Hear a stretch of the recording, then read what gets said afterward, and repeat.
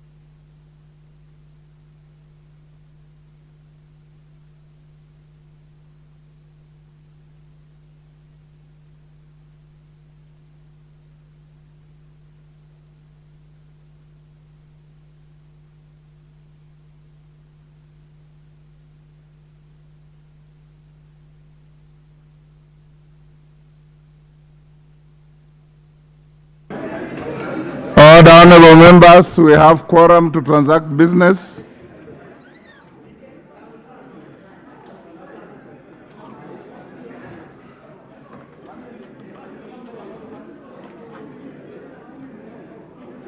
Clerk.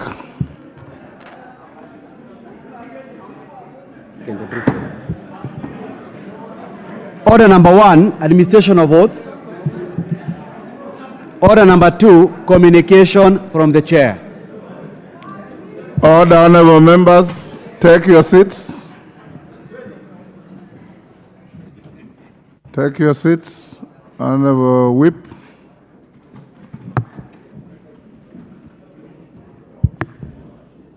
Honorable members, this is a communication on the convocation of a special sitting of the National Assembly on Monday, 13th May 2024.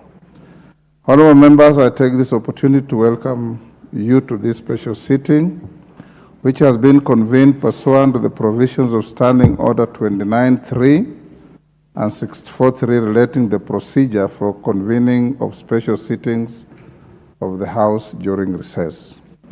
Honorable members, you recall that on Tuesday, 30th April 2024, the House resolved to establish a select committee to investigate the grounds for the proposed dismissal of Honorable Franklin Mithika Linturi, EGH, as the Cabinet Secretary for Agriculture and Livestock Development. Notably, Article 152(7) of the Constitution and Standing Order 66(5)(b) require the Select Committee to report its findings to the House as to whether it finds the allegations against the Cabinet Secretary to be substantiated, to have been substantiated.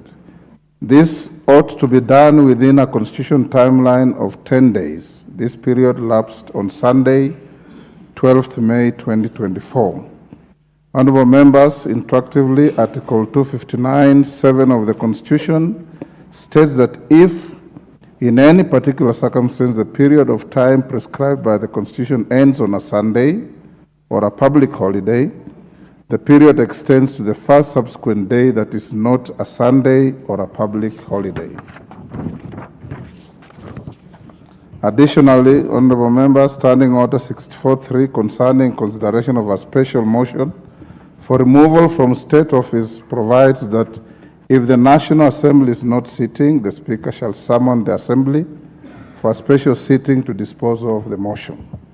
In this regard, and pursuant to the provision of Standing Order 64.3, I appointed today, Monday, 13th May 2024 at 2:30 p.m. as the day and time for the special sitting of the House to receive the report of the Select Committee and to consider any other priority business. Additionally, honorable members, in keeping with the requirements of Standing Order 29.3, the Kenya Gazette Notice number 561 of 6th May 2024, I gave notice of today's special sitting. Accordingly, today's special sitting of the House is properly convened. Honorable members, as specified in the Gazette Notice, and indeed as also notified to all members and the general public by way of newspaper notification published on 7th May 2024, the purpose of today's special sitting is as follows. 1. Conveyance of any urgent messages from the President, the National Executive, and the Senate. In this regard, I will shortly be conveying a message from the Senate relating to the passage of 4 bills. B. Tabling of any other papers with statutory timelines, including subsidiary legislation. C. Tabling of the report of the Select Committee investigating the proposed dismissal of Honorable Franklin Mithika Linturi as Cabinet Secretary for Agriculture and Livestock Development pursuant to Articles 152(7)(b and 152(9) of the Constitution. I am notified that the committee has just adopted its report. At an appropriate stage, after I have acclimatized with the contents of the report, I'll allow the chairperson to table it, and thereafter I will give further guidance as to the next steps. D. Tabling of the report of the Budget and Appropriations Committee on the Senate amendments to the Division of Revenue Bill, National Assembly Bill number 14 of 2024. You will note that this business is contained in the order paper as order number 10, given its urgency. Honorable members, the House is also to transact the following urgent business. First reading of the Finance Bill 2024, as today presents the only opportunity for formal introduction of the bill in the House so that public participation on it can commence. 2, consideration of a motion on the report of the Departmental Committee on Finance and National Planning on the ratification of the Multilateral Convention to implement tax treaty-related measures to prevent base erosion and profit shifting. 3, consideration of the Senate amendments to the Division of Revenue Bill 2024 in Committee of the Whole House should the business under Order number 10 be passed. And 4, Committee of the Whole House and third reading of the National Disaster Risk Management Bill, National Assembly Bill number 24 of 2023. The House is accordingly guided. Members at the bar, take your seats.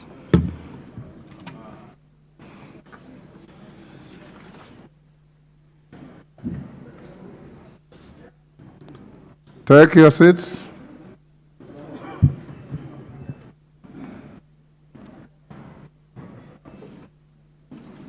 Minority Whip, take your seats urgently.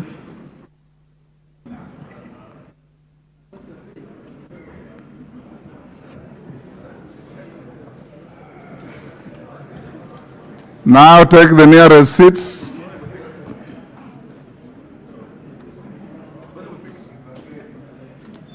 No, I'm still on communication. Order, honorable members. Honorable members, the next communication is a recognition of a delegation from the Parliament of Zambia. Honorable members, I wish to introduce to you a delegation from the Parliament of Zambia who are seated in the Speaker's row. The delegation comprises 10 members of the Committee on Planning and Budgeting. They are 1. Honorable Fred Chibulo Chatila MP, leader of the delegation. Honorable Brenda Nyirenda MP. Honorable David Mabumba MP. Honorable Jamba Machila MP. Honorable Kalalwe Mukosa MP. Honorable Andon Mumba MP. Honorable Mwabashike Nguluskusa MP. Honorable Koonwa Simunji MP. Honorable Jeffrey Mulebwa MP. And Honorable Mayungo Simushi MP. Honorable members, the delegation, accompanied by 2 staff, is on a benchmarking visit to gain deeper insights into legislative processes and explore innovative approaches, particularly in the realms of budget, finance, and national planning. On my own behalf and that of the National Assembly as a whole, I welcome the delegation to Parliament and wish them fruitful engagement during their stay in the country. Thank you. Next order.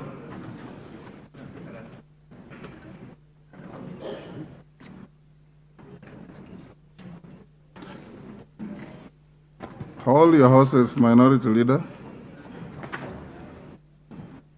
Members, take the nearest available seat.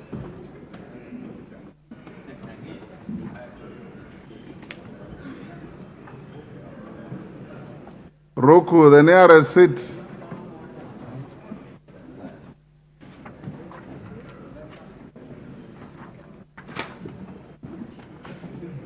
Order, member, take the nearest seat and urgently.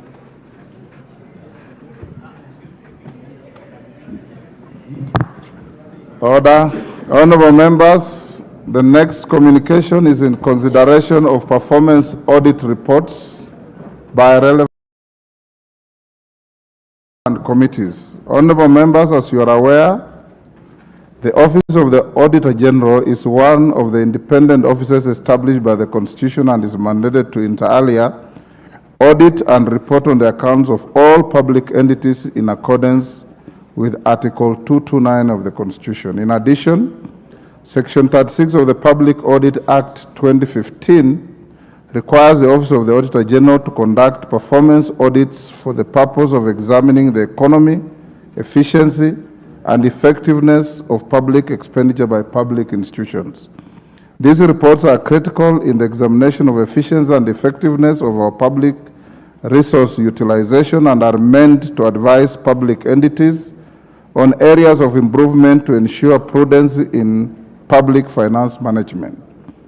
Indeed, honorable members, I am in receipt of a letter from the Office of the Auditor General indicating that 63 performance audit reports have been submitted to the National Assembly since 2012. However, it's noted that only 1 such report has been considered by the House over this period. This performance is dismal and calls into question the prioritization of these reports by committees of the House. Notably, honorable members, the performance audit reports cover various sectors including agriculture, rural and urban development, health, education, environment, protection, water and natural resources, social protection, culture and recreation, governance, justice, law and order, energy, infrastructure and ICT, general economic and commercial affairs, public administration and international relations, and finance. Honorable members, given the centrality of the performance audit reports in the streamlining of resource utilization by public institutions and pursuant to the provisions of Standing Order 216.5, I hereby direct 1, that the clerk circulates the performance audit reports received from the Office of the Auditor General to respective departmental committees and any other relevant committees for consideration, and 2, that the committees ought to prioritize the examination of the performance audit reports and table respective reports for consideration by the House as appropriate. The House is accordingly guided. I thank you. Minority Leader, what is out of order? Honorable Speaker, I just want to seek your indulgence. I've got certain issues I need to raise beforehand. Pardon? Certain preliminary issues I need to raise, and I want you to invoke standing order number 1 to address some of them. One, Honorable Speaker, is on the matter of the order paper. Honorable Speaker, if you look at standing order 29.5 in terms of defining special sittings of the House and the agenda thereof, Honorable Speaker, the implication of that standing order is that on a special sitting such as this one, Honorable Speaker, there may be a number of issues that have been lined up in the Gazette notice. But Honorable Speaker, you will agree with me that out of those many issues, there is always the anchor issue. There's always the anchor issue. And Honorable Speaker, my submission is that the anchor issue for this special sitting is the matter of the proposed dismissal of the Cabinet Secretary for Agriculture. And therefore, I want to plead with you to use your discretion under standing order number 1. I hope they will listen to me. Standing order number 1, to rearrange the order paper and to allow the matter of the proposed dismissal of Honorable Mithika Linturi to be brought forward, to appear at the very least as standing at order number 8. At order number 8. So that before we transact any other business, we dispense with the matter of the proposed dismissal of the Cabinet Secretary. That is 1. 2, Honorable Speaker, 2 is the interpretation of the Constitution, Article, Honorable Speaker, the interpretation of the Constitution, Article 152, sub-Article 9, read together with the Standing Order 66-7. Honorable Speaker. Honorable Speaker. Members, can I hear the Minority Leader? Reduce your consultations. I wish you could listen to me. Honorable members. Honorable Speaker, I was saying that if you go to standing order to Article 152, sub-Article 9 of the Constitution,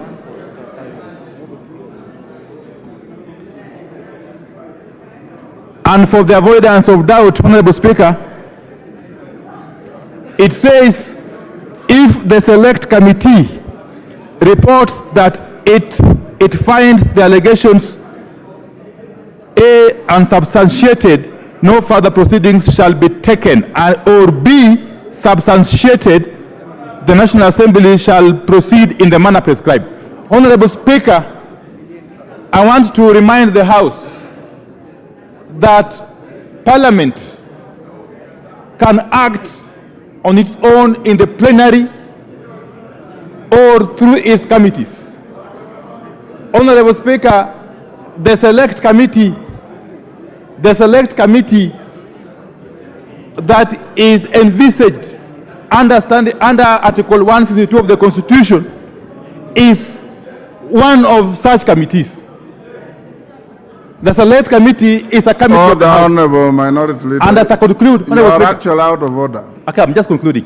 You are out of order. I just want to plead with you, Honorable Speaker. Just 1 second, or 1 minute. Okay, take that 1 second, but you are out of order. That the Honorable Speaker, if you undertake a purposive interpretation of the Constitution, understanding orders, I want you to find that what is envisaged under Article 152, sub-Article 9, is that the decision of the Select Committee shall be subjected to the vote of this House. Order, That whatever Honorable. decision the select committee arrives at must be validated by the full House. That is the import of Article 152, Sub-Article 9. Honorable Order, Speaker. Honorable. Order, Honorable. Order. Honorable Wandai. First, you are out of order in anticipating debate. I did guide the House that I have been informed reliably that the report is ready. The report has not even been tabled. The Speaker has not seen it yet. After the next 1 or 2 orders, the Speaker will retreat to the back chamber and look at the report. It cannot be tabled without the Speaker ascending to it. Once I am satisfied and I assent to it, then it will be tabled. Secondly, that will be done within the next less than 1 hour. Secondly, and Guna, you are out of order in interjecting when the Speaker is on his feet. Secondly, order. Secondly, what the minority leader is trying to bring to the attention of the House is water way under the bridge. The House already debated a motion, and the outcome of that motion was the setting up of the select committee. Unlike in the Senate, where in their standing orders, they provide that the House can elect to prosecute such a matter, particularly in relation to the impeachment of the governor, the deputy governor.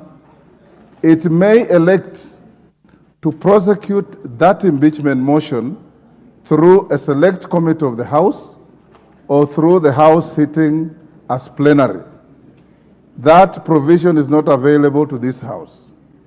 This House, what is available in your own standing orders, is to have a select committee which we put in place.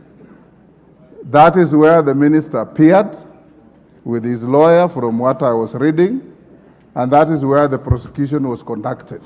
Now, when the report comes to the House, if the matter is found by the committee to be unsubstantiated, it ends there, dead on arrival. If the committee says the matter has substance, then level 2 will now be the House to deal with a fresh motion, which at the end of the day will require a simple vote to uphold or to reject. That's what the law says. That's what the Constitution says. So, Honorable Wandai, you are jumping the gun. It's unnecessary, it's unhelpful. Just hold your horses. Order, Wanjala. Order. Order, Honorable Wanjala. Order. Members, take your seats. Honorable Wanjala, take your seat. Take your seat. Order number 3, messages. Your leader has raised a matter which I have disposed of. Take your seat. What is out of order, Wanjala? And cite the standing order that you are relying on. Out of order. Can you cite the standing order that you are relying on? Order, members. Mr. Speaker. Order, members. Mr. Speaker, you used the standing order to call us here today. Order, Honorable Angela, take your seat. You are getting into the realm of gross misconduct. When your leader, Honorable Wandai, stood on a point of order, he cited the standing orders, he cited the Constitution to prosecute his point of order. What standing order are you relying on to say what you want to say? Mr. Speaker, I'm standing up on a point of order number 1. Yes. Order. Order. Order. Order. Order, honorable members. Order. Honorable Anjala. Order. Honorable Anjala, thank you very much for providing comic relief to the House. Standing order number 1 does not apply. It only applies where a matter is not provided for. What we are dealing with is provided for under the standing orders.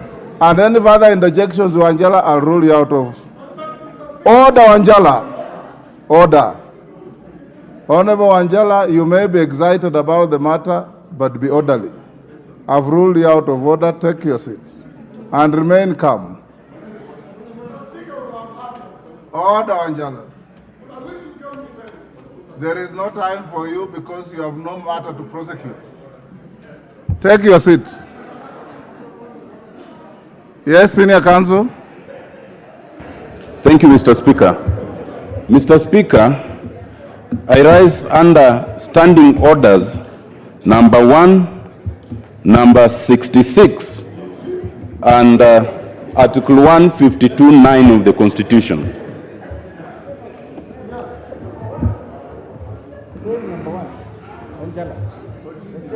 I need the Speaker's ear, so we cannot compete for his ear.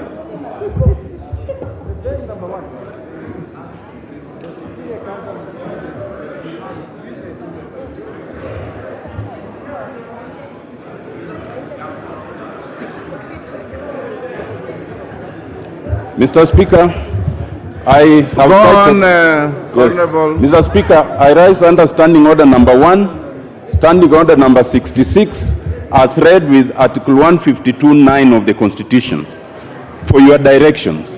Mr. Speaker, I seek those directions pursuant to your further directions that you have just given. Mr. Speaker, you read Article 152(9) and properly interpreted it. But Mr. Speaker, I'd invite you for a proper and thorough interpretation of 152(9) before the committee tables its report. Insofar as under 152(9), Mr. Speaker, A, it says if the select committee reports that it finds the allegations unsubstantiated, no further proceedings shall be taken. Mr. Speaker, I wish to invite, for the clarity of the House, the interpretation of the word proceedings, so that we would know how we react to the report by the committee. Mr. Speaker, without anticipating your direction, my understanding is that Article 152(9) actually mirrors the process of removal of a judge under Article 67. And the contemplation, therefore, Mr. Speaker, would be that when the committee reports that they have found the allegation substantiated, then we proceed under 152(9)(b). But where they find it unsubstantiated, no further proceedings shall be taken, which means the proceedings contemplated in B, that is affording the Cabinet Secretary to appear before the House and the question of voting, will not be taken. But my understanding, Mr. Speaker, is that that by itself does not prevent the House from discussing or debating the report. What it does is to prevent the House from voting on the report. And therefore, Mr. Speaker, I'd urge you to give us a clearer interpretation of the word proceedings, and one that goes with the purposes of the Constitution, one that is permissive, because the House is entitled to debate the finding of the committee, including any improprieties that the committee may be engaged in. Thank you, Mr. Speaker. Order. Honorable Senior Counsel, your reading of the Constitution, your understanding of the Constitution, and your appreciation of the Constitution is in tandem with Mr. Speaker. Good. Thank you. Under Article 152(7), where you should have started, because I know you very well, you are a clever man, but you are reading selectively. It says, if a motion under Clause 6 is supported by at least 1/3 of the members of the National Assembly, which motion was supported by more than 1/3 of the Assembly shall, not may, shall appoint a select committee comprising 11 of its members to investigate the matter, which you did, right? The next level is now the reception of the report, which you have quoted. As it is now, we have not tabled any report. So you are also jumping the gun. Once the tabling of the report is done, then the relevance of your argument comes into play. And then the discretion of the Speaker will be called into place. Right? Thirdly, and for the avoidance of any doubt to all members, including Honorable Raphael Wanjala, standing order number 1 in our standing orders is not available to any member of this House. Whether it's majority or minority leaders, it's only available to the Speaker. If you read your standing orders, and for avoidance of doubt, I wrote these standing orders with the late Honorable Godana. The late Honorable Godana, Julius Sunguli sitting there, and a few others. Standing order number 1 is only available to the Speaker, not to any other member. It is not an escape route to anybody who doesn't grasp their standing orders. So let's leave it there.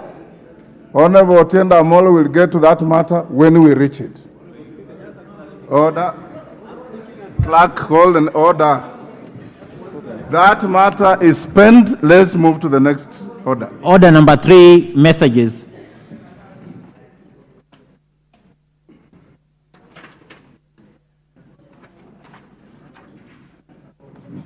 Honorable members, Honorable Machele, take the nearest seat.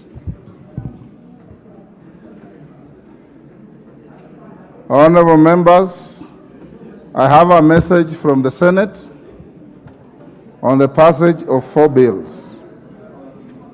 Honorable Zamzam, you have breached our standing orders. Take your seat. Honorable members, pursuant to the provisions of Standing Order 41-5, I wish to report to the House that on 2nd May 2024,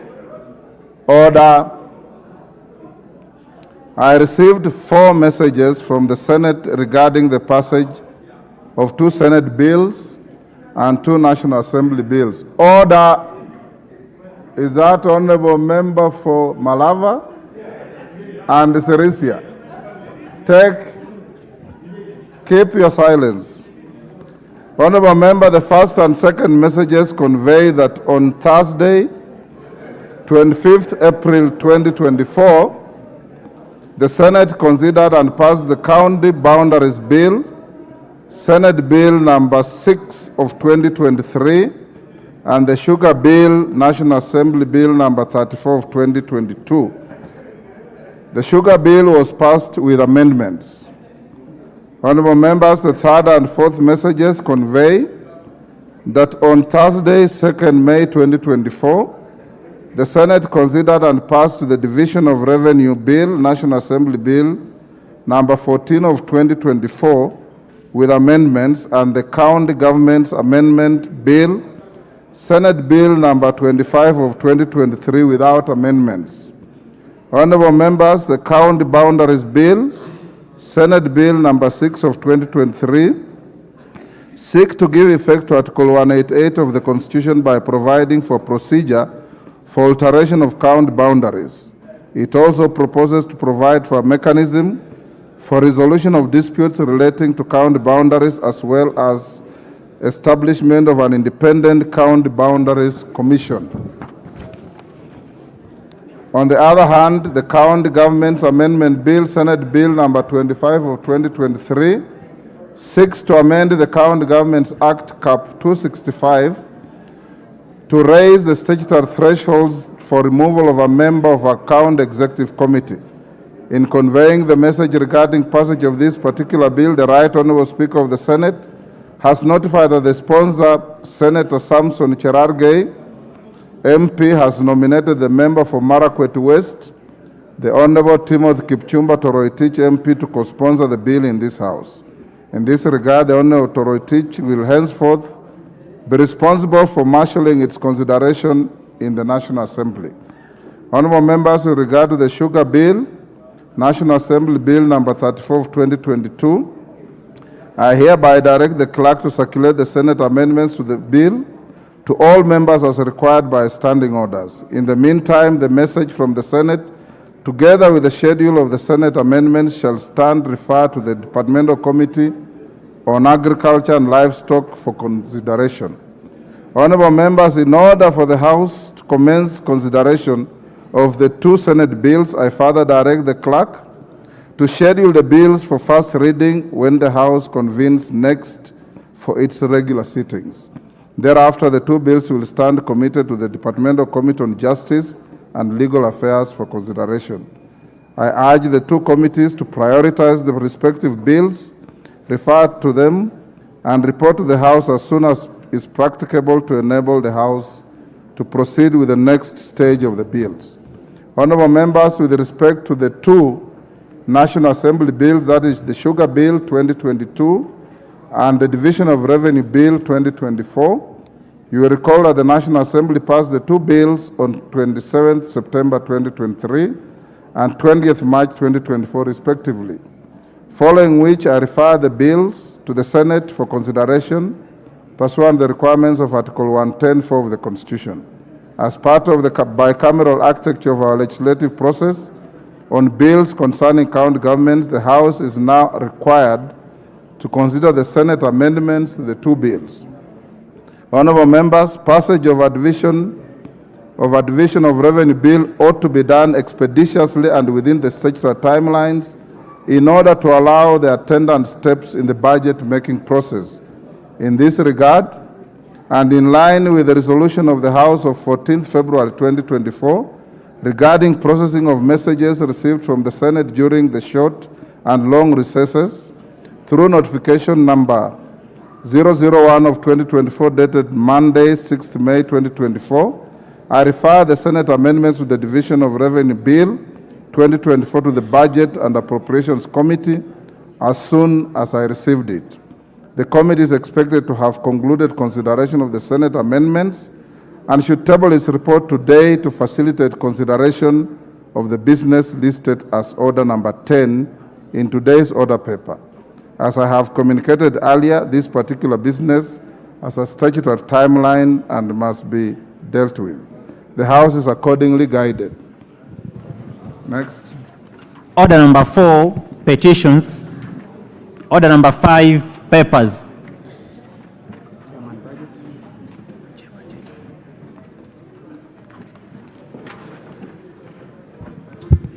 Thank you very much. Chairman, Budget and Appropriations Committee. Thank you very much, Honorable Speaker. Honorable Speaker, I beg to lay the following paper on the table of the House.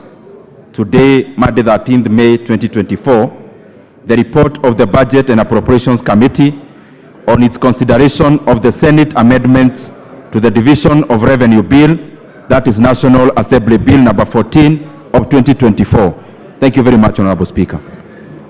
Hold the order, honorable members. Honorable members, the next is the tabling of a report by the Select Committee on Investigation into the proposed dismissal of Mithika Linturi as the Cabinet Secretary for Agriculture and Livestock Development. Honorable members, like I did indicate to you earlier, I will recess for 20 minutes. The Deputy Speaker or a member of the panel, Wangari, will take the chair, deal with the items on the other orders, so that when the Speaker comes back and the report is tabled, we'll proceed with it without any interruption. You are so directed. Wangari?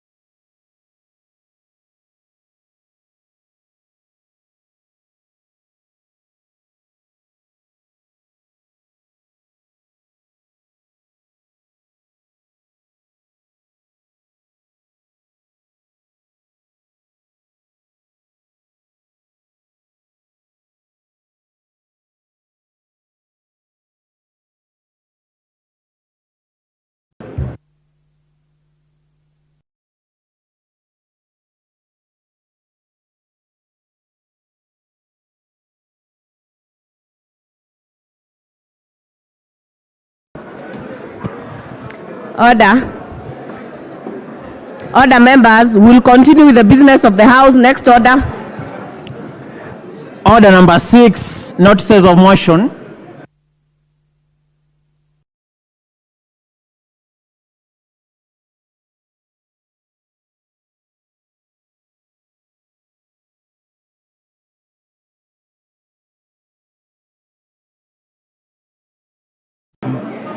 Order number 7, questions and statements. Order number 8, procedural motion, reduction of publication period of a specified bill. Order, members.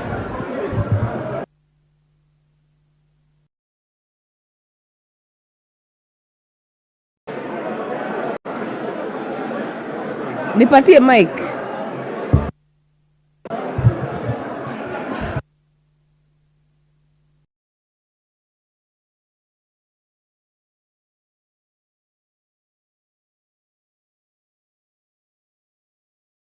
Order. Chairperson, Departmental Committee on Finance. Honorable Kimani Kuria. Honorable Chair, I beg to move that pursuant to the provisions of Standing Order 120, that this House Bring the mic. resolves to reduce the publication period of the Finance Bill, National Assembly Bill 30 of 2024 from 7 to 4 days. Honorable Speaker, the reduction of this publication period is to give enough room for public participation so that we can have a robust conversation about this Finance Bill of 2024, and most importantly, to avert a possible special sitting for this Friday, because if you don't make the decision now, then you might have to reconvene a special sitting on Friday. Order. Honorable Mogaka, take your seat. Honorable Joash, take your seat. Honorable Robbie, take your seat. Member for Sirisia, take your seat. Honorable Clive, take your seat. Honorable Sunkuli, break the kamukunji. Honorable members, we cannot even hear the mover. Kindly let us be orderly. Member for Molo, can you move again? Thank you, Honorable Speaker. Honorable Speaker, I beg to move the following procedural motion that pursuant to provisions of Standing Order 120, that this House resolves to reduce the publication period for the Finance Bill, National Assembly Bill number 30 of 2024 from 7 to 4 days. Honorable Speaker, the essence of this provision of reducing the publication period from 7 to 4 days is to give enough room for public participation. There are a lot of measures that the Finance Bill of 2024 has proposed, and it's very important that we give a robust time, to give sufficient time for Kenyans to participate in bringing us their views, and that's why we propose this reduction in the publication period. Because in addition, Honorable Speaker, the import of this is also we may have to have a special sitting on Friday if we don't reduce this publication period, and we don't really need to do that. In that, Honorable Speaker, I beg to request Honorable Dr. Wilberforce Oudo, the MP for Funyula, to second. Order. Order, members. Procedural motion. Member for Sirisia, you're being disorderly. Take your seat. Honorable Makila, take your seat. So that you can hear Honorable Oudo. Second the motion. Honorable Oudo. Thank you, Honorable Speaker. I stand to second the procedural motion, specifically the procedural motion to reduce the publication period. We have always had a challenge in this country, Honorable Speaker, that such an important bill like the Finance Bill is never given adequate time to be subjected to public participation.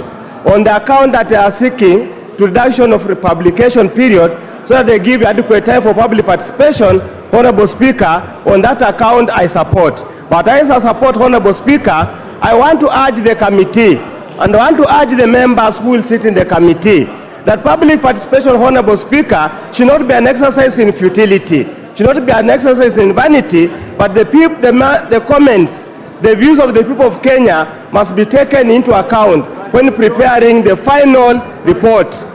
Honorable Speaker, if that doesn't happen, then the process of public participation is going to become a farce. With those few remarks, Honorable Speaker, I support the reduction of the publication period.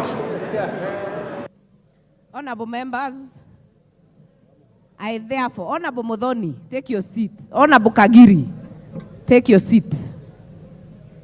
Honorable members, I therefore propose the motion that pursuant to the provisions of Standing Order 120, this House resolves to reduce the publication period of the Finance Bill, National Assembly Bill, number 30 of 2024 from 7 days to 4 days. Is that the mood of the House? I therefore put the question that pursuant to the provisions of Standing Order 120, this House resolves to reduce the publication period of the Finance Bill, National Assembly Bill number 30 of 2024 from 7 days to 4 days. Are as many as are of that opinion say aye? As many as are of a counter opinion say nay? The ayes have it. Order number 9, the Finance Bill, National Assembly Bill number 30 of 2024, first reading. A bill for an act of Parliament to amend the law relating to various taxes and duties and for matters incidental thereto.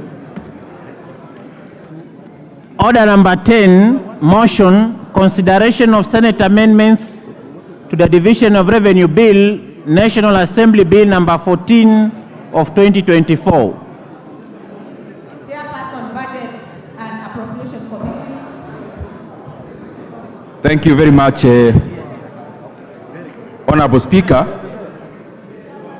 Honorable Speaker, I rise on motion 10, that is the consideration of Senate amendments to the Division of Revenue Bill, that is National Assembly Bill number 14 of 2024. Honorable Speaker, I beg to move that the Senate amendments to the Division of Revenue Bill, National Assembly Bill number 14 of 2024 be now considered.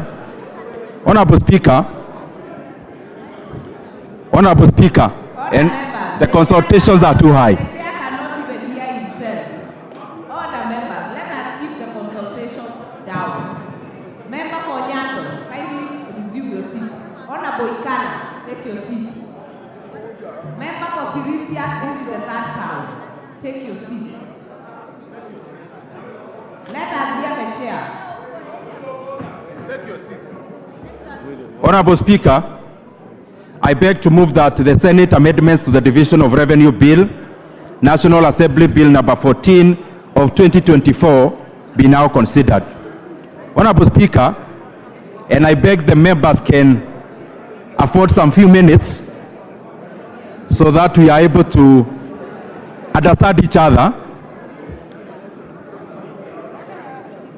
Honorable Speaker, whereas it is obligatory for me to move this motion, Honorable Speaker, I also rise actually to reject the motion, Honorable Speaker, based on several things that and reasons that I'll be giving to the members in this House. Honorable Speaker, I can barely actually also hear myself. Let me try assist you. No, now you can hear it. You can hear it. Go on. Honorable Speaker and members, the motion before us is very important. And as I said before, as the chairperson of Budget and Appropriations Committee, whereas it is obligatory for me to bring forth this motion, Honorable Speaker, I actually rise to reject the amendments by the Senate for several reasons, Honorable Speaker, that I would wish that members understand and also to communicate clearly on those issues, Honorable Speaker. Honorable Speaker, the Budget and Appropriations Committee set actually over this recess, and Honorable Speaker, even in our report that I am sure members already have, we have decided to reject the amendments by the Senate, Honorable Speaker, for the following reasons. But before I go to the reasons, I want to make it very categorical and clear for Kenyans and to Kenyans that the National Assembly, the Budget and Appropriations Committee, we 100% support devolution. And Honorable Speaker, we support when resources go to our various counties, because even our governors are trying to do their best in terms of adjudicating and appropriating the monies that we appropriate in this House, Honorable Speaker. And therefore, on the onset, it is important for us to understand that the Budget Committee and this National Assembly will fully and unequivocally support devolution, and that is why year in, year out, we actually continue to increase the amount of money that we horizontally push to our counties, Honorable Speaker, based on the bill that is before us today. But Honorable Speaker, even as we support our county governments and our governors to do their role, Honorable Speaker, insofar as governing and leading our county governments is concerned, Honorable Speaker, our country and also our devolved governments, Honorable Speaker, we operate on a fixed envelope and an envelope that is quite thin, Honorable Speaker. Just for us to be on the same page, the bill before us, Honorable Speaker, and I was conversing with Honorable Mukoji about it just a few minutes ago. The bill before us is the bill that actually, Honorable Speaker, shares our national cake vertically, Honorable Speaker. Vertically to say, this bill, Honorable Speaker, allocates a block figure that goes as shareable share, Honorable Speaker, equitable share to our counties. And then thereafter, Honorable Speaker, the formula that is made by the Commission for Revenue Allocation, then that money is shared horizontally among the 47 counties. But before us today is basically about vertical share, Honorable Speaker, and shareable revenue to our counties, Honorable Speaker. The rest will be ensuing later. Honorable Speaker, why are we rejecting this motion, Honorable Speaker, and the amendments by the Senate? Honorable Speaker, this House previously passed the same division of revenue bill, Honorable Speaker. But as it should be, then it proceeded to the Senate. Honorable Speaker, when it proceeds to the Senate, in case Senate agreed with this House, Honorable Speaker, then this bill would have gone to the next stage.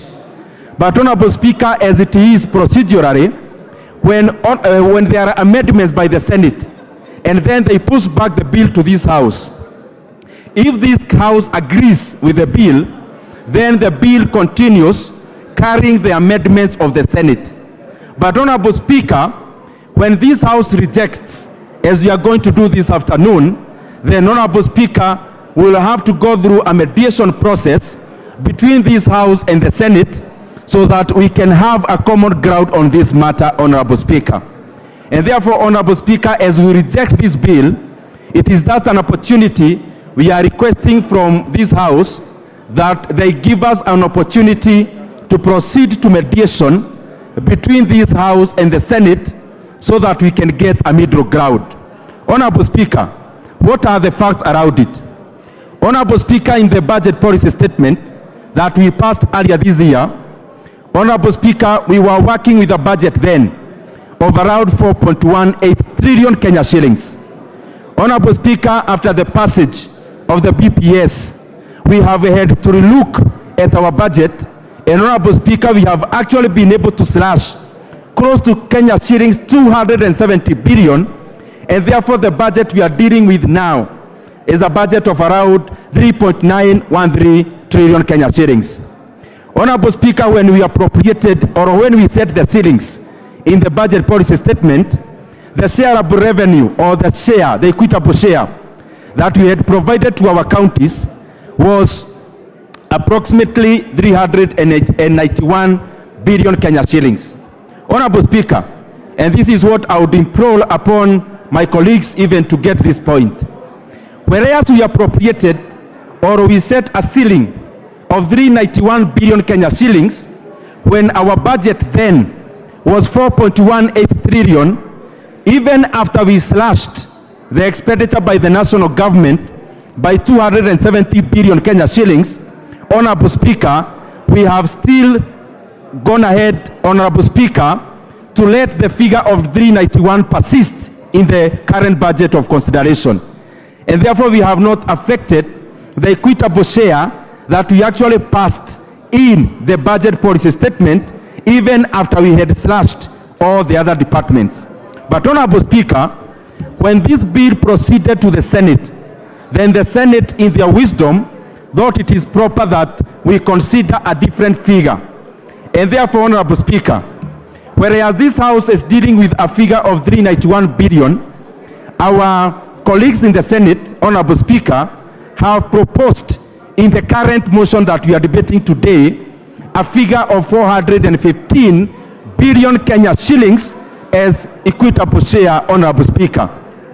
And therefore, Honorable Speaker, there is a gap of Kenya shillings 24.8 billion Kenya shillings. These are the ramifications, Honorable Speaker. We are currently dealing with a deficit to GDP ratio of 2.9%, which is actually, Honorable Speaker, a very modest and a very considerate deficit. In fact, in the region, Honorable Speaker, Kenya is the one operating on the lowest deficit to GDP ratio in terms of the estimates that we'll be debating later on in this House. And therefore, Honorable Speaker, so to say, we want to cap our deficit at 2.9%. And therefore, our budget is inelastic. Whatever amount of money we may want to add to our counties, over and above the 391 billion Kenya shillings, a certain vote has to give way. Because, Honorable Speaker, we are not dealing with an open envelope. Honorable members on my right, the consultations are too loud. Honorable Nyakundi, Honorable Karidho, take your seats.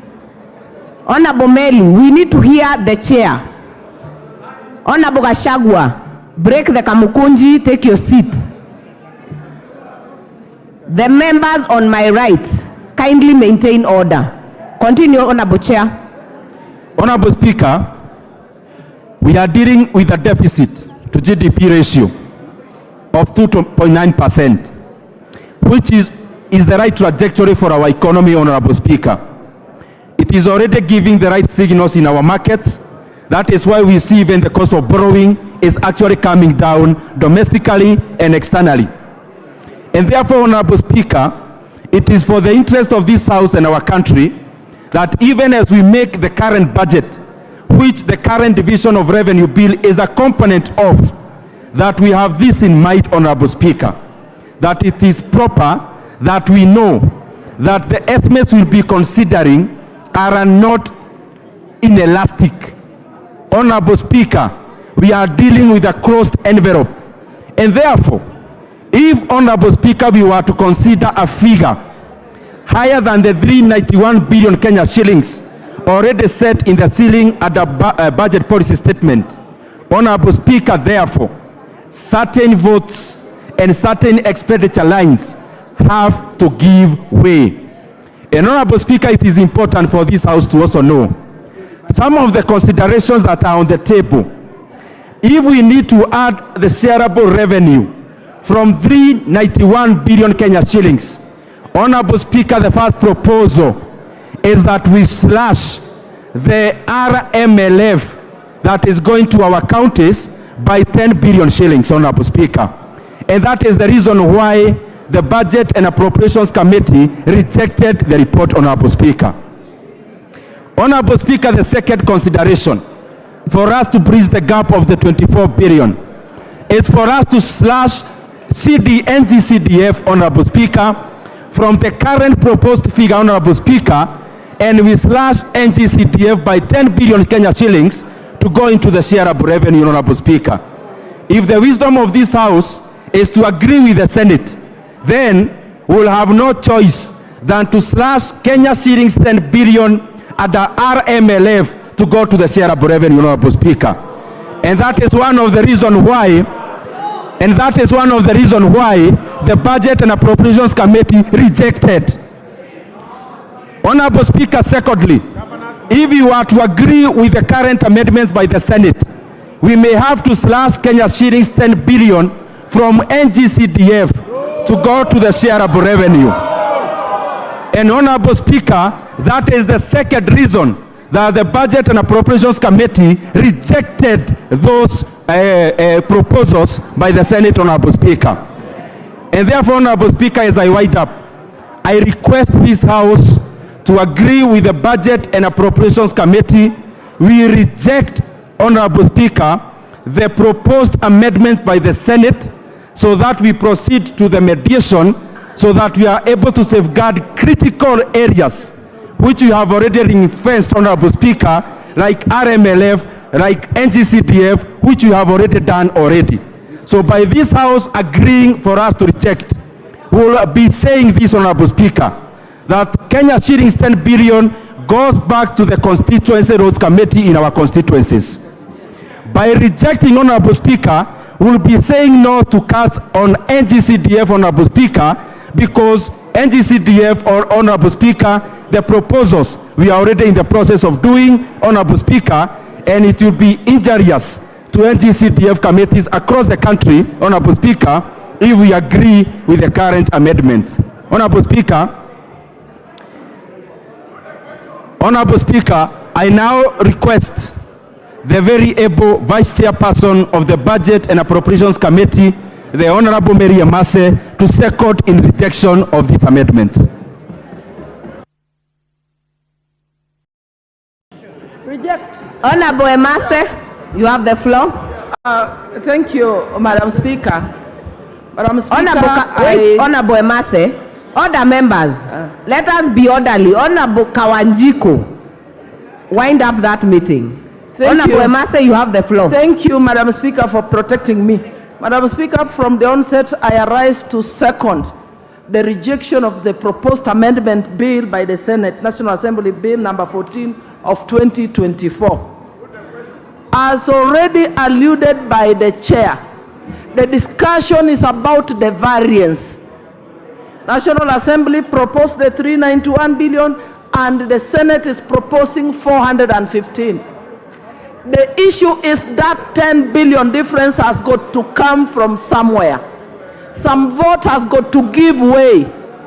And members, you've already had the proposals on the table that this money may have to come from the RMLF or probably from the NGCDF. That money has got to come from somewhere if we have to top up this amount to the figure that's being proposed by the Senate.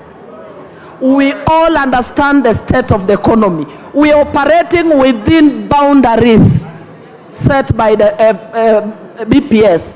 So we cannot accept this proposal. So, honorable members, our advice of the Budget Committee is that we reject the proposed amendments. I second, Honorable Speaker. Honorable members, I therefore propose the question that the Senate amendment to the Division of Revenue, National Assembly Bill number 14 of 2024 be now considered.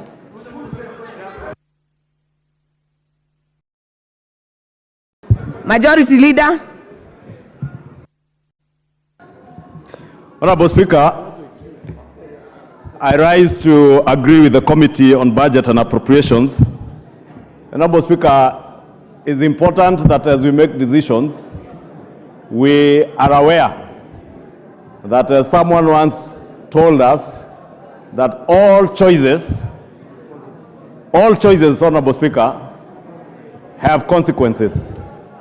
If, Honorable Speaker, we were to agree with the Senate this afternoon, what the chair of the Budget and Appropriations Committee and his committee are telling us is that in budget making, when you give something, something else must give in. Honorable Speaker, you know the problem we have had with many of our governors with the road maintenance, road fuel levy for road maintenance. Honorable Speaker, you know the spirited effort they have been asking for 10 billion shillings out of the funds that you are receiving in your constituencies for road maintenance. Then the Budget Committee, if we are to agree with the Senate amendments, the Budget Committee will have nothing else to give other than to give in. And you sacrifice your Kera roads maintenance funds to your governors, assuming that they are going to build the same roads that you build. To Honorable Speaker, the chair of the Budget and Appropriations Committee has spoken to the issue of NGCDF. Honorable Speaker, you know the challenges we've had with the NGCDF and the opportunities And at the time that we have celebrated 20 years of the existence of NGCDF, Kenyans across the country can tell you this is the only tangible money they feel on the ground in terms of projects and even in terms of the money that we are giving to students for bursaries, Honorable Speaker, including the money for our women reps. The great ladies that we have as women reps across our 47 counties, Honorable Speaker, are doing a far much more commendable job than many governors, Honorable Speaker. The GAF money, you can see what GAF money is doing in every county in this country, Honorable Speaker. Our women leaders, Honorable Speaker, that is why, at the risk of stepping on my male colleagues' friends, honorable members, women members, it's totally out of order to shout in the house. You know how you can do what you're doing, but don't shout. Honorable Speaker, I was saying, at the risk of being lynched by many male governors and prospective governors, I have proposed that if I had the ability to alter part of our constitution, I would propose that our women leaders even have the governor position as an affirmative action seat, because they are good in managing funds, Honorable Speaker. And I don't say this, Honorable Speaker, because I'm a father to girls.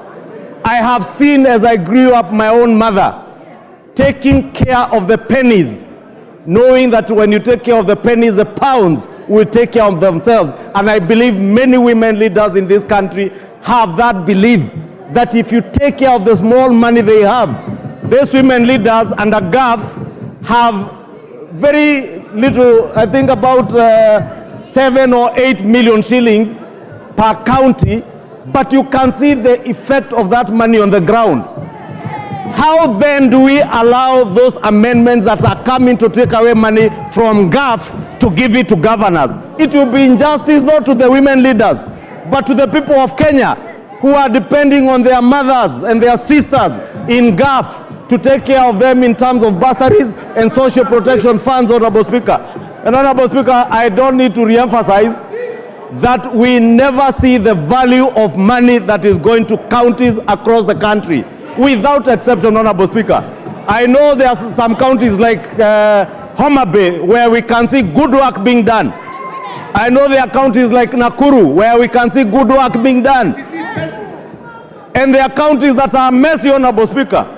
There are counties where the Auditor General is telling you, my county in Kiambu, close to 1 billion shillings on roads has gone to waste. Close to another 100 million shillings that was being given as fertilizer and chicks, Honorable Speaker, has been stolen, Honorable Speaker.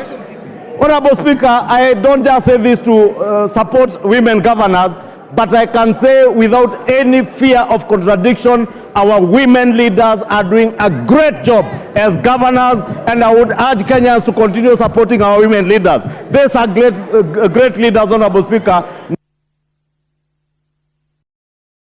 You, Honorable Majority Leader, are you done? Okay. Honorable Junet.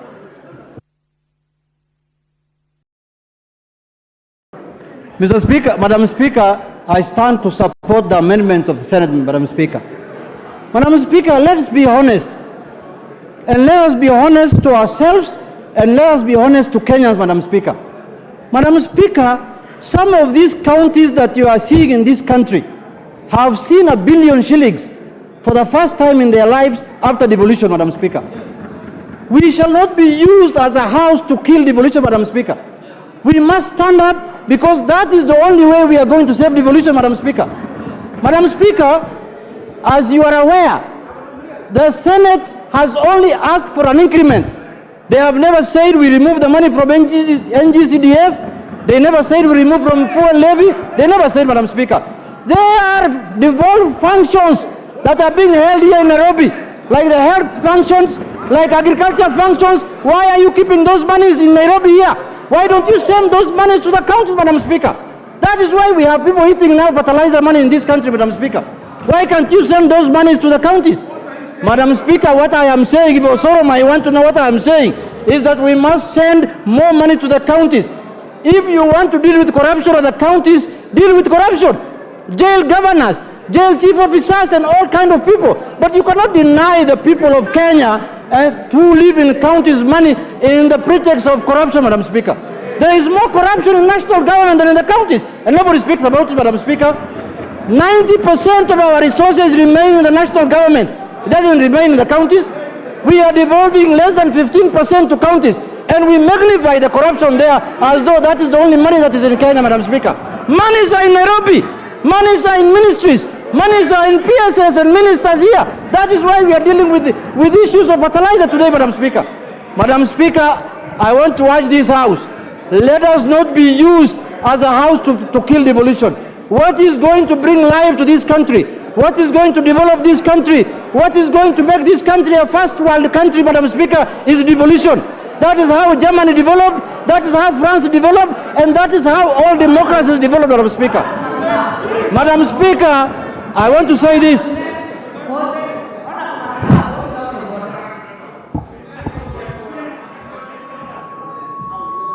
Give Honorable Makilap the microphone. Hello. Madam Speaker, I hope, Madam Speaker, let me conclude by saying that you cannot add 6 billion shillings. Honorable Junet, take your seat. Honorable Makilap, what is out of order? And let's get the IT department work on the sound. Honorable Makilap. Madam Speaker, I think we've had enough debate on this matter, and we can call the mover to reply. Because, Madam Speaker, this matter is as good as done, Madam Speaker, and we can invoke Article 95 and call the mover to reply. I will let Honorable Junet finish. Madam Speaker, it will be sad, Honorable Makilap, who was a former Speaker of Baringo County, can be used to derail devolution in this country. But Madam Speaker, we are dealing with a budget of 3.9 trillion, almost 4 trillion. And we are giving counties only 396 billion, Madam Speaker. And we have added this year, this financial year, only 6 billion shillings, Madam Speaker. If you divide 6 billion shillings by 47 counties, every county is going to get 30 million shillings. What kind of money is that? What kind of money is that? Is that enough to develop this country? Madam Speaker, let us be honest to each other. If we want to develop this country, we must devolve funds. If there are issues of corruption, we must deal with them. We cannot use corruption to stifle devolution, Madam Speaker. Madam Speaker, look at what's happening to devolution. Since the inception 2013, the devolution is struggling to get their required amount of money. Madam Speaker, in this House, when we are dealing with the devolution, with the division of revenue, we are supposed to divide this money vertically first between counties and national government, Madam Speaker. And Madam Speaker, if you hate your governor, that is your own problem. You can go and sort out your issues at home. You are totally out of order. Totally. Out of order. Honorable Junet, wind up. Madam Speaker, I want to tell Honorable Osoro, if you hate your governor, you can go and sort out your problems at home. If you want to run for governor, it's up to you. If you want to run for MCA, it's up to you. But the fact of the matter is, the only monies that Kenyans are enjoying is the money that goes to devolution, Madam Speaker. No other money is on the ground. And the NGCDF, those two monies, county governments and CDF money, that is all, Madam Speaker. All the other monies are in the hands of people like Linturi. Thank you, Madam Speaker. Honorable members, in my own evaluation, I see there are still some interested members to speak on this motion. So I will not put the question. I will give 2 people from my right, and I will give another 2 on my left. If there is more, we will continue for a while. Honorable Mukunji, you have the floor. Thank you, Honorable Speaker. Let me start by saying I rise to reject in totality, Honorable Speaker, the Division of Revenue Bill as it has come from Senate. Honorable Speaker, I want to first correct Honorable Member Junet that in his constituency he doesn't have to do work for him to be elected. He just have to say the name of a person I don't want to mention. Honorable Speaker, the Constitution of Kenya says that you only have by constitution to give 15% of the revenue to the county government, Honorable Speaker.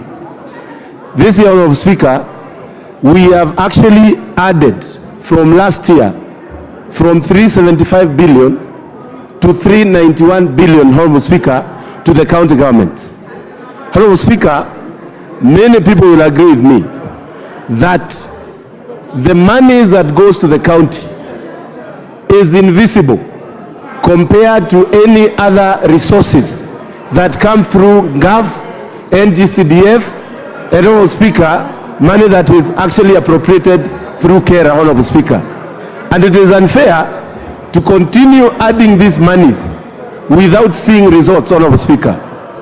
I want to say that, Honorable Speaker, we need to actually encourage conditional grants to county governments more than giving them a budget line that is going, Honorable Speaker, to be going to their pockets and actually to salaries and remuneration and entertainment for our governors, Honorable Speaker. Honorable Speaker, we actually need to empower NGCDF and other funds, Honorable Speaker, because, Honorable Speaker, what we have done in this country in the name of devolution is created semi-gods and people who actually enrich themselves without the thought of our people that require resources and work to be done. Honorable Speaker, while we are discussing this, it is important for this House to critically think about empowering our county assemblies. These are people who have actually been given few coins, and we need to actually ensure word fund and their own autonomy is maintained, so that, Honorable Speaker, we don't create people who can run away with the whole budget and without even thinking twice, Honorable Speaker, they can only be sought after they have done with their term. Honorable Speaker, I was reading the paper yesterday and I saw a whole page full of faces of former governors in very unscrupulous way, Honorable Speaker, having acquired monies and they are under investigations. It is critical for this House to think of how and what works is what is supposed to be empowered. What doesn't work, Honorable Speaker, is not supposed to be empowered. Honorable Speaker, as the chairman of the Kenya Young Parliamentarians, I want to reject in totality the bill, and we need to go to mediation so that we can give governors what is supposed to be given to them. Honorable Speaker, I reject. Thank you. Minority Leader. Honorable Speaker, thank you very much. And I want to join my colleagues in supporting the motion. And the Honorable Speaker, from the outset, I want to say that I agree in totality with the Senate in their proposed amendments to the Division of Revenue Bill. Honorable Speaker, let me say this, and you know, the Honorable Chairman of Budget is a noble man and a very good student of economics and finance. What the Senate amendments are saying in very simple and layman language is that in our own calculations, the counties need much more than what you have allocated them. That increase these monies from 396 billion to 415 billion shillings. The Senate is not telling us that remove money from NGCDF, remove money from road maintenance levy, whatever. The Senate is simply saying that the counties require much more than you have given them. So it is incumbent upon us that to look round in a budget of 3.9 trillion Kenya shillings, to look around and find out where can we get these extra monies and reallocate to the counties. That is the plain, simple language that the Senate is actually communicating. Honorable Speaker, I am one of those people who would be totally opposed to removing money from NGCDF. I am also one of those people who will be totally opposed to interfering with the road maintenance levy fund. Honorable Speaker, we know that the counties are dealing with very, very critical functions that go to the heart of the common person at the grassroots. The counties are in charge of agriculture. The counties are in charge of health. The counties are in charge of water. The counties are in charge of social services. The counties are in charge of rural roads and all those other functions that are critical. What has happened in this country in the past that we must deal with, that we must confront, is the fact that we were able to devolve functions. We were able to divide these functions without actually doing proper costing of the functions. The end result is that counties have been given functions which they are unable to perform, Honorable Speaker. Counties have been given functions without the requisite funds to manage those functions. It is a duty, it is a historic duty of this House to right those wrongs. The only way to right those wrongs is to be reasonable, is to be sensible, is to address these issues objectively. Honorable Speaker, my own layman mind tells me that even the 415 billion that the senators are proposing could still be way below what the county governments need. Honorable Speaker, in the fullness of time, we might actually find that the county governments require much more money. Honorable Speaker, I'll be proposing that after this current budget cycle, we agree as a House to perhaps constitute a select committee, a special committee, to look at this whole aspect, this whole issue of functions and their costing. Honorable Speaker, unless we do that, we shall continue to starve counties of the monies they need to implement, to perform the functions that they have been accorded, Honorable Speaker. And therefore, Honorable Speaker, this is a no-brainer. I want to plead my colleagues to support this motion and endorse the amendments as proposed by the Senate. Thank you, Honorable Speaker. Honorable members, you'll give me some time. I said I'll give 2 from my right and 2 from my left. I have given 1 each. I'll now give the majority whip.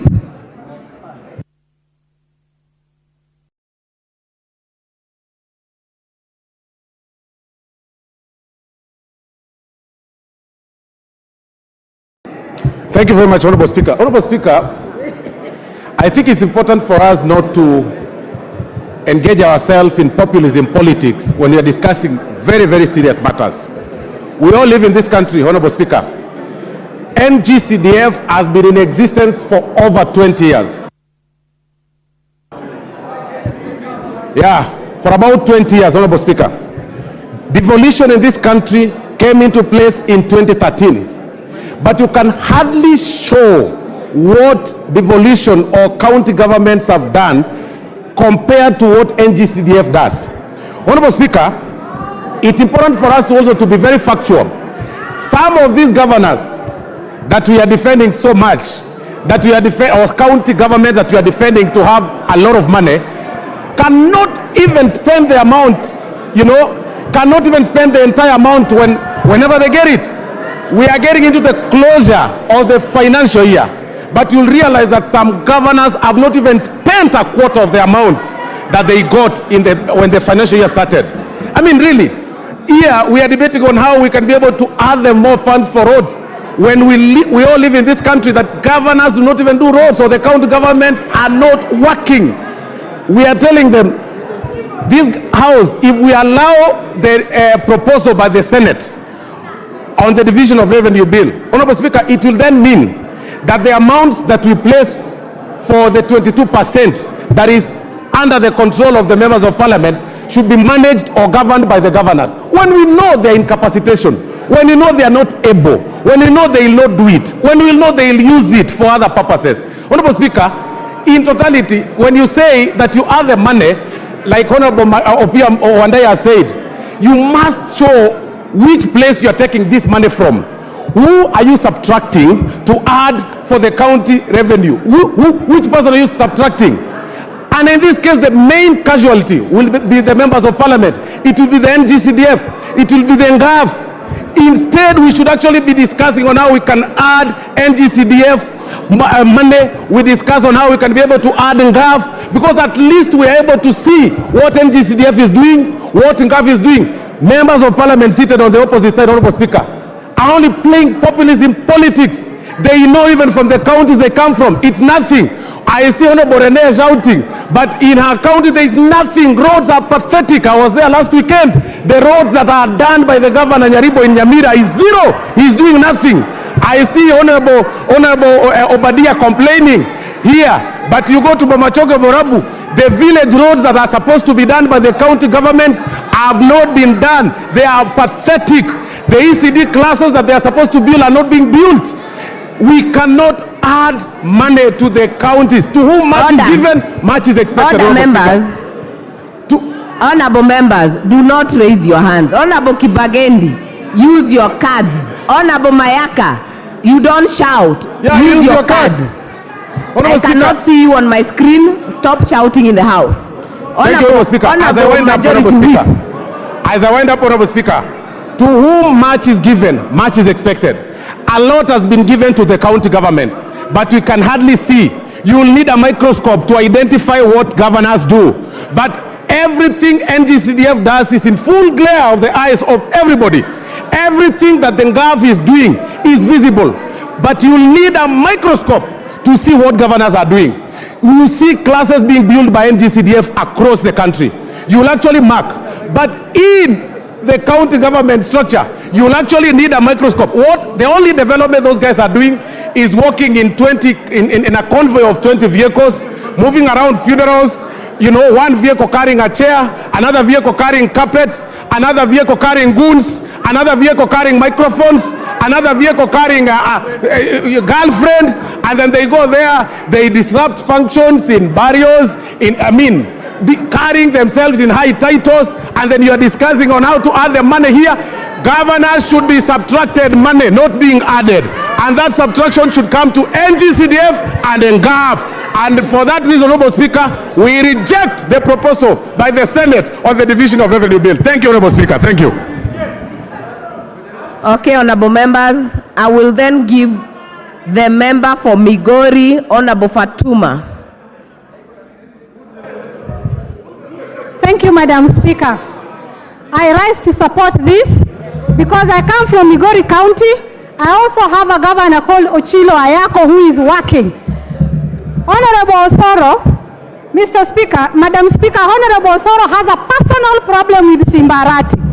I can give you guidelines on fighting him, but saying that county's money was going to kindly be a man.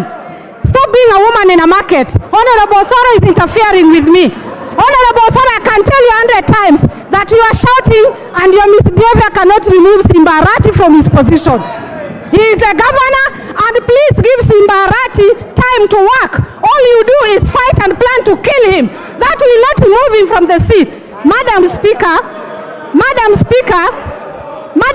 there's too much noise, I can't contribute. Madam Speaker. Yes. Madam Speaker, I support this. Madam Chair,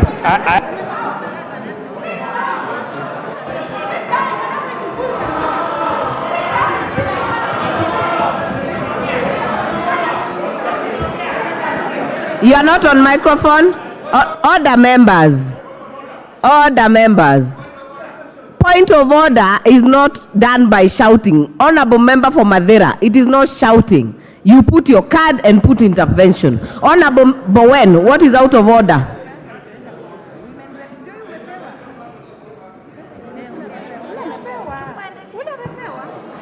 thank you, Madam Chair. Madam Chair, the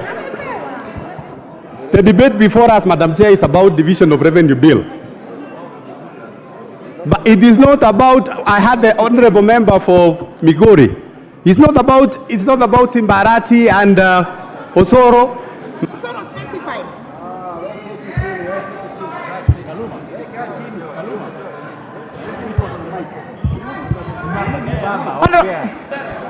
Madam Speaker, I was just asking if the member is in order to discuss people who are not in this house and also to stick to the relevance of the debate in the house. Who is killing who? And who is killing who, Madam Chair? Because she made some unsubstantiated claims of killings.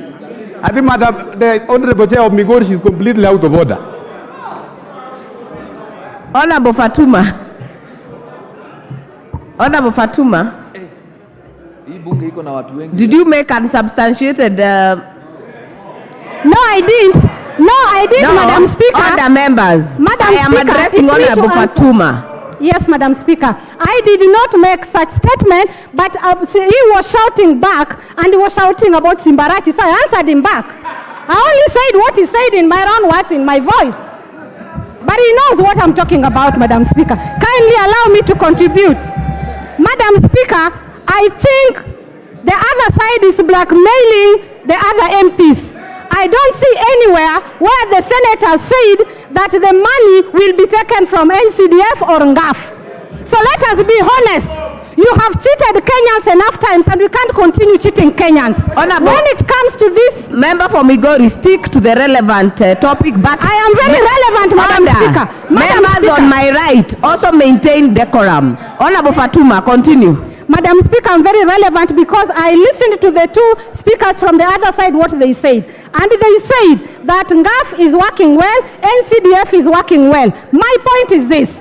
I agree 100% that NCDF is working well and NGAF, but I don't see anywhere in that bill where they have stated that money will be taken from this other kitty. So the Kenyans are watching. Let us be honest with Kenyans. We can't continue blackmailing Kenyans anymore. Counties need more money. We have seen many things that were not in other counties.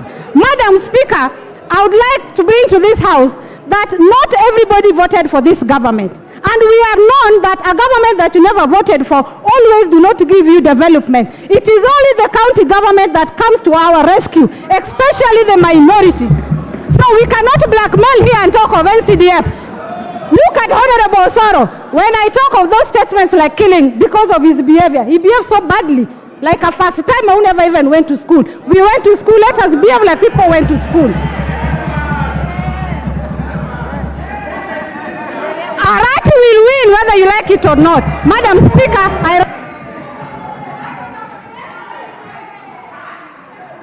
Order.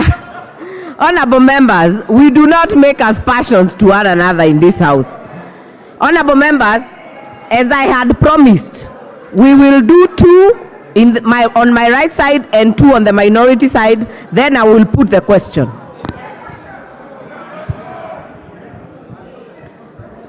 Order, members. I therefore put the question. Oh, yes, before we get to the question, we will have the Chair, Budget and Appropriations Committee to reply. Thank you very much, Honorable Speaker. And I actually rise to agree with all the members who have had a contribution to make this afternoon. I agree with the members on the right side of the Speaker, and I also agree with the members on the left side of the Speaker. I agree with the majority leader as much as I...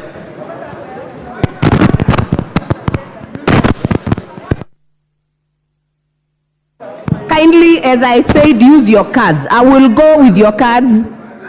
If you have a point of order, I need to see on my screen. Honorable Speaker, I agree with the majority leader, Honorable Kimani Ichung'wah, as much as I agree with the minority leader, Honorable Opio, Honorable Speaker.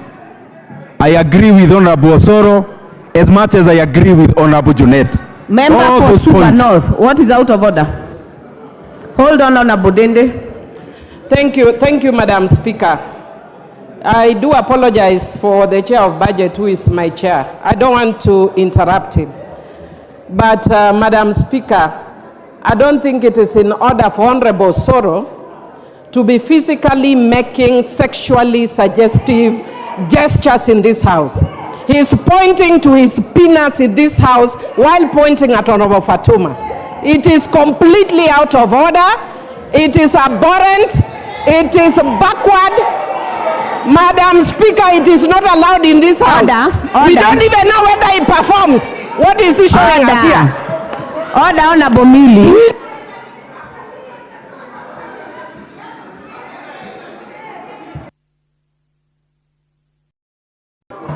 Order, Honorable Mili. Honorable Majority Whip is not the one on the floor. If it is something out of order, it has to be something the honorable member for Kiharu is doing, or so continue, honorable member for Kiharu. Okay. Honorable Speaker. Honorable Speaker.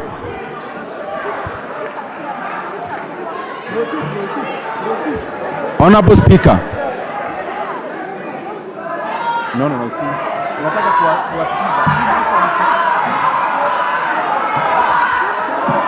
Okay. Honorable Speaker. Honorable member for Super North. I know you are never ashamed of your sexuality, but I don't think we have gotten to that point. Honorable Millie. So let's allow member for Kiharu to finish your reply, honorable member Honorable for Kiharu. Speaker, I thank you very much. Honorable Speaker,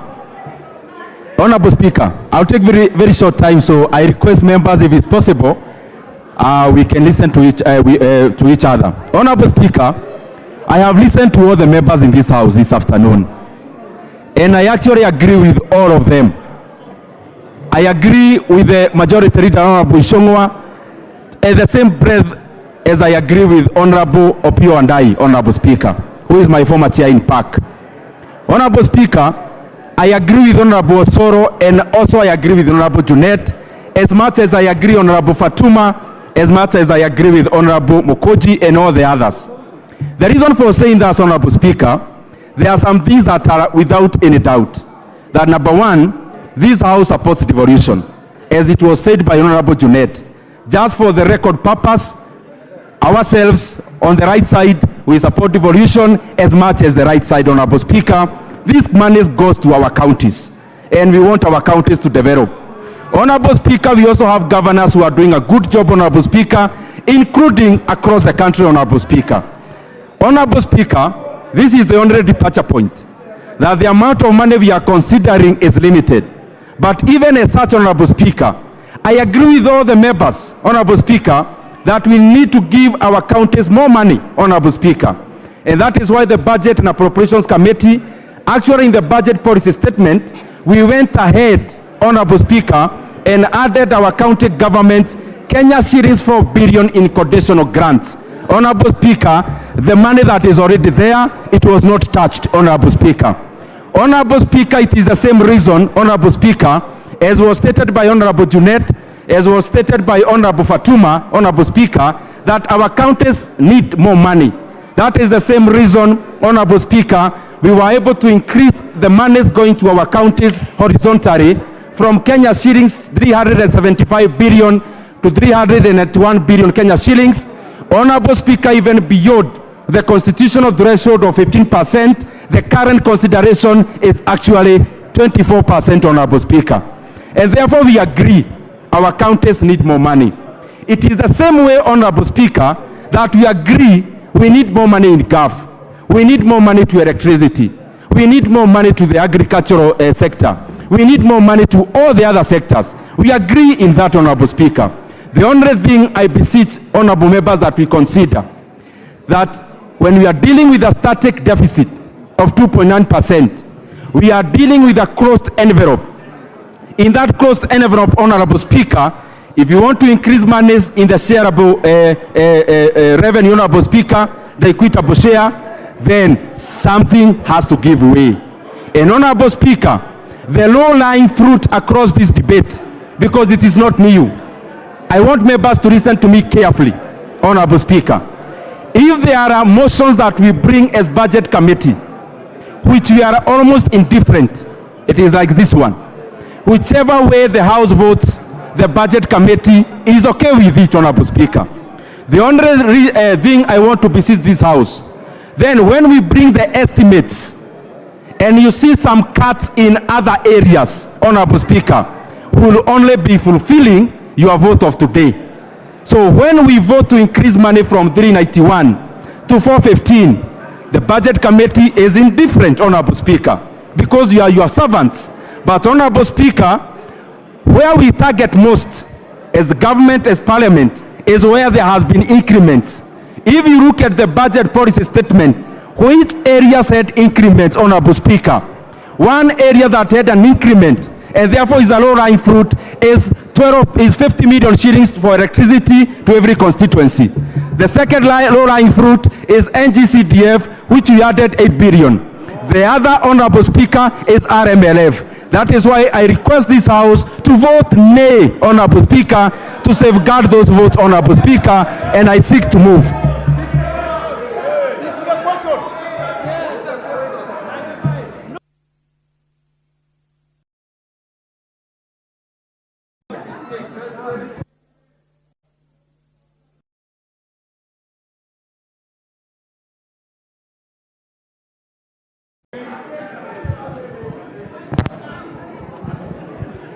Okay, honorable members. Honorable members. Honorable members. I therefore put the question that the Senate amendments to the Division of Revenue Bill, National Bill number 14 of 2024, be now considered. As many as are of that opinion say aye. As many as are of a contrary opinion say nay. The nays have it. Next order.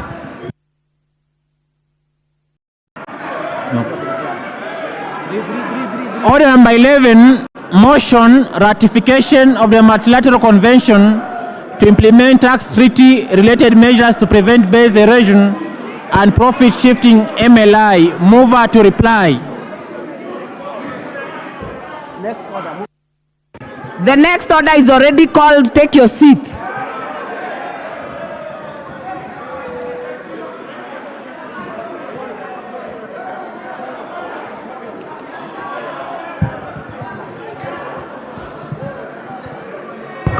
Honorable members, the next motion, there was a typo on the order paper. We'll have the mover reply. The chairperson, Departmental Committee on Finance and National Planning.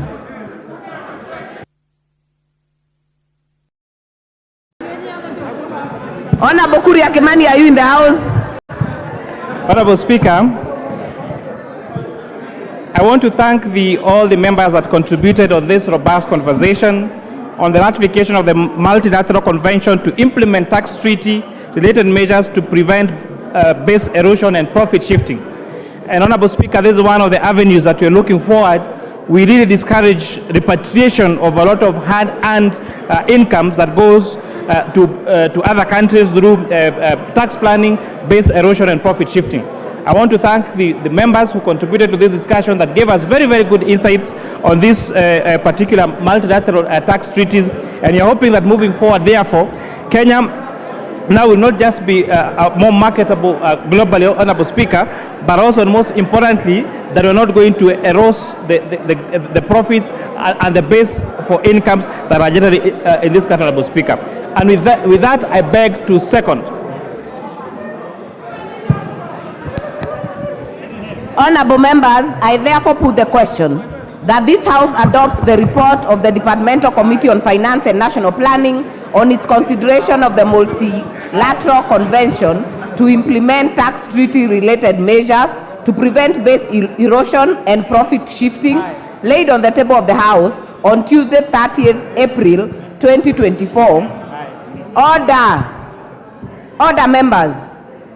And pursuant to the provisions of Section 8.4 of the Treaty Making and Ratification Act 2012, approves the ratification of the multilateral convention to implement tax treaty related measures to prevent base erosion and profit shifting, subject to reservations on Article 5, application of methods of elimination of double taxation, and Article 16, mutual agreement procedure. As many as are of that opinion say aye. Aye. As many as are of a contrary opinion say nay. The ayes have it. Forward. Mr. Speaker.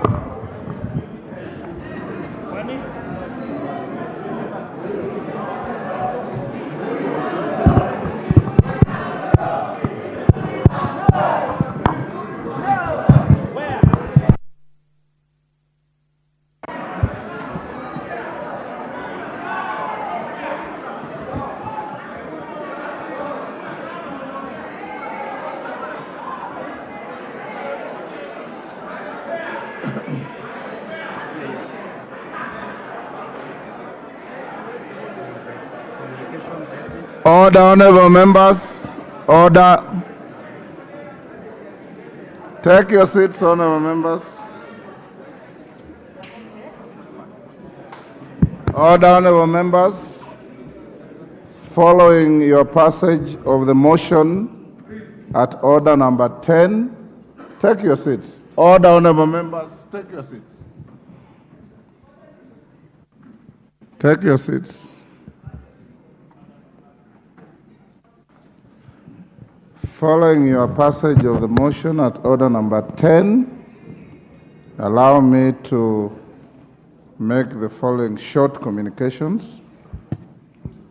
Honorable members, this is a message from the Senate that pursuant to the provision of Standing Order 41-1 of the National Assembly Standing Orders, I wish to report to the House that I've received a message from the Senate regarding the appointment of senators to a mediation committee.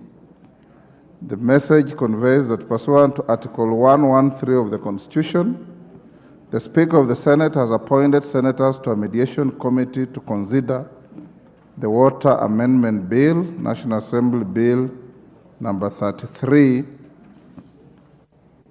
of 2023.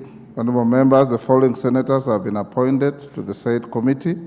Honorable Senator John Matthew Muhia MP, Senator Dr. Steve Lutebesi Lelegwe MP, Honorable Senator Wahome Wamatinga MP, Honorable Senator Mariam Sheikh Omar MP, Honorable Senator Jones Mwashushe Mwaruma MP, Honorable Senator Agnes Kavindu Mudhama SCMP, and Honorable Senator Beatrice Akinyi Ogola MP. Honorable members, you will recall that on Tuesday, 30th April 2024, the House rejected the Senate amendments to the Water Amendment Bill, National Assembly Bill number 33 of 2023. This effectively committed the bill to a mediation committee pursuant to Article 112(12)B of the Constitution. Subsequently, I appointed 7 members to the committee to represent the National Assembly via a communication issued on 6th May 2024. Following the appointment of senators, the mediation committee is now fully constituted.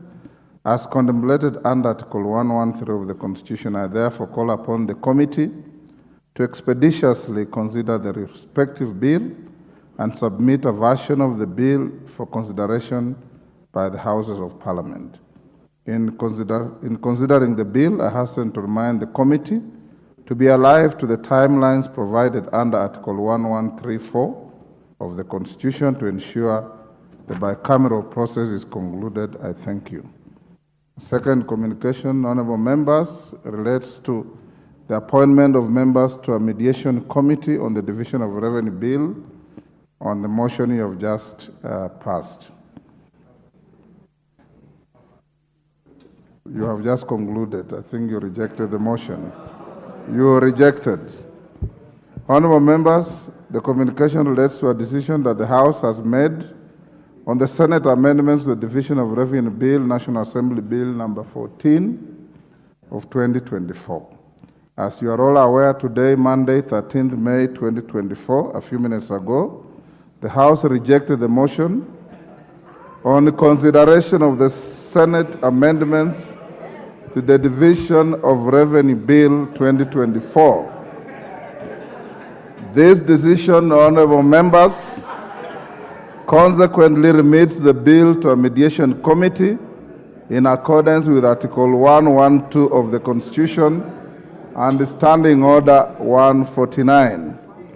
Honorable members, Article 113 of the Constitution requires that whenever a bill is referred to a mediation committee, the Speakers of the Houses of Parliament shall appoint an equal number of members from both houses to attempt to develop a version of the bill for consideration by the Houses of Parliament. In this regard, honorable members, having consulted with the leaders of the House, I have appointed the following members to represent the National Assembly to the mediation. Honorable members, you know I've been sitting behind here. If you are not aware, Honorable members, the following members will go to the Mediation Committee. The Honorable Ndindi Nyoro, CBS MP. The Honorable Mary Massa MP. The Honorable David Ocheng, CBS MP. The Honorable Nyakundi Mokaya MP. The Honorable Samuel Moroto, CBS MP. The Honorable Samuel Atande MP. The Honorable Naisula Laisuda MP. The Honorable Dr. Makali Mulu MP. And the Honorable Ali Wario Guyo MP. Honorable members, the aforementioned members will await the appointment of senators to the Mediation Committee for the committee to be fully constituted for purposes of commencing the mediation process. Once I receive a message from the Senate to that effect, I'll convey the same to the House.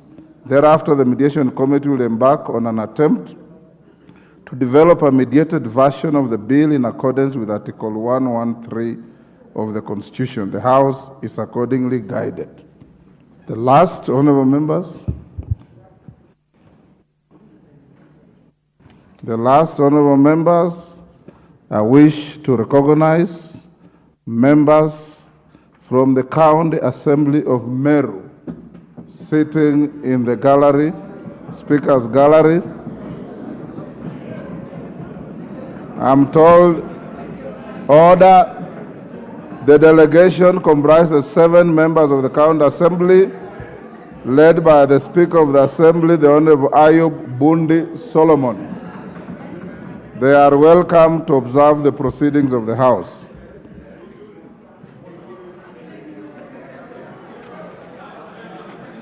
Honorable members, order.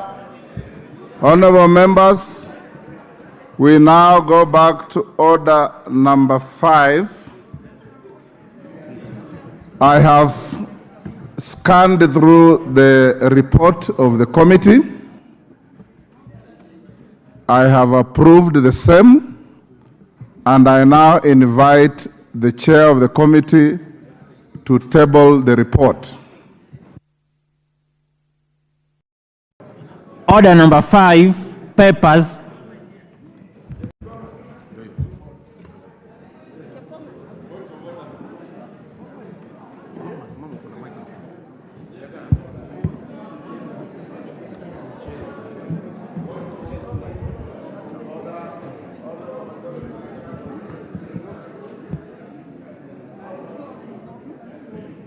Hold on, Kit.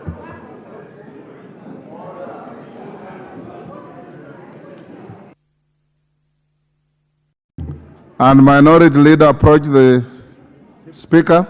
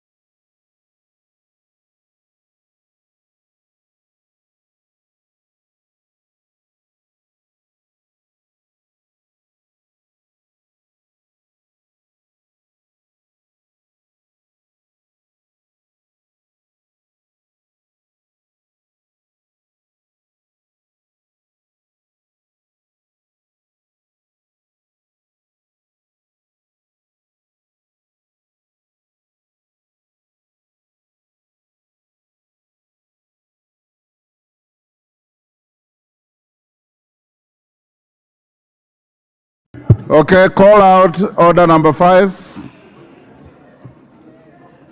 Order number 5, papers. Honorable Naomi Wako. Honorable Speaker, I beg to lay the following papers on the table of the House today, Monday, 13th May 2024. Thank you. Report of the Select Committee on the proposed dismissal of the Honorable Franklin Mithika Linturi as the Cabinet Secretary for Agriculture and Livestock Development. Thank you. I lay, Honorable Speaker. Honorable Naomi Wako, I'll give you 3 to 5 minutes to brief the House on the content of your report. Thank you, Honorable Speaker. Hold your horses, Honorable Otienda Molo. You already raised a point of order that I'll come to. You remember I told you. Let her finish first. Thank you, Honorable Speaker. The Select Committee was mandated to investigate the allegation against the Cabinet Secretary as contained in the resolution of House and table its report within 10 days. And as I have already submitted and tabled the report, Honorable Speaker, the committee had the opportunity to sit, and we were able to allow all the parties to present itself, and we gave equal opportunity. Honorable Speaker, in concluding the hearing, the committee was guided by the provision of Article 152 of the Constitution and Standing Orders 64 and 66. On Friday, 10th May 2024, the sponsor of the motion and the Cabinet Secretary made their closing statement to the committee. The closing statement marked the end of the hearing proceedings, and the committee subsequently embarked on report writing. Honorable Speaker, Standing Order 199 provides that a report of committee shall be adopted by a majority of the members. The committee adopted its report on Monday 13th. Today, 4 members of the committee dissented and made their opinion known before the committee. The dissenting opinion is attached to the report of the committee. Honorable Speaker, the Select Committee wishes to thank the Office of the Speaker of the National Assembly and the Clerk of the National Assembly for the support extended to the committee in the execution of its mandate. The committee further extends its appreciation to the sponsor of the special motion, Honorable Wanami, and also the Cabinet Secretary. Finally, I wish to express my appreciation to the honorable members of the committee and the committee secretariat who sat for long hours. Honorable Naomi Wako, just conclude by telling the House what is the finding of your committee. Honorable Speaker, the committee, in its report, the committee made the following findings of allegation against the Cabinet Secretary for Agriculture and Livestock. The allegation under ground 1 on gross violation of the Constitution or any other law, ground 2 on serious reasons for believing that the Cabinet Secretary has committed a crime under national law, and ground 3 on the gross misconduct as outlined in the special motion are unsubstantiated. The committee... Order.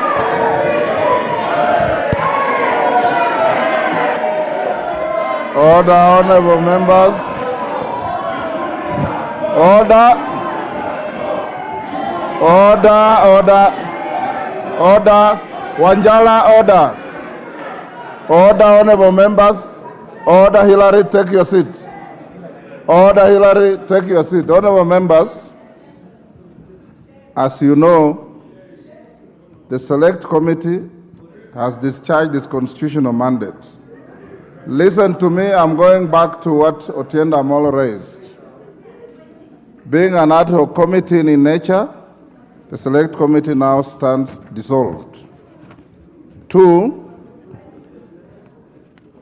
under Article 152 of the Constitution, as was read to you by the Honorable Otienda Molo and myself, Sub-Article 9A, if the committee finds that the allegations are not substantiated, no further proceedings shall be taken. 2, being oblivious of the enormity of the matter, and having consulted with the majority and minority leaders, I'll give the floor to 4 members on this side, including 4 members plus the minority leader. I'll give 4 members on this side plus the majority leader, and thereafter, all the Honorable Marian Kaitani. When the Speaker is on his feet, all the Honorable members, order Honorable Junet Mohammed, I want to caution you and everybody thinking like you that this is not a matrimonial court. This is a house of parliament, and I will not entertain any extraneous issues. Be advised. So I will allow 4 on this side plus the majority leader, 4 on this side plus the minority leader. Let me hear the point of order by Otienda Molo. I will also hear you. Thank you, Mr. Speaker. Mr. Speaker, I thank you for those directions. I think it is the right thing to do, and I will still be reserving my hope to contribute. But the point of order is this, Mr. Speaker. I rise under Standing Order 90 as read with Standing Order 107(1)(e) in terms of conflict of interest. Mr. Speaker, as a member of this House and as a lawyer, I have spoken and interacted with some of the members of the Select Committee.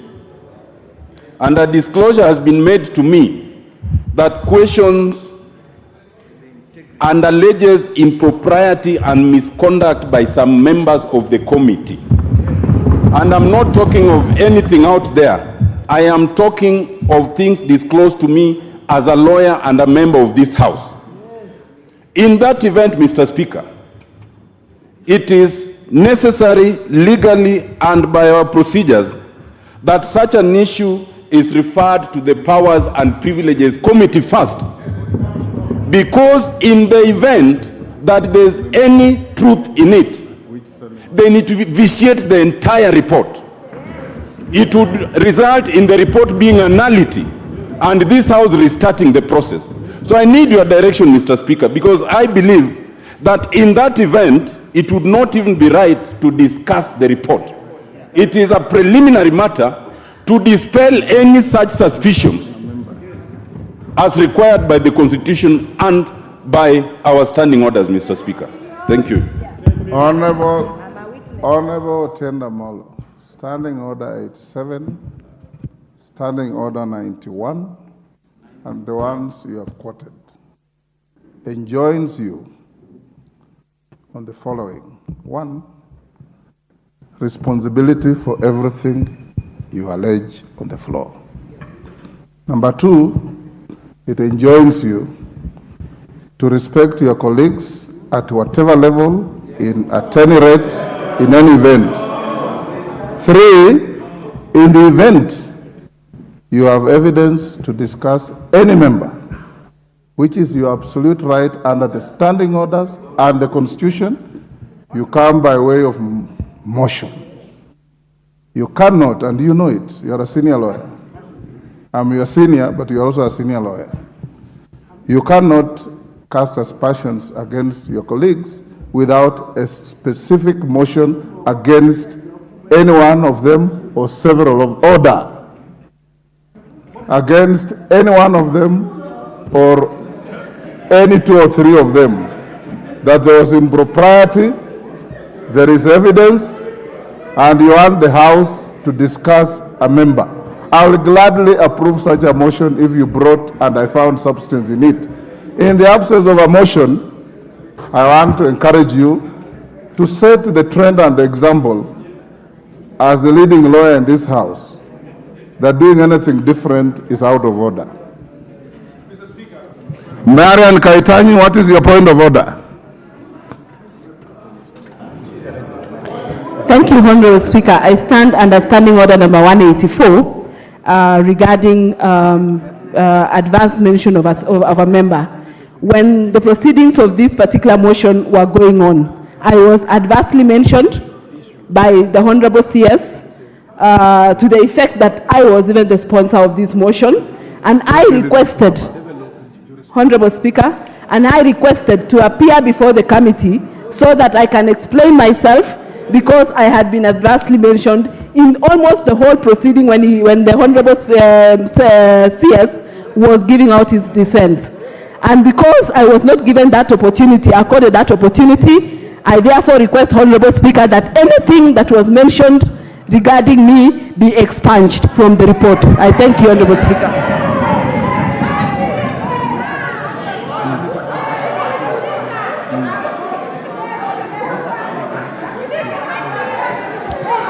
Thank you. Order, honorable members, order.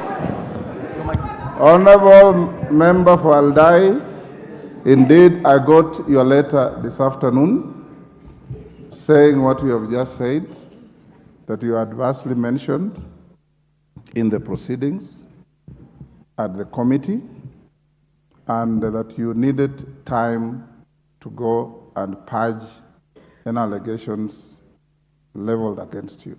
Unfortunately, I got the letter when the committee's time was over. The committee has tabled a report. I have read through the report.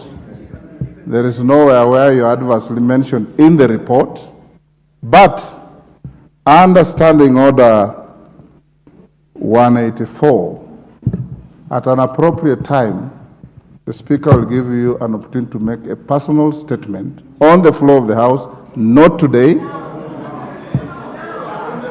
Once you make that statement, it is not subject to order. The Speaker needs no assistance at all. Once you will make that statement, Marian, it will go to the Hansard. It will be part of the annals of the history of this House. I'm sure whatever was said about you, and I was following the proceedings, you are not maligned by one side. Both the accusers and the defenders were mentioning you in total abundance, as you know. You will make that statement, it will go to the Hansard, it will go to the records, it will not be subject to any debate by anybody. But I'll give you the opportunity to purge all those allegations against you. Can I have the names of these folks? One time. The names. Yes, Honorable TJ Kajwang. You know, Honorable Kajwang, you are a member of the committee. Yes, I am. And whatever Speaker, you wanted to do, you should have. I don't want to speak to the substance of the issues that are before us, because to do so, I would be a judge in my own cause. But Mr. Speaker, this is the first time. Mr. Speaker, I'm trying to get your attention on this. I want to explore a constitutional issue. My minority leader, if you could just allow me to get the ear of the Speaker.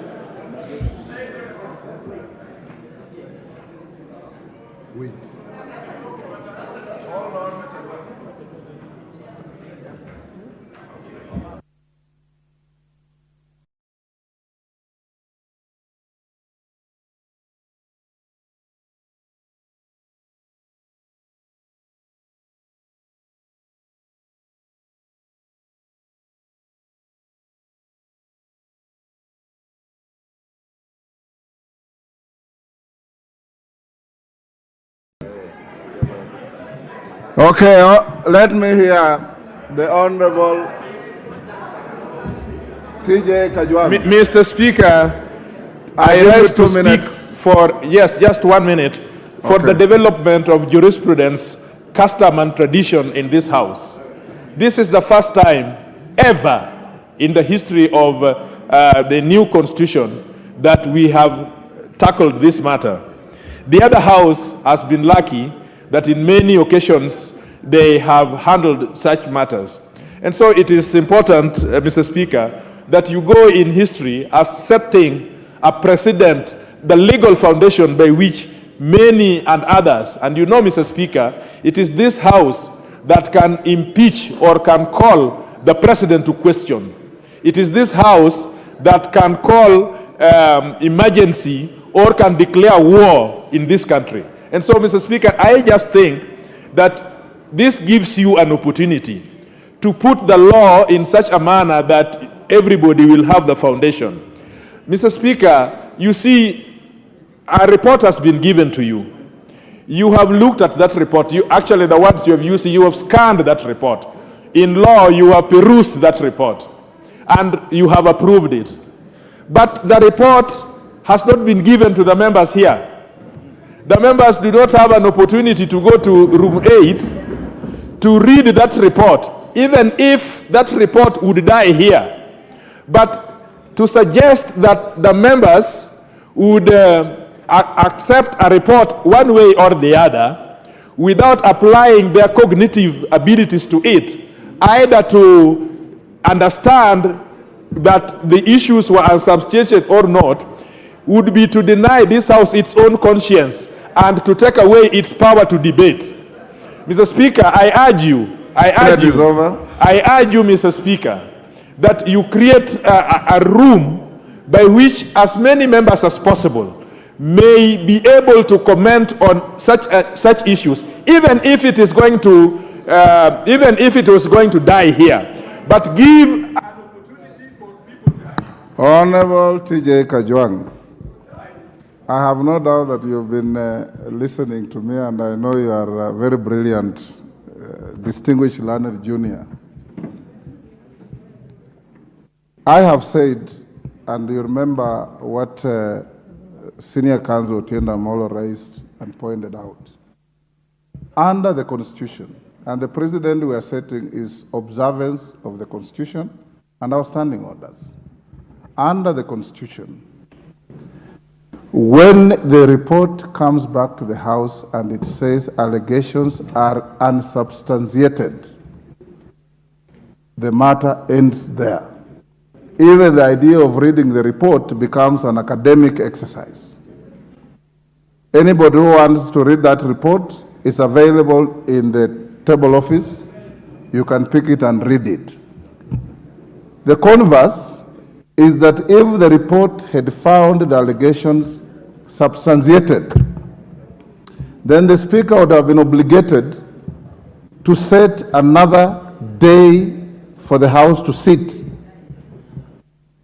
And you will then, as a plenary, debate the report and vote on it. At that stage, then anybody will peruse the report, will mark the report, will underline the report, will critique the report, will do anything with the report and convince the House that the report is right or wrong, and that decision will be made by a vote by the whole House. In the absence of the latter, then the idea of members reading the report remains academic. The Speaker cannot stop you from later looking for the report and reading it. The Speaker cannot stop you from going out there and commenting on the report. But the chips will lie where they fell, on the floor of this House. So I'll now go back to where I started, and the first member I'll call to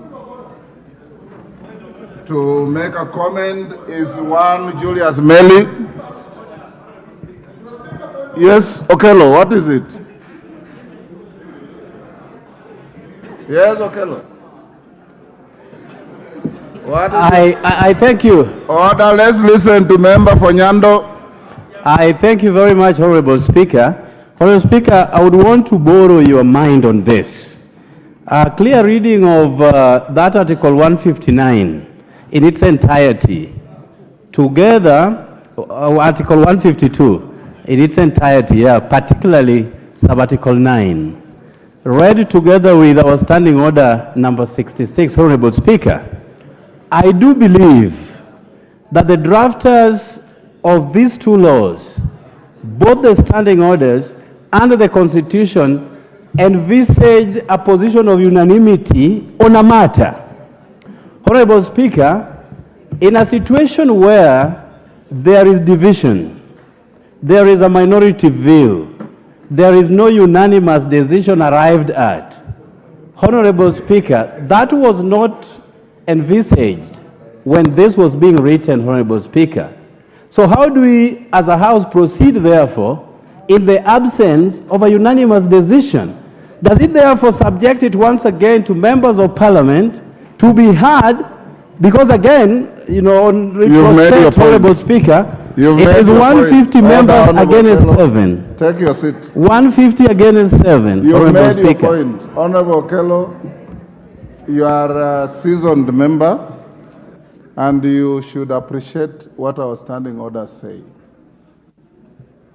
The report that has been tabled here is from a committee of 11. 7 have signed and substantiated. 4 have penned a dissenting opinion. From our standing orders, the committee cannot bring to the House 2 reports. It is 1 report with a dissenting opinion. It remains 1 report. 2, there is no provision in the standing orders or in the Constitution that requires that such a report must carry total unanimity. It only talks of majority members of the committee. And that's what is before us, Honorable Kello. So you are trying to borrow my wisdom. I think I've discharged it to you. Yes, Wanjala. Wanjala, what is your point of order? I mentioned the standing order that you are relying on. That's what every member has been doing. Yeah, Mr. Speaker, I know you are biased against me, and I'm not talking. Mr. Speaker, what is standing order? I don't want to indulge in the issue of what the report is all about. But the standing order 159 that allows this motion to come in. Mr. Speaker, I have been in this House and you have been in this House. This exercise, Mr. Speaker, is very expensive for a member of Parliament to bring these kind of motions, Mr. Speaker. And Mr. Speaker, I watched them on the TV. Which standing order did you say? 159? It has no relevance to what you are saying whatsoever. So take your seat. Yes, Sunguli. Order, honorable members. Order, honorable Anjala. You've had your bite erroneously. The standing order you are talking about has absolutely nothing to do with what you are saying. At all, at all. Yes, Sunguli. Mr. Speaker, I know that you are quite faithful to the... I don't know whether, Mr. Speaker, you can... Mr. Speaker, I know that you are very faithful to the standing orders. Pardon? I know you are faithful to the standing orders. Yes. And it's not for nothing, because you and I were in the original committee that actually established these standing orders. And you know, Mr. Speaker, that was in the 90s. And don't you think, because you sit in the committee that actually rectifies standing orders, don't you think that it is time you move that this kind of standing order be amended so that we do not leave the authority of Parliament in the hands of very few people, especially in such a very grave matter? Thank you, Julius Sunguli. You are a lawyer. You know the law is the law. It's not what it ought to be. And the law as it is now is what I have said. The standing orders belong to this House. If in your wisdom you wish to amend the standing orders, so be it. It is not the Speaker to amend the standing orders. If the House wants to amend standing orders, they are dynamic. As you know, the standing orders that you and I and the late Godana and the late Oboja drafted have been amended several times to where they are today. And you can amend them as you wish. Now let me, honorable members, allow a few members to make comments. Then we go to some other business. I'll start with the Honorable Opio and I. Each member has 3 minutes. The Honorable Speaker. 3 minutes. Is it? Huh? I thought we agreed 10 minutes. Majority and minority, I'll give you 5 each. Each member 3 minutes. Honorable Speaker, I think we should be a little bit more patient on this matter, Honorable Speaker, because this is a very, very important matter. Honorable Speaker, this is the first time this House, since 2010, is dealing with a motion for the impeachment of a cabinet secretary. It is the first time we are dealing with such a situation, Honorable Speaker. And therefore, I want to plead with you that to give us a little bit more time. Honorable Speaker, I want to start from where Honorable Kello left, very, very quickly. Honorable Speaker, I don't think it was the intention of the framers of our Constitution, 2010, that a decision of this House would be countermanded by a group of 7 people. Honorable Speaker, when we took a vote on this matter last Thursday, a whole 149 members of this House voted overwhelmingly to impeach Cabinet Secretary Mithika Linturi. It was not the intention, I submit, of the framers of the Constitution when they enacted Article 152, Sub-Article 9, read together with Standing Order 66, 7, Honorable Speaker. Honorable Speaker, and I'm sure you know, you can teach us better.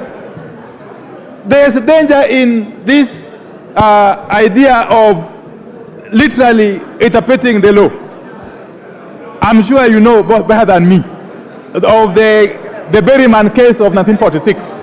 Honorable Speaker, a purposive interpretation of the law would actually lead us to the conclusion that the decision of that select committee should have been subjected to validation of the whole House. Having said that, Honorable Speaker, there's a higher moral responsibility, Honorable Speaker, on the part of the Cabinet Secretary and indeed on the part of the appointing authority, following the overwhelming decision of this House last Thursday in a vote of 149 against 36. I don't think this matter should have even gone up to the select committee stage. In more decent democracies, the moment this House voted 149 against 36 to send Mr. Linturi home, the decent thing he should have done was to resign. Failure to resign, we would have expected the appointing authority to sack him, Honorable Speaker. Those two have not happened. Honorable Speaker, we are now back here today. We are back here today to continue from where we left last Thursday. Honorable Speaker, I want to persuade my colleague members not to give up, regardless of what the minority of 7 members have decided. Honorable Speaker, against all the available evidence, the minority of 7 members who have decided to let the Cabinet Secretary scot-free, this House must remain firm. This House must remain firm and assert its authority. Honorable Speaker, I dare say that following the vote of last Thursday of 149 against 36, this House will be in its rightful place to resolve not to have any dealings with the Cabinet Secretary Mithika Linturi. Honorable Speaker, this House has got the sovereign power on behalf of the people of this country to decide not to recognize Mithika Linturi as a Cabinet Secretary in this government. Honorable Speaker, regardless and despite the resolution of the minority of 7, Honorable Speaker, the minority of 7 have actually brought this House to shame, if I may say so. You have brought the authority of this House into disrepute. They have actually made us become a laughingstock in the eyes of the public. And therefore, to remedy that anomaly, Honorable Speaker, I would be actually right. I would be in order to persuade this House to decline, to refuse to recognize Mithika Linturi as Cabinet Secretary from now going forward, and to continue to urge the appointing authority, who is the President, to take the most logical step and sack this Cabinet Secretary, if only to save this country from the kind of ridicule it has been subjected to. With those preliminary remarks, Honorable Speaker, I reject And I oppose. Thank you. Order, Honorable Wandai. There is nothing to reject. You just make your comments. You are not going to vote anything. I now invite Honorable Osoro. Thank you very much, Honorable Speaker. Honorable Speaker, this is a house of debate and procedures. And I dare say, Honorable Speaker, that this is a granary of wisdom, where every profession is actually represented here. We have experienced lawyers of the advocates of the High Court. We have doctors. We have accountants. We have bishops. We also have the wannabe men of cloth. Could be the, I think Honorable Junet qualifies to be a sheikh. So this is a house where people are drawn from different professions and very experienced in different fields. Honorable Speaker, this is also a house, once one debates, must agree that it is a house where the majority will have their way and minority will have their say. When this motion was brought before this House, Honorable Speaker, the majority had their way, as it were then. But the procedures took center stage thereafter. After the majority had their way, the procedures were followed. The minority proposed their names. The majority proposed their names. An ad hoc committee was formed, Honorable Speaker, and they had their own elections, where they elected a chair to chair the ad hoc committee. And the chair of the ad hoc committee, Honorable Speaker, the Honorable Naomi Wako, is a reverend, is a person of great integrity, a person that has served this country in her capacity as a reverend, a person that has served this country as a canon, a person that has served this country as a senator, and a person now is serving this country, Honorable Speaker, as the deputy majority whip, Honorable Speaker. And all the proceedings, Honorable Speaker, were in full glare of the camera. We all watched what was happening. It was basically drama. Everything that we were watching, Honorable Speaker, in the proceedings were actually drama. What we were hearing, Honorable Speaker, is similar to what was actually being shown or rather presented before or brought before the matrimonial court the other day. And Honorable Speaker, there is no way a house of competence could have admitted the evidence that was brought. There was nothing watertight as it was being presented, Honorable Speaker.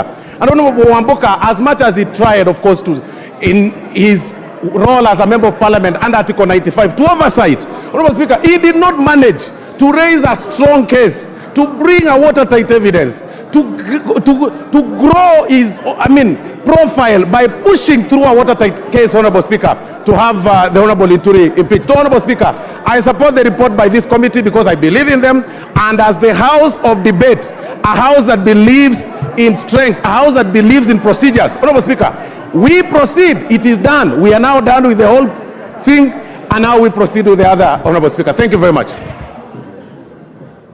Honorable Robert Mbui, 3 minutes. So thank you, Mr. Speaker. Condense your thoughts. Thank you, Mr. Speaker. Mr. Speaker, Kenyan farmers were duped into purchasing fake fertilizer through NCPB under the full glare and the watch of the CS for Agriculture.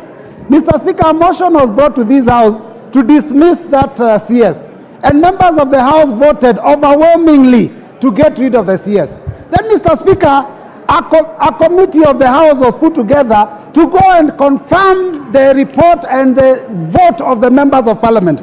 Unfortunately, Mr. Speaker, the members that were put in the committee, 7 of them went and turned the verdict of 149 members of Parliament. And Mr. Speaker, for the record, only 4 members gave a dissenting opinion. And Mr. Speaker, for the record, the Honorable TJ Kajwang, the Honorable Yusuf Farah, the Honorable Catherine Omanyo, and Honorable Robert Mbui stood with the Kenyan farmers and said enough is enough and the CS must go. Mr. Speaker, the reality is this, that when we went to that committee, Mr. Speaker, the committee, instead of carrying out investigation as was told by this House, the committee went and turned itself into a Supreme Court of Parliament of Kenya, presided over, Mr. Speaker, by the Lady Justice Naomi Wako. And Mr. Speaker, the rest of us became judges. Mr. Speaker, the question we're asking is this: is the committee of the House supposed to operate like a court, or are we supposed to continue operating like a committee of the House? Honorable Mbui, I did guide you, and you are a member of the committee. I told you you are quasi-judicial. Rules of evidence apply, limitations on hearsay apply, and everything that pertains to proceedings in a judicial court applies. You are quasi-judicial. Thank you, Mr. Speaker. We are quasi-judicial, but we became a court of law. Mr. Speaker, there was one major issue that we noted, that there were key witnesses that Mr. Speaker was supposed to have been called. The Constitution anticipates that we call witnesses. The standing orders of this House and even the rules of the committee were allowing us to call members to come and give witness evidence. Mr. Speaker, unfortunately, two key witnesses, the PS for Agriculture and the COO of one of the companies that is supposedly mentioned in this fake fertilizer scandal, were actually not called. Honorable Mbui, as a member of the committee, you are truly being wiser after the event. Honorable John Paul. John Paul, 3 minutes. You better compose your thoughts quickly. Give John Paul the mic. There you are. Thank you very much, Mr. Speaker. Mr. Speaker, I stand to support the report from the committee and to commend, Mr. Speaker, their good work which they did within 10 days, Mr. Speaker.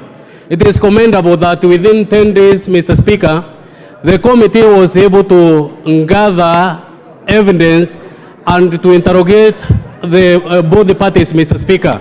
And today, Mr. Speaker, it has come to limelight of Kenyans, Mr. Speaker, that the one CS Mithika Linturi is clean, Mr. Speaker. And Mr. Speaker, I urge members, when the motions such as this, Mr. Speaker, is brought before this House, Mr. Speaker, it's good for any member who is bringing such motion, Mr. Speaker, of impeachment to do diligence, Mr. Speaker, and gather enough evidence, Mr. Speaker, which can get maybe the minister with the mistake which, Mr. Speaker, they already seen the years. So, Mr. Speaker, this committee consisted of the competent members, Mr. Speaker, who are capable of interrogating the CS, Mr. Speaker, and they were able to bring forth, Mr. Speaker, to this honorable House, Mr. Speaker, that the CS is clean.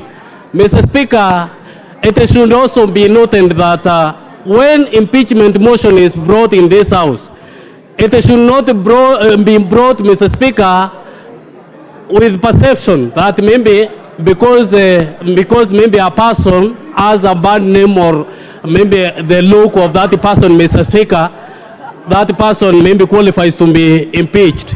So my advice to the CS Agriculture, Mr. Speaker, is that he should stand firm, do work to the Kenyans, Mr. Speaker, so that the Kenyans can have enough food, Mr. Speaker. The work he is doing currently is doing good. Thank you, Mr. Speaker, and I beg to support this report. Thank you. Irene Mayaka, 3 minutes. Thank you, Honorable Speaker. Honorable Speaker, I also stand here to express my complete disappointment that seven honorable members averted the will of so many other members of this House. And Honorable Speaker, I am actually really disappointed on behalf of the farmers of not only Nyamira but the whole of Kenya. Honorable Speaker, Article 153 of our Constitution is very clear that the CS is accountable individually and collectively to the President of this country. And in so doing, Honorable Speaker, it also says that the Honorable CS is stopped from not taking accountability when anything goes wrong in his ministry. Honorable Speaker, the CS cannot run away from the fact that the ultimate responsibility actually stands with him. Honorable Speaker, I watched the proceedings of the committee, and one of the things that really caught my eye is when the CS proudly demonstrated to the committee of the positive things that he has done for that particular ministry. But the same CS refuses to take responsibility when one thing goes wrong in his ministry. Honorable Speaker, if you look at Article 201 of our Constitution, it clearly says that public money shall be spent prudently and responsibly. It does not make sense, therefore, Honorable Speaker, why money that was allocated to one particular part of the department was reallocated to NCPD and therefore used in a manner that was not prudent. I do not understand, therefore, Honorable Speaker, how the Select Committee, the 7 of them, decided that this CS was not culpable of the crimes that he committed. Honorable Speaker, I would also like to state this, that the Article 43 of our Constitution is very clear. It says that every person has a right to free access of food, but not only food, but that food that is actually of good quality. Honorable Speaker, the CS in his admission said that out of the 3 million bags, that only 3,000 bags were actually fake fertilizer, and that they withdrew this from the people. But Honorable Speaker, that is not taking enough responsibility for a fault like that. Because Honorable Speaker, what if this particular... Time is up, Honorable Mayaka. Dr. Mutunga.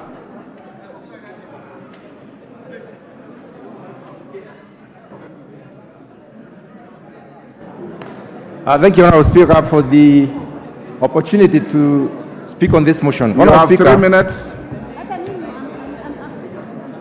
Honorable Speaker, as the chair of the Committee on Agriculture and Livestock Development, I am sure the House knows that you have been making an inquiry on this issue. Honorable Speaker, I understand the feelings of the members. This is the first motion of impeachment that we've had. I was there in the last time, there was none. In this time, there is one. But Honorable Speaker, the law and the Constitution is very clear. And I wish to thank you for invoking, going beyond the provisions of Article 152(9)(a), giving us an opportunity to comment on this motion, even if the business has already been done. Honorable Speaker, as a committee, we have not completed our work. And I want to put it correctly, Honorable Speaker, that the mover of the motion approached me, and I told him the business is not yet done. It would have been prudent to wait until we finish with the report, bring that report to the table of the House, and then the mover would have looked at this report and made a decision whether there is anything that would probably stand the impeachment trial. So, Honorable Speaker, in my very considered opinion, this motion was taken in haste. We should have taken more time so that we consider the report when it is brought before the House. Honorable Speaker, our committee, or my committee, has been looking at the entire scope of the subsidy program, and we have unearthed many issues. But this was done in full glare of the media, and that, I believe, is the reason why the members of this House believe there was something wrong with this particular issue, that Honorable Mithika Linturi had committed a crime. Honorable Speaker, I think it would have been good to wait for the report. Finally, Honorable Speaker, as we move forward as a House, we cannot make decisions based on things that we cannot substantiate, things that we cannot fully address and give evidence. I do stand, Honorable Speaker, to support the 7-member and state the fact that we have always made decisions in this House. We have made decisions at the committee level, we have made decisions at the board level, and there is always voting. The number that is more than the other takes the day. Your so time it is up. not really the numbers. It is basically the decision of the committee.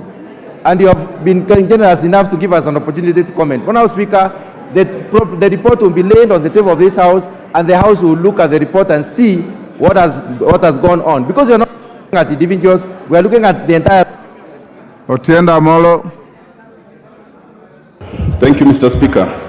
Mr. Speaker, this, in the majority opinion, has singularly failed Kenyans and must carry a badge of shame on behalf of this House.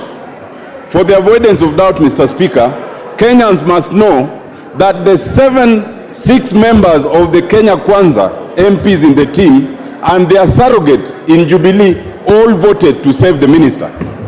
It is only the 4 from Azimio who stood with Kenyan farmers. And so the farmers of Kenya must know who between Kenya Kwanza and Azimio are truly their friends. Mr. Speaker, it is good that Parliament spoke and spoke in a bipartisan manner. So we as a House have indicated, but the committee has failed to respect the House as a whole. In proper democracies, the vote by Parliament in itself should have invited resignation by the minister without even waiting for the committee to do its work. But we are not in a proper democracy under this regime. Mr. Speaker, what now must save farmers is the action by the president. The president can act and reflect the wishes of this House by the stroke of a pen. He does not need this House to resolve that issue. Mr. Speaker, secondly, it must be noted, and some members had questioned the wisdom of Article 152. Article 152 mirrors Article 167 in terms of the procedure for removal of a judge. Only that in that article, the Judicial Service Commission plays the role we played, and the tribunal plays the role that the committee did. It is expected under the Constitution that the committee would be a quasi-judicial committee that will look into the merit of the issue. Unfortunately, Mr. Speaker, the committee, most of its members went with a preconception because they'd already spoken here against that motion. And instead of therefore exercising independence of mind, they went with a fixed thought. Mr. Speaker, we must learn a lesson. Number one, we should not allow the majority leader to sabotage such a motion as he did in this case. Number two, Mr. Speaker, the mover should be the one to suggest the names of those constituting the select committee. And more importantly, number three, Mr. Speaker, we should ensure that the members are knowledgeable, they have integrity, and they are independent. Thank you, Mr. Speaker. Thank you, Honorable Tienda Amolo. Rindikiri. Thank you, Mr. Speaker. You have 3 minutes. I allow to support the verdict that has been passed by the Select Committee led by their chairman, Madam Waku. Mr. Speaker, I want to remind this House, every year we celebrate what is called Easter. Mr. Speaker, during crucifixion of Jesus, the multitude called for crucifixion of Jesus, and they said, let's release Barnabas. Mr. Speaker, what we are hearing now is people calling for crucifixion of Jesus and saying release Barnabas. Mr. Speaker, we cannot pretend as a House.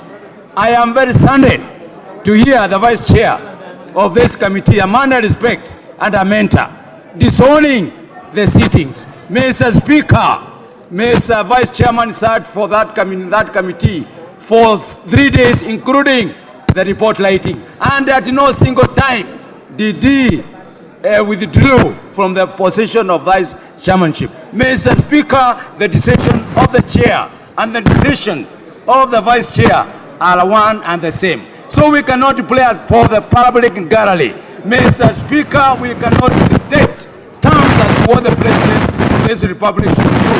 Mr. Speaker, Mithika Linturi cannot be sacrificed for doing what is good. Mr. Speaker, Mithika Linturi did not say these 3 charges be brought against him. Mr. Speaker, the mover, first of all, he totally failed to prove the case himself. The failure of this, the failure of the mover of the motion, he brought matters that he could not even himself substantiate. He went ahead to call for evidence support, calling the PS, calling the MD of Care Chemicals. Mr. Speaker, he was looking for evidence. He should have sought for good evidence before proceeding to bring the motion in Parliament. So, Mr. Speaker, let's abide by the rules of Parliament. Let's abide by the rules that we have set ourselves. Mr. Speaker, it is a shame to play for the public gallery to sacrifice a one person who has a track record of good performance in this country. And Mr. Speaker, we shall not listen to the public. We shall listen to the rules of this parliament. I thank you, Mr. Speaker. Thank you. Junaid Mohammed. Yes. For avoidance of doubt, I ask your leaders, and this happens in every democracy, on certain issues, the leaders have a discretion to tell the speaker who they think should speak for them on a matter. Speaker, Mr. Speaker, they are your leaders. Today is a sad day, indeed very sad day for our country, Mr. Speaker. Mr. Speaker, it is for sure that this was not the expectations of the Kenyan people today. They expected an indictment because, Mr. Speaker, what happened in this country by supplying fake fertilizer to the public, to Kenyans, Mr. Speaker, is a very grievous matter, Mr. Speaker. And for us to exonerate a cabinet minister who presided over that, Mr. Speaker, is also a very, very sad thing, Mr. Speaker. Mr. Speaker, we have won the battle, but we have lost the war. Why do I say so? Since the inception, Mr. Speaker, of the new constitution, this is the first time an impeachment of a cabinet minister went through the second stage. After collection of the signature, approval of the speaker, and then it went through the House and went to the committee. I remember in the earlier two parliaments, Mr. Speaker, it never used to go past the tabling of the motion, Mr. Speaker. So we have made a progress, and I want to thank Honorable Wamboka, who remains a hero, Mr. Speaker, in this country, for taking the initiative to save the Kenyan farmers, Mr. Speaker. If you watched, because the proceedings were live on TV, Mr. Speaker, what Honorable Linturi was talking about, instead of telling Kenyans how fake fertilizers found itself in the market, he talked about the famous episode, the soap opera of his love gone bad, Mr. Speaker, with the Honorable Keitany. Mr. Speaker, if we continue like this, then in the national holidays, when people are given honors, Mr. Speaker, we should add corruption as one of the honors that is awarded, Mr. Speaker. Corruption should not become a badge of honor in this country, Mr. Speaker. How can this House preside over a committee report that has turned the wheel of 49 members upside down, Mr. Speaker? And they know very well the mood of the House was that they want the minister impeached. Now, it is now the responsibility of the appointing authority to sack that minister as early as this afternoon, Mr. Speaker. Lastly, Mr. Speaker, if we were in mature democracy, this cabinet secretary will have resigned long time ago, Mr. Speaker. He will not have been in office by now. He will have left the office, and because he has no moral authority to serve Kenyans anymore, Mr. Speaker. Mr. Speaker, this parliament cannot be used as a rubber stamp, the way I see it happening today. If the fake fertilizer thing has gone the way it is going today, then fake medicine will go through, fake water will go through, fake everything will go through in this country, and the people who are going to suffer in this country, Mr. Speaker, is the Kenyan people, Mr. Speaker. If we were elected, and this is not what the Suna East people today expected, Mr. Speaker, when I saw the constitution of the committee that was done by the majority leader,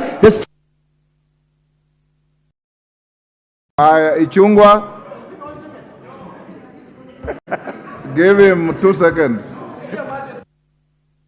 Mr. Speaker, when I saw the constitution of the committee that was done by the majority leader, the 7 members from his side, I knew this is an exercise in futility. I knew the matter is dead on arrival.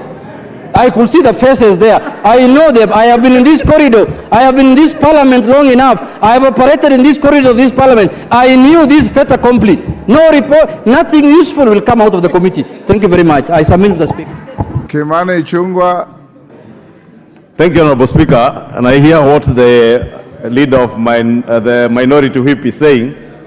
And it is true, Honorable Speaker, that if you have been here long enough, like the Honorable Junaid Mohammed, and many others, including Robert Mbui, who was a member of this select committee, you would know then that impeachment of a cabinet secretary is not a matter that you vote and make a decision based on emotions.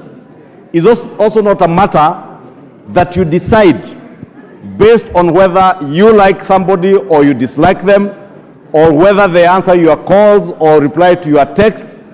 It is a matter that is based on the law. Honorable Speaker, the preliminary objections we had from the Honorable Otiende Amolo and the Leader of Minority speaks volumes to the issues that I was speaking to here last week.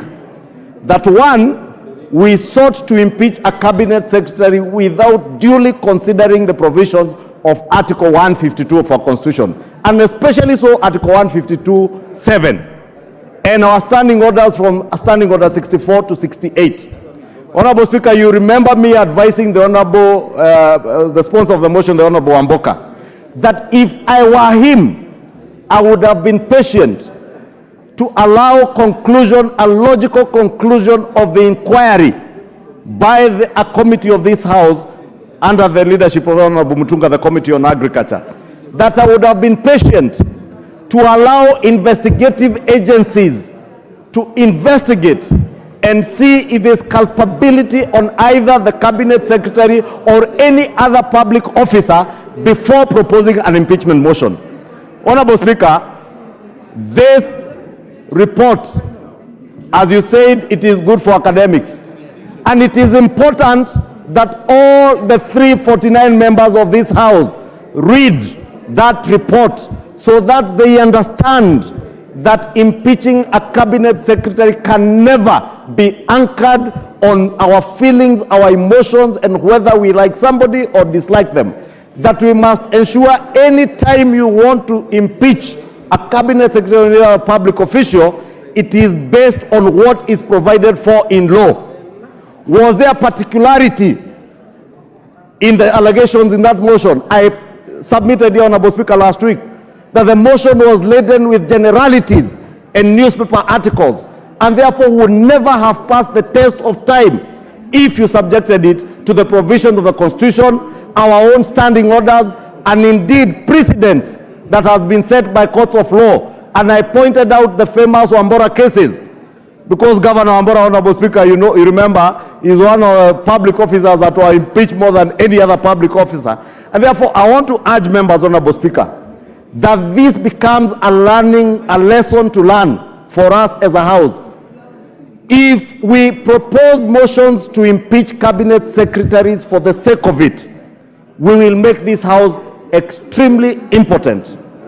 We will become impotent because we are acting at the whim of the moment.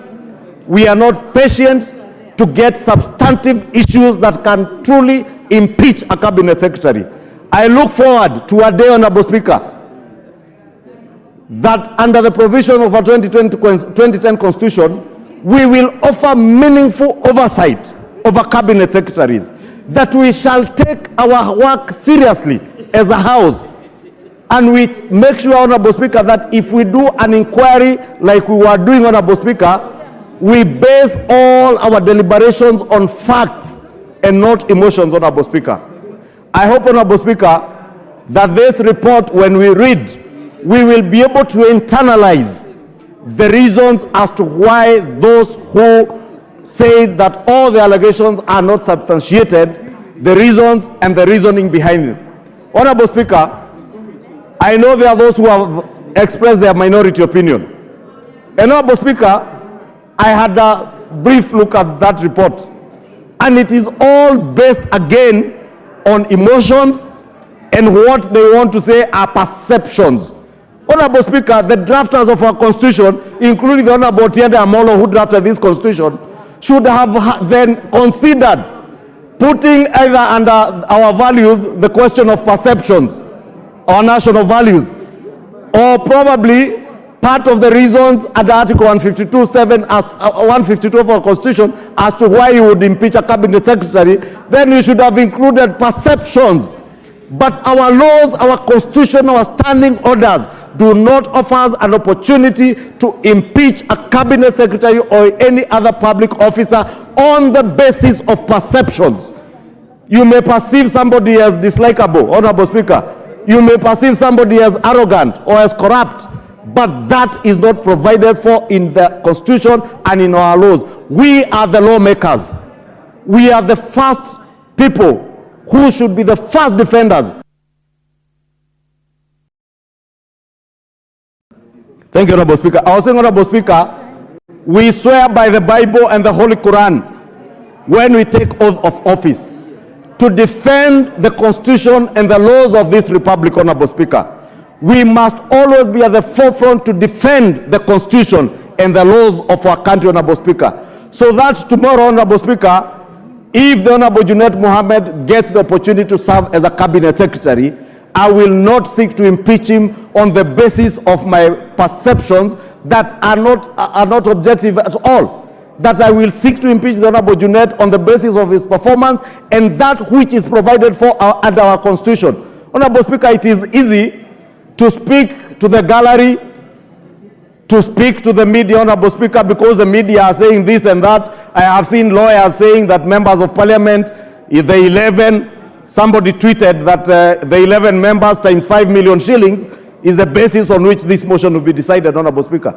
And it's a very senior counsel in this country, Honorable Speaker. It is shameful and unfortunate, Honorable Speaker, that a lawyer, an advocate of the High Court, a senior counsel, would be speaking to issues, Honorable Speaker, that any Kenyan who was watching the deliberations of this committee under the full glare of the public or of the media, Honorable Speaker, there was nothing that could be substantiated. The Honorable Wamboka could not substantiate anything, Honorable Speaker. And therefore, as I commend the Honorable Wamboka for his fortitude and temerity even to be able to push through a motion he knew was dead on arrival, since he could not substantiate, was based on newspaper cuttings and all the other rumors you hear in town, Honorable Speaker.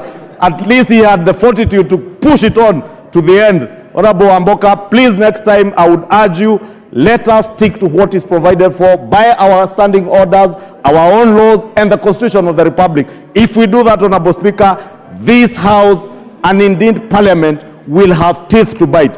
Otherwise, if we abuse the provisions of our Constitution to just collect signatures and sign signatures and push, Honorable Speaker, in an attempt maybe to blackmail or intimidate cabinet secretaries, we shall be rendering this House impotent, and that will be the end of Parliament, Honorable Speaker. I pray to God and urge members that next time we want to impeach a cabinet secretary, let it be based on the law, the Constitution. Order, Majority Leader. Yes, Ocheng, what's the point of order? Mr. Speaker, I've been listening here today. What's the point of order? Mr. Speaker, is it in order for the Majority Leader to keep on referring to Honorable Wamboka as if he made a mistake to bring this particular motion?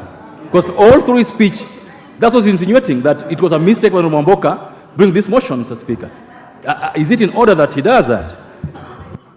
First, I didn't understand it that way, and secondly, Honorable Wamboka made no mistake in exercising his right. Yes. And that's what Ichungwa said. All he said is that exercise much more care and bring more tangible evidence. That's what I heard him say. Yes. Order, honorable members. I promised five. It is done. I'll now call the next order. The matter is over. Call the next order. Your motion was spent. You moved, you replied. Yes. Next order. Order number 12, Committee of the Whole House. Order, honorable members, be upstanding. Honorable members.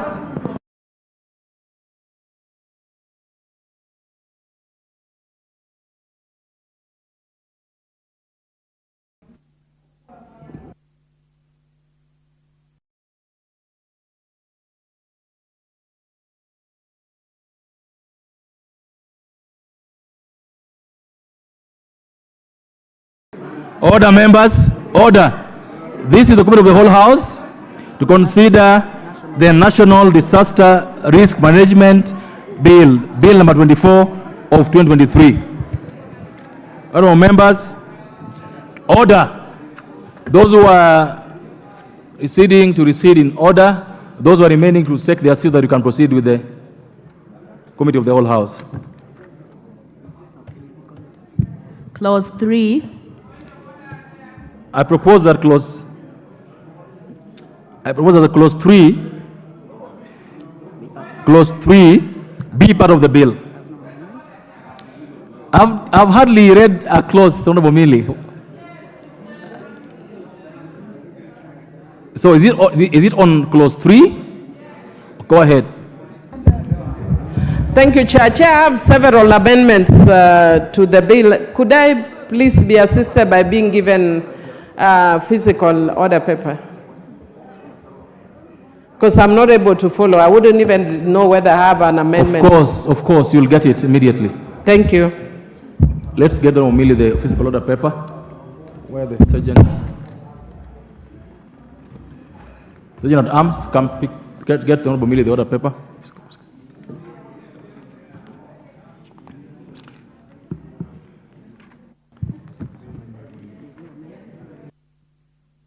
Remember, there's no amendment to that clause, so I now put the question that clause 3 be part of the bill. As many of that opinion say aye, as many of that opinion say nay. The ayes have it. Clause 4. Members, I propose the question that clause 4 be part of the bill. You have amendment by the Honorable Mili.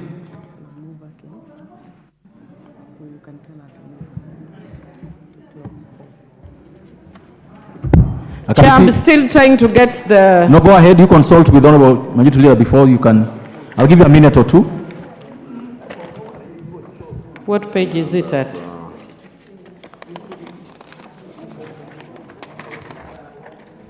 On page 630, 631.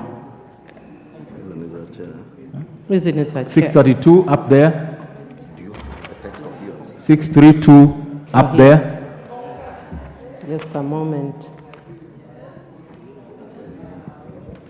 Oh, thank you, Chair. Chair, I move that clause 4 be amended as per the order paper. Chair, what this amendment seeks to do is to ensure the protection of vulnerable groups, including women, children, persons with disabilities, and older persons of the society when you are having a national disaster. And and Chair, you can actually see it is even good that this bill is coming at a time when we are dealing with the floods. And you can see the women, children, and persons with disabilities are really suffering because of the flooding. So special attention should be given to them during this time. I propose. Members, I propose a question that clause 4 be amended as proposed by the Honorable Mili. Honorable Chair, you got something to say on this?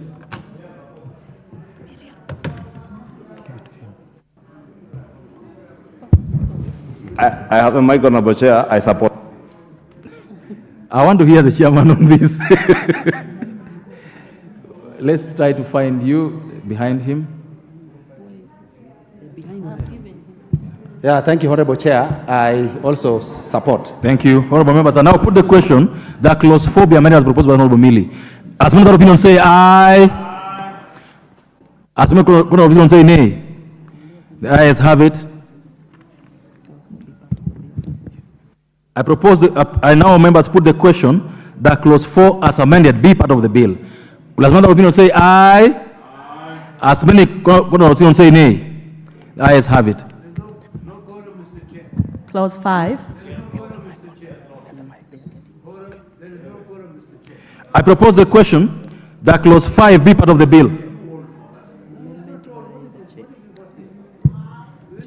Chair, you got an amendment with this?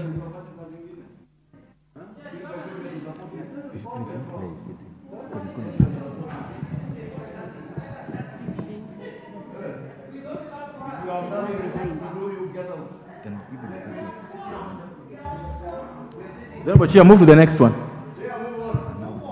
Yeah, thank you, Honorable Chair. The committee proposes that clause 5 be amended by deleting that clause, so as it is in the order paper. Thank you. So we delete clause 5. Thank you. I propose the question that clause 5 be deleted as proposed by the chair. Honorable Mili.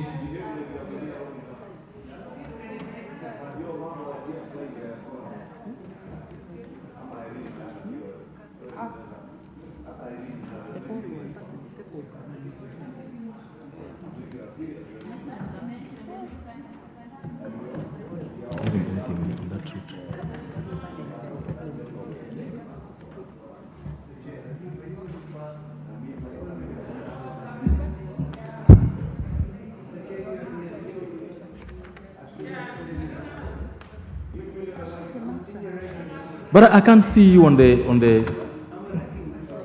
Yes, but the Honorable Shakil, you know the rules. Just go up there, pick a card, come put the card, I'll listen to you. It's that simple. Just go up there. They are still there. They can give you a card to speak. It's just simple. Then I'll listen to you. We are trying to. Oh, thank you, Chair. Chair, I would want to request the chairman of the committee if he could please clarify the proposed amendment. And Chair, the reason is that from the current flooding that we have seen that where you have an intergovernmental framework on disaster management, then it is more effective. But if you have the counties working on their own and the national government on their own, especially with such a huge magnitude, it becomes problematic. So could the chair please explain to us why he thinks this clause, which I think is very good, is not necessary? Thank you. Honorable Chair.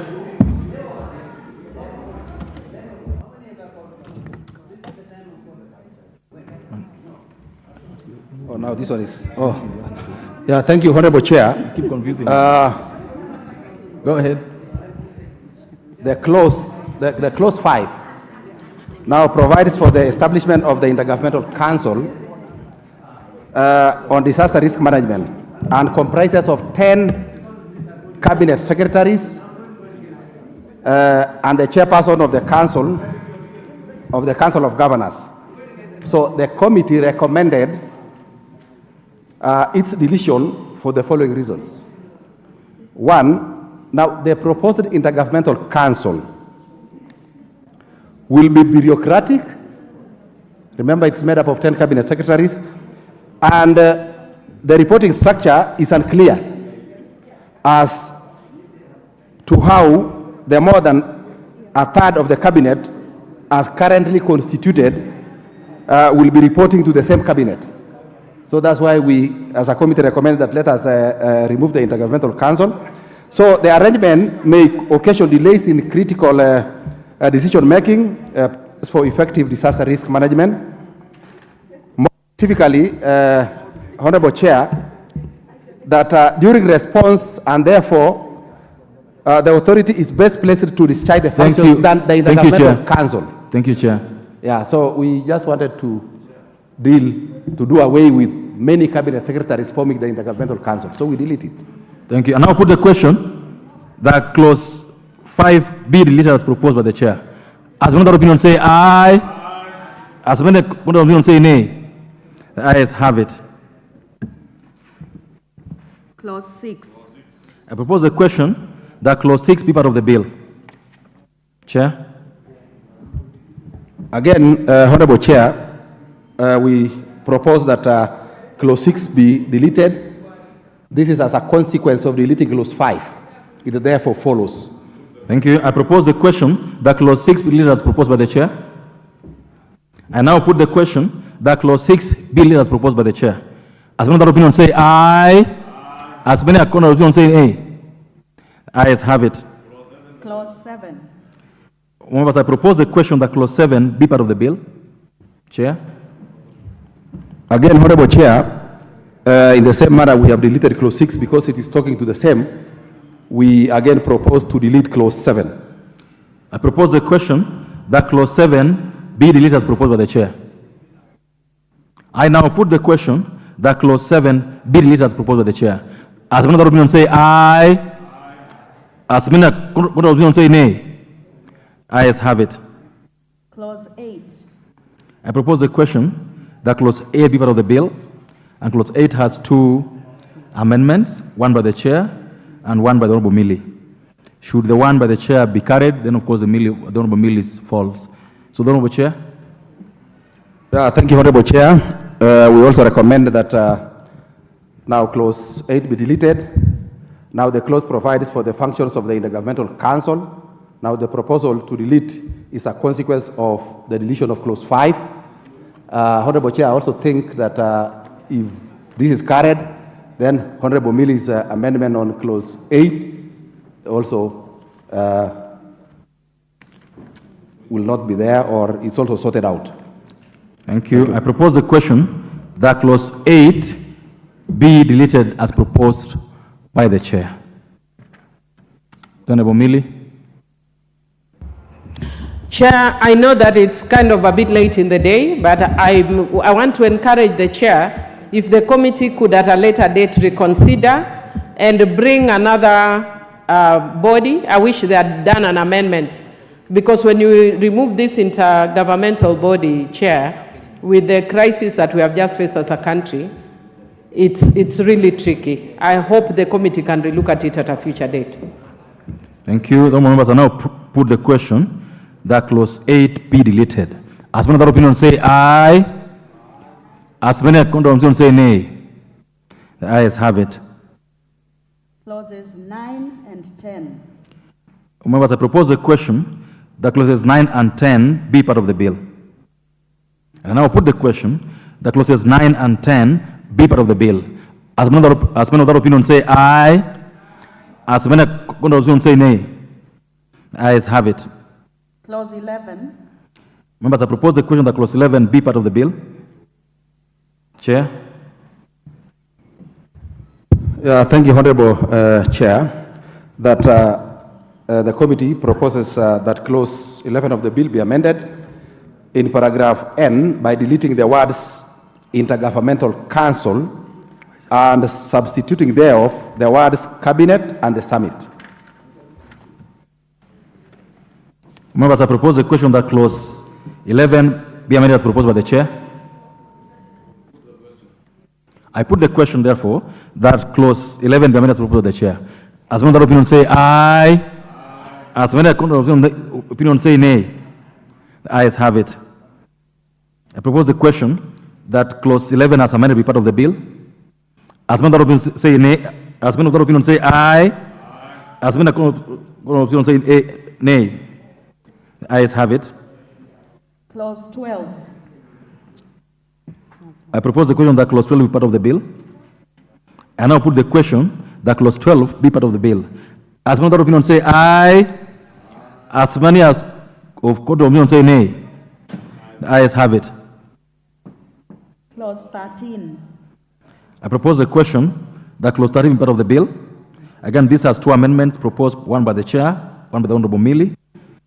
The one by the chair is carried. Honorable Millie's will fall, eliminate. So the Honorable Chair.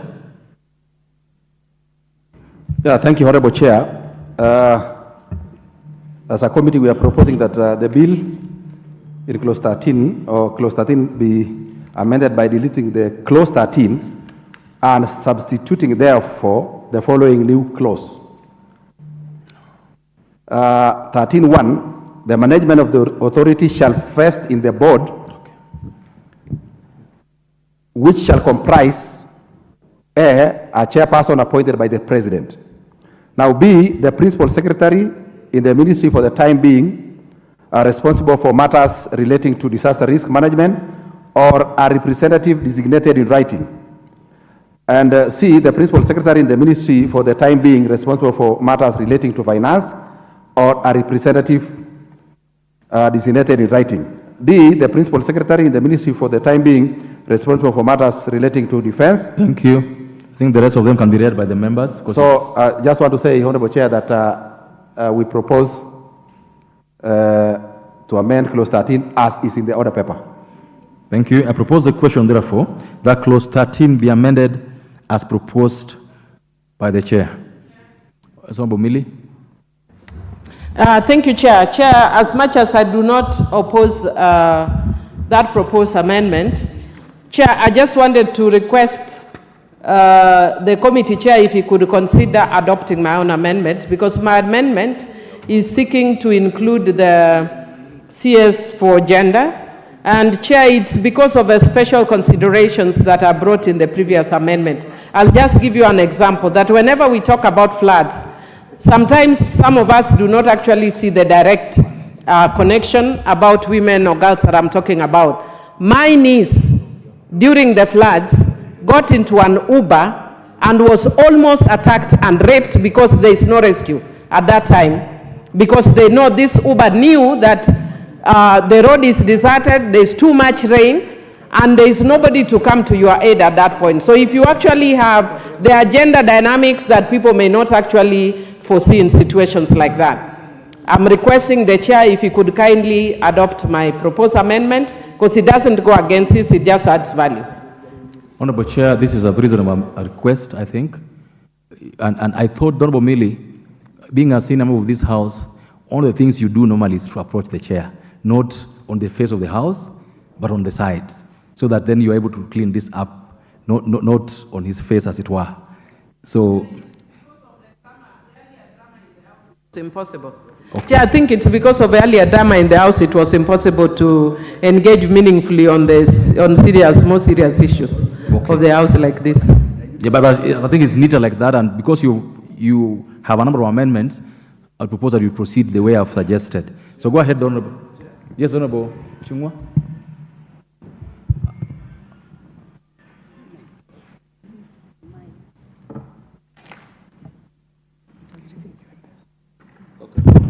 Chair, I hear what Honorable Millie is saying. I'm probably just looking at the list because the other justification was to keep the board with 9 members in line with the Mwongozo Code of Governance. Probably if the chair would be amiable to accommodating Millie's amendment by removing the principal secretary in the ministry for the time being in charge of drought management or a representative designated in writing, we replace that with the Millie's PS, recommended PS. Because the one for defense, it's important that the defense, because of the support that we get from the military, is there. The PS for in charge of disaster, which in most cases will be OP, is okay. The principal secretary for finance is okay because of finances. But this one for drought management is part of the disasters. And maybe we can replace this one with the one in charge of gender.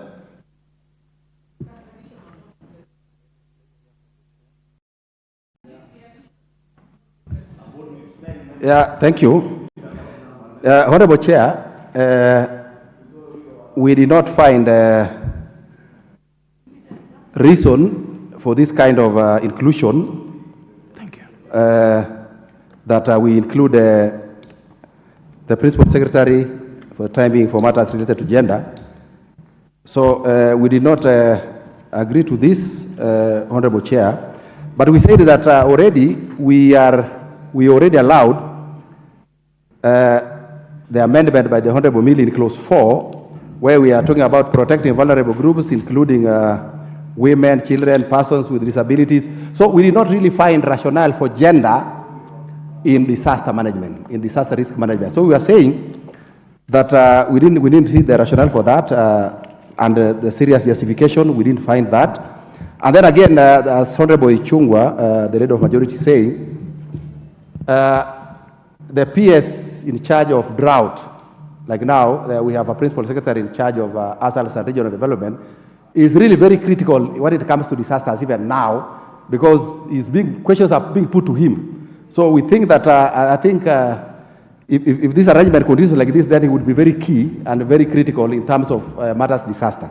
So I wish that if we just could go by what we have proposed, the better. Because that is what we, as a committee, we were thinking about. So we did find justification for putting the PS in charge of gender in terms of this disaster. Thank you, Honorable Chair. Thank you. Honorable Mayaka. Chair, I'd really like to just beg the indulgence of the chair on this particular matter, because, Chair, if there is any persons who are really affected when droughts happen, it is women and children.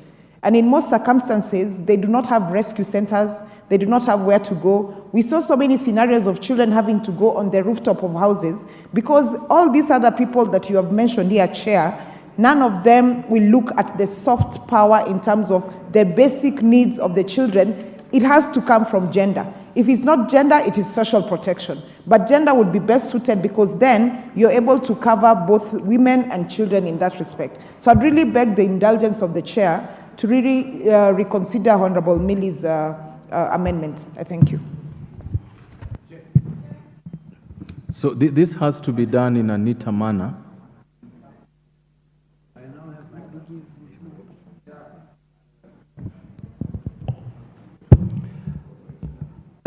Honorable Chair, I hear the members, and Now that we wanted to also stick to the number of board members, unless now, if we can agree that we move a further amendment to this so that we can provide these extra peers and ensure that a third of the members of this board are of either gender. So then we have a further amendment. So therefore, the Commission will now read that we'll take in the Honorable Milli's amendment and a further amendment by the Honorable Chair that now removes the Prince Secretary in charge of data management, that is at E.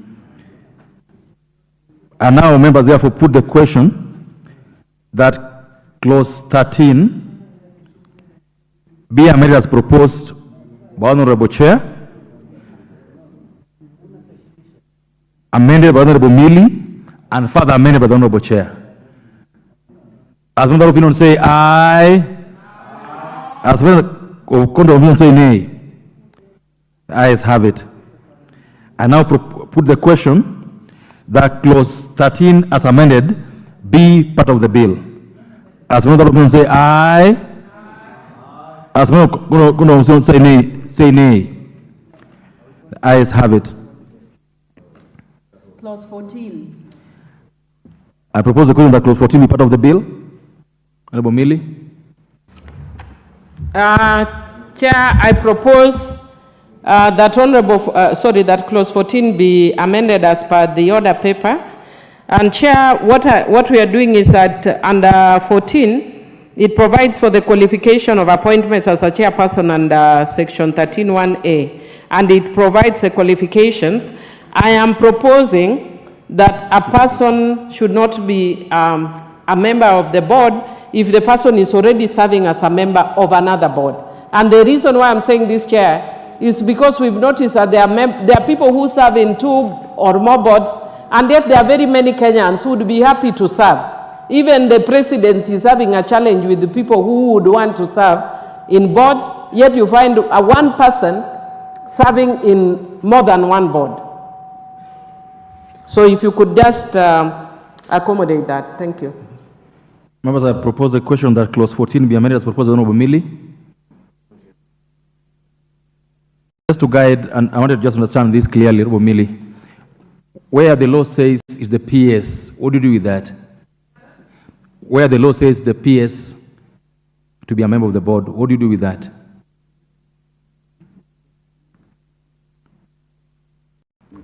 Are you excluding the PSS and public official from this particular proposal?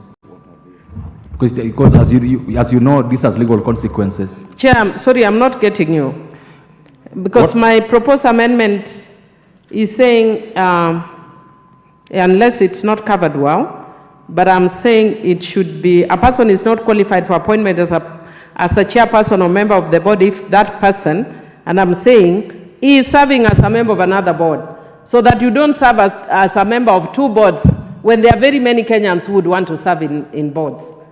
Why should we have one person serving in 2 boards when there are many Kenyans who would like to serve? Thank you. So that's actually what my amendment is about. Thank you, Chair.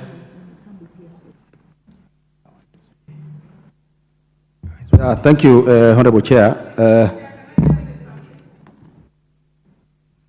Let's have the Chair. Yeah, thank you, Honorable Chair.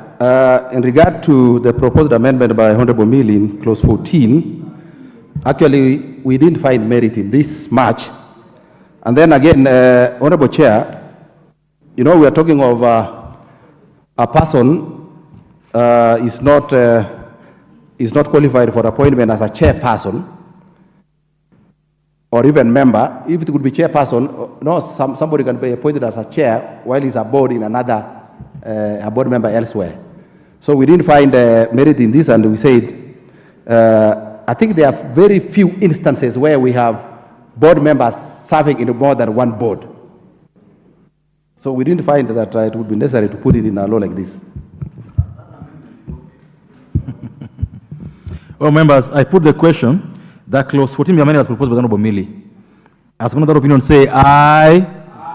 As many of contrary opinion say nay. Ayes have it. I now put the question that the clause 14 as amended be part of the bill.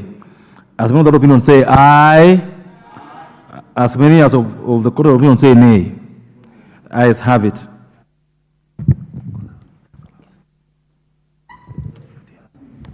Clause 15. I propose the question that clause 15 be part of the bill.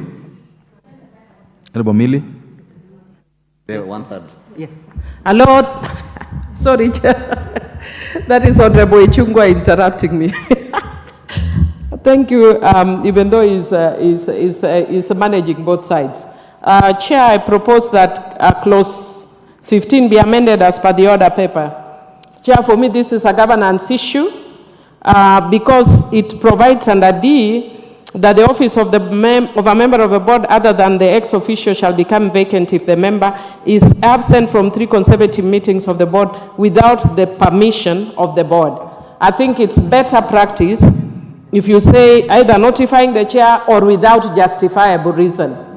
Because if you say, because we know the politics in the board sometimes, somebody can be sick, request permission, is denied, and then you are thrown out when you're actually genuinely sick. So it should be upon them to prove that there was justifiable reason. It's a good governance practice. Thank you. Members, I propose a question that clause 15 be amended as proposed by the Honorable Millie. Chair.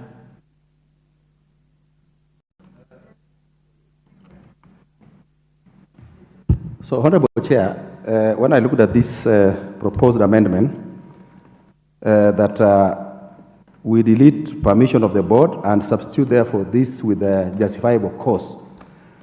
So, what is justifiable cause? What could be justifiable elsewhere may not be justifiable elsewhere. So we say, if we say somebody has permission from the board, either from the chairman or from the board, it would be better than saying you are just absent, but the cause for your absenteeism is justifiable. How do you measure that? Honorable Millie. Chair, I think maybe the chair didn't listen to me when I was moving. I said a lot of boards usually have problems because of clauses like this, and it has become good governance practice not to say you get permission of the chair. If somebody, a member has a problem, say with the chair, then the chair can even get request permission and it is denied, and this person is actually sick. But when you actually say justifiable reason, then it becomes incumbent upon them to prove whether it's justifiable reason. So that even when somebody goes to court, then you can actually prove that there was justifiable. But when you say permission of the chair will just say, no, I didn't give permission. And it creates autocracy because you are making chairs that can be ruling around people. It's just good governance practice. Thank you. Thank you. I now put the question that clause 15 be amended as proposed by the Honorable Millie. As many other opinions say aye, as many as of opinions say nay. Ayes have it. I now put the question that clause 15 as amended be part of the bill. As many other opinions say aye, as many as out of the court of opinions say nay. Ayes have it. Clause 16. I propose the question that clause 15 be part of the bill, 16 be part of the bill. Honorable Millie. Thank you, Chair. Chair, I'm trying to catch up as I move, so you will bear with me.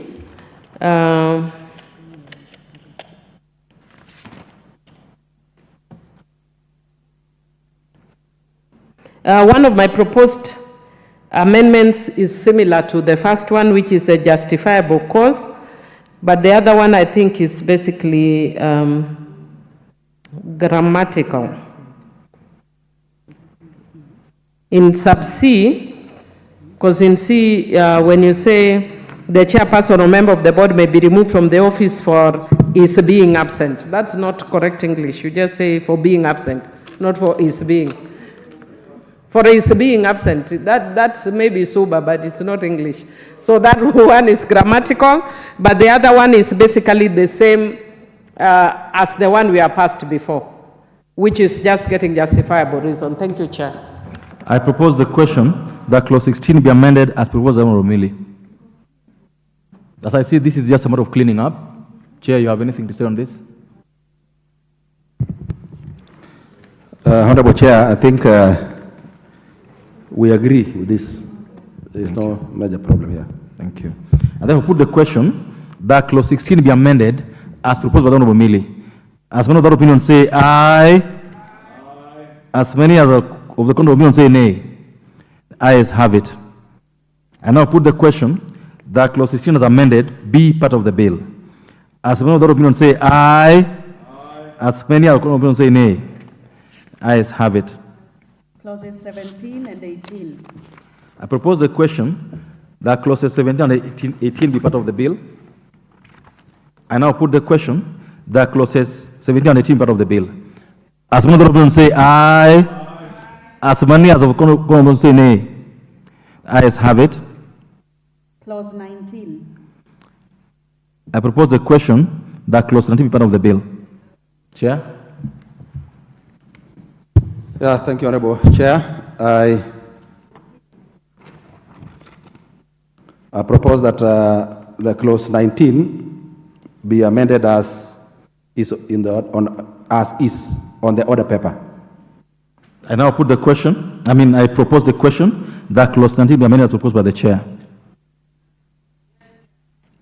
Is Honorable Millie? Chair, I wish to support the chairman.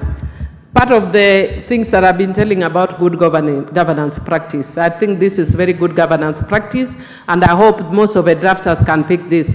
Once you establish a committee or a board, and then you co-opt, you're actually bringing people through the back door.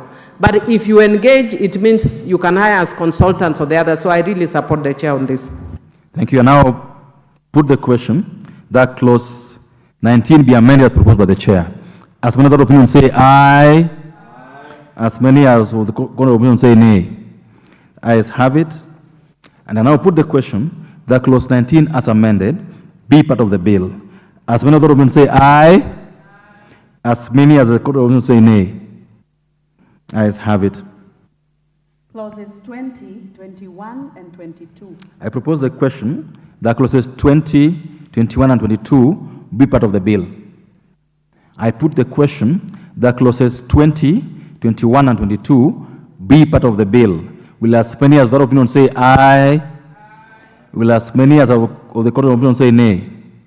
Ayes have it. Clause 23. I propose the question that clause 23 be part of the bill. Honorable Millie? Or is it the chair? The chair. Chair, go ahead. Thank you, Honorable Chair. That clause 23 of the bill be amended in subsection 2 by inserting the words or her immediately after the word his. As is in the order paper. Thank you. I propose the question that clause 23 be amended as proposed by the chair. Yes, Mayaka. Thank you, Honorable Chair. Chair, I just want to commend the chair of the committee for this particular amendment because this is very progressive. At least we are taking cognizance of both genders when we are addressing some of these matters. So I support this particular amendment. Thank you. Thank you. I put the question, therefore, that clause 23 be amended as proposed by the chair. As many other opinions say aye. As many as of opinion say nay. Ayes have it. I now put the question that clause 23 as amended be part of the bill. As many other opinions say aye. As many as of the court of opinion say nay. Ayes have it. Clause 24. I propose the question that clause 24 be part of the bill. Honorable Millie. Thank you, Chair.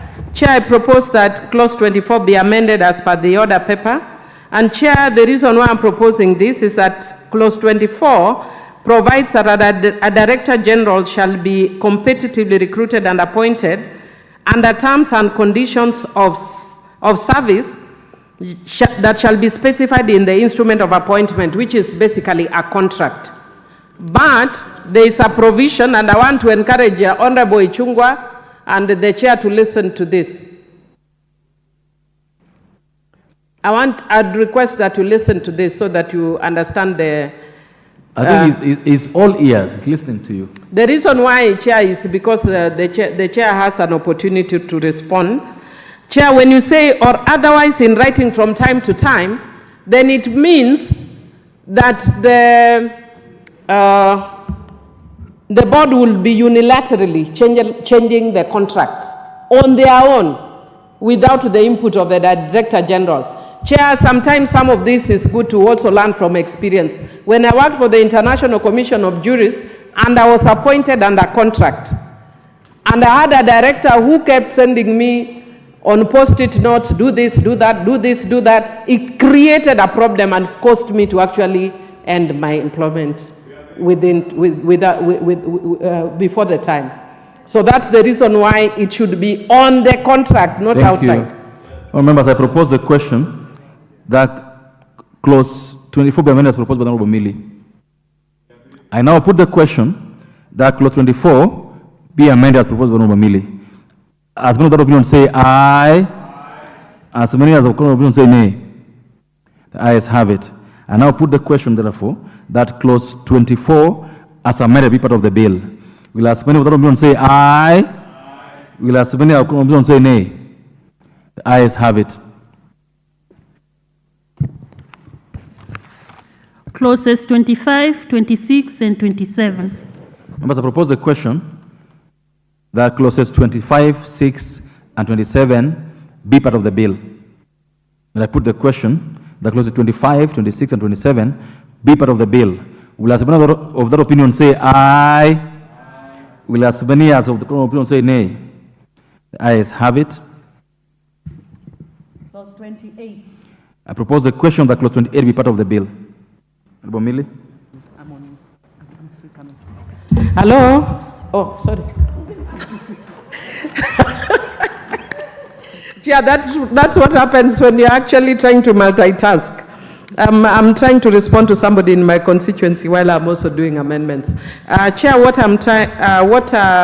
the import of clause 28 is to seek that in appointment of staff, there shall be regard to ethnic, gender representation and representation of young persons and persons with disabilities.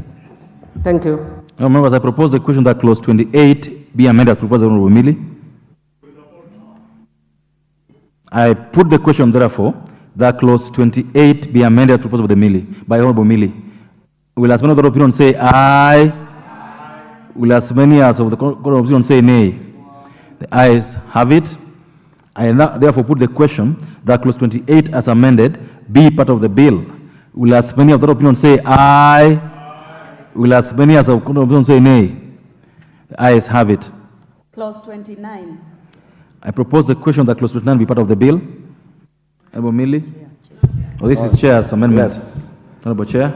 Yeah, thank you, Honorable Chair. That clause 29 of the bill be amended in sub clause 1 by deleting the expression the Director General or such other person as the board may direct, appearing immediately after the word secretary. So, Honorable Chair, the reason for this is that the proposed amendment aligns with the Mongoso Code of Conduct for State Corporations, which provides that the Corporation Secretary shall be the custodian of the common seal and shall account to the board for its use. Sorry. Thank you. Thank you. I propose the question that clause 29 be amended as proposed by the Chair. I put the question that clause 29 be amended as proposed by the Chair. As many of the opinion say aye, as many of the opinion say nay. The ayes have it. I now put the question that clause 29 as amended be part of the bill. Will as many of the opinion say aye? Will as many of the opinion say nay? Ayes have it. Clauses 30, 31, 32, 33, and 34. I propose the question that clauses 30, 31, 32, 33, and 34 be part of the bill. I now put the question that clauses 30, 31, 32, 33, and 34 be part of the bill. Will as many of the opinion say aye? Will as many as of the opinion say nay? The ayes have it. Clause 35. I propose the question that clause 35 be part of the bill. Honorable Chair. Thank you, Honorable Chair. That clause 35 of the bill be deleted and replaced with the following new clause. Honorable Chair, I don't know whether I'm going to read all this, that there is established a county disaster risk management committee in each county. Now the members of the county committee shall comprise from A to H, as is on the order paper. Thank you. Thank you. I propose the question that clause 35 be amended as proposed by the chair. Honorable Mili, you have an amendment on this. Do you want to say something on that? Chair, clause 35. Yep. Do I really have an amendment on clause 35? Oh, sorry, Chair, let me just check. First of all, even as I'm checking my own amendment, I want to say that I support the proposed amendment. I would urge, because we have actually passed the other one, that that if the chair could, I don't know whether this one will be the chair or whether it still gives room if the architecture is not changed, but my B be adopted, which is the member of the county committee shall ensure that the member elected under clause 3 shall be of a different gender from the chairperson, so that we have a zebra approach, where the chair is a woman, the vice is a man, and vice versa. Yeah, perhaps, Chair, you will advise us, because we are moving fast, whether if the original architecture is changed by his proposed amendment, if he could kindly adopt my amendment, but if it is not changed, that my second amendment be adopted separately. Otherwise, I support his proposed amendments. They are very good. Chair?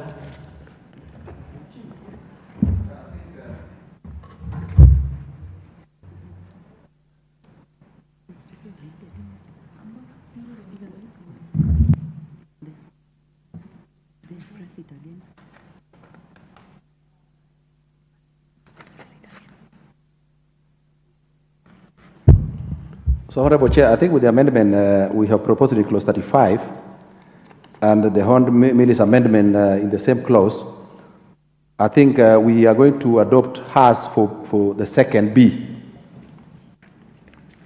Then the first one will be taken care of by the amendment we have proposed. So there is no harm, we are in agreement. B is okay. Thank you. Honorable Mili, if you look at even what Chair has said, and also look at the new clause at 3, this is, if you have the order paper at page 629, we have the order paper, page 629 at 3, 629 on the order paper.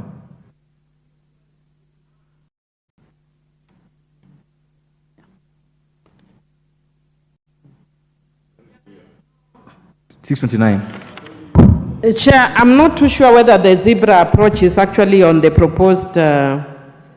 It talks about gender equity, which I really support, but the B, which the chair has graciously agreed to adopt, is talking of the zebra approach for chair and the vice chair.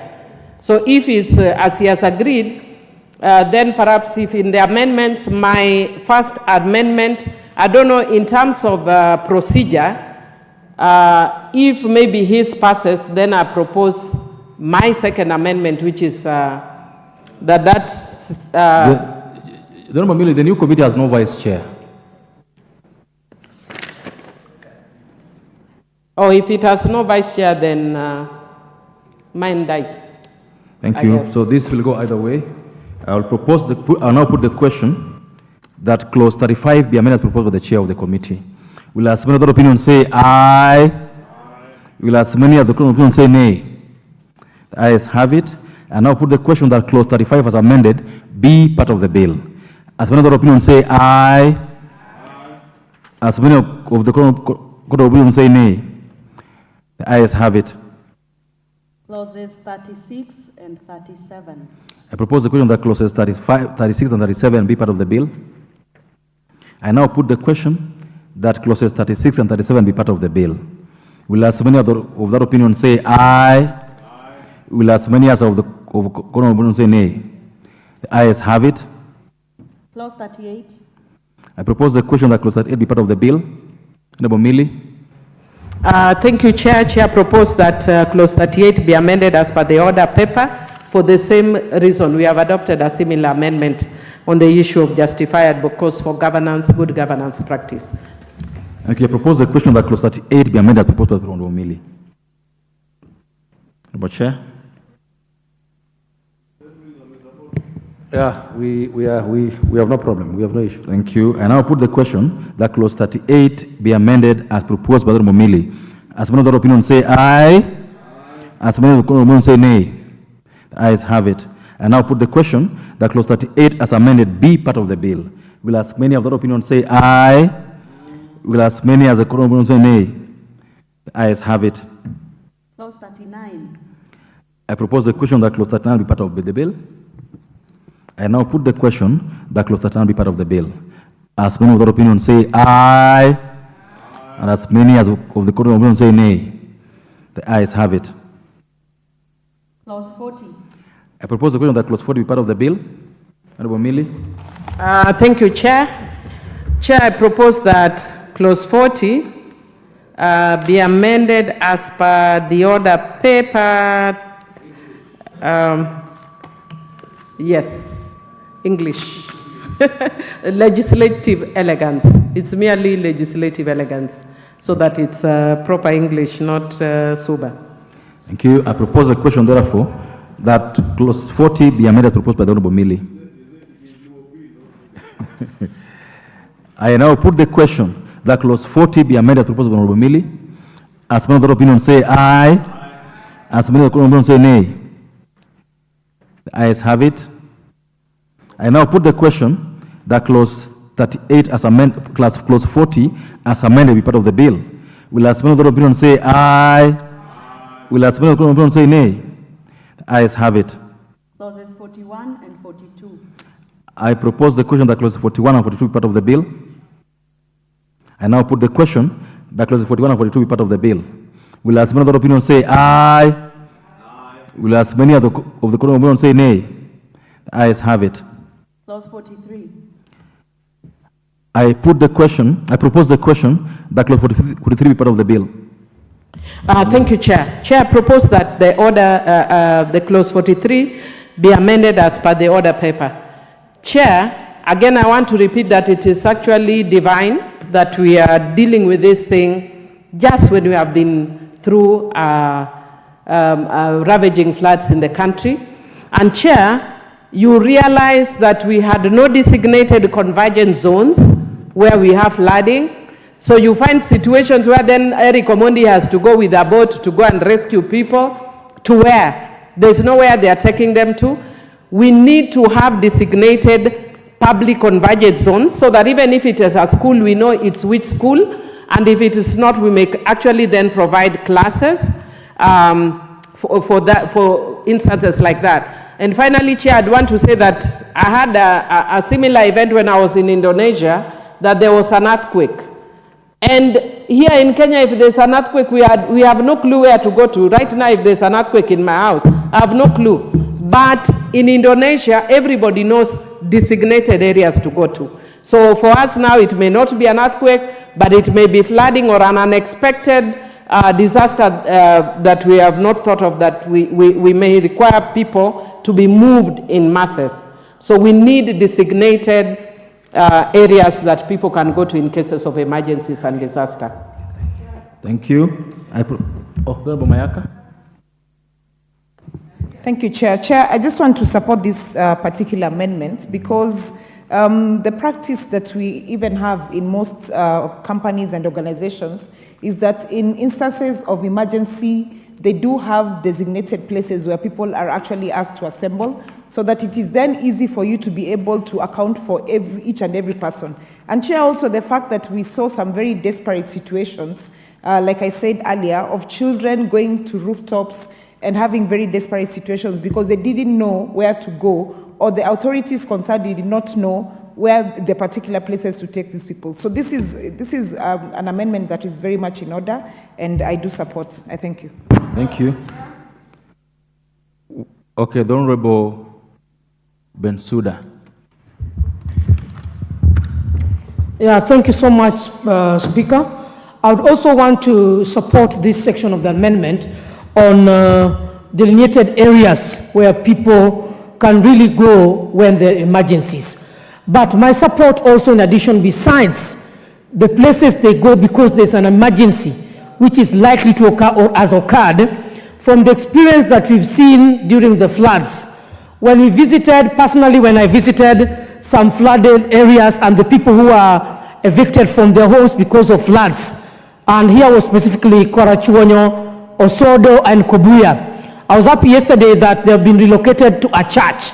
But you see also in a church situation, Speaker, it is also not conducive, especially by the time that now the church members would want to come. What am I saying? This amendment should inform us as a country, which I was deeply thinking that we need not to wait until we experience disaster, then we start thinking of people running left, right, occupying churches, occupying primary schools, which even displacing and relocating them becomes a problem.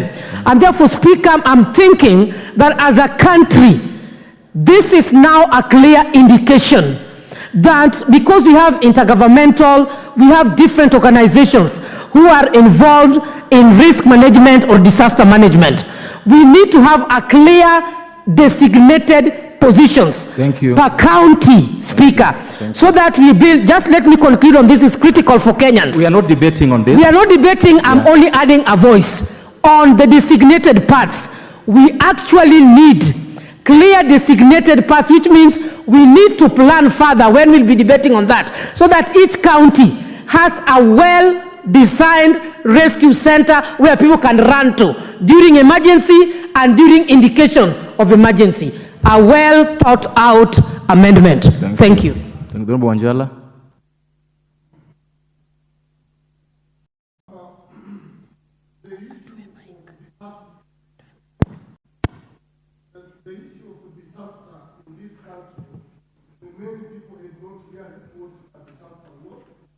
What people are going through when they are affected by the disaster. Me being one of the victims, every year in, year out, I would tell the whole country, the whole world, what we are going through, but nobody would understand. And today, what the best thing that has happened in this country, that this year, the floods have gone to those areas that they never gone. And it has affected those people that have not been affected. Now, Kenyans have realized that actually we need to deal with this situation. And I agree with the honorable member that we need, there are some constituencies that they are known that this type of disasters. That every year we have this problem, Yamo, Unadagi, Dakar, and so on, up to Overbay. We have all these problems. Then the government come and buy land, designate these places, and even we want to be having mobile schools. That when this water comes, and move the families. Honorable Wanjala. Order. Use this next mic. This one to you, next mic, because we are not hearing you well. Go ahead.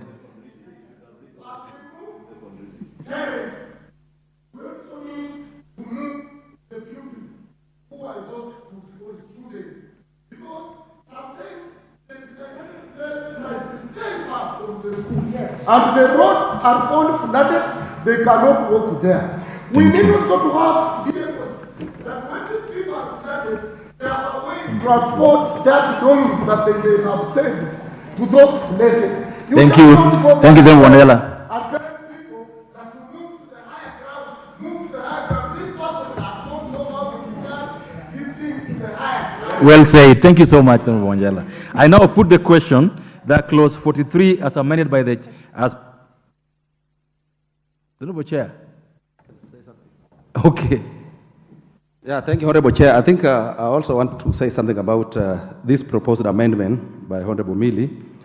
I see it has the support of the majority of members.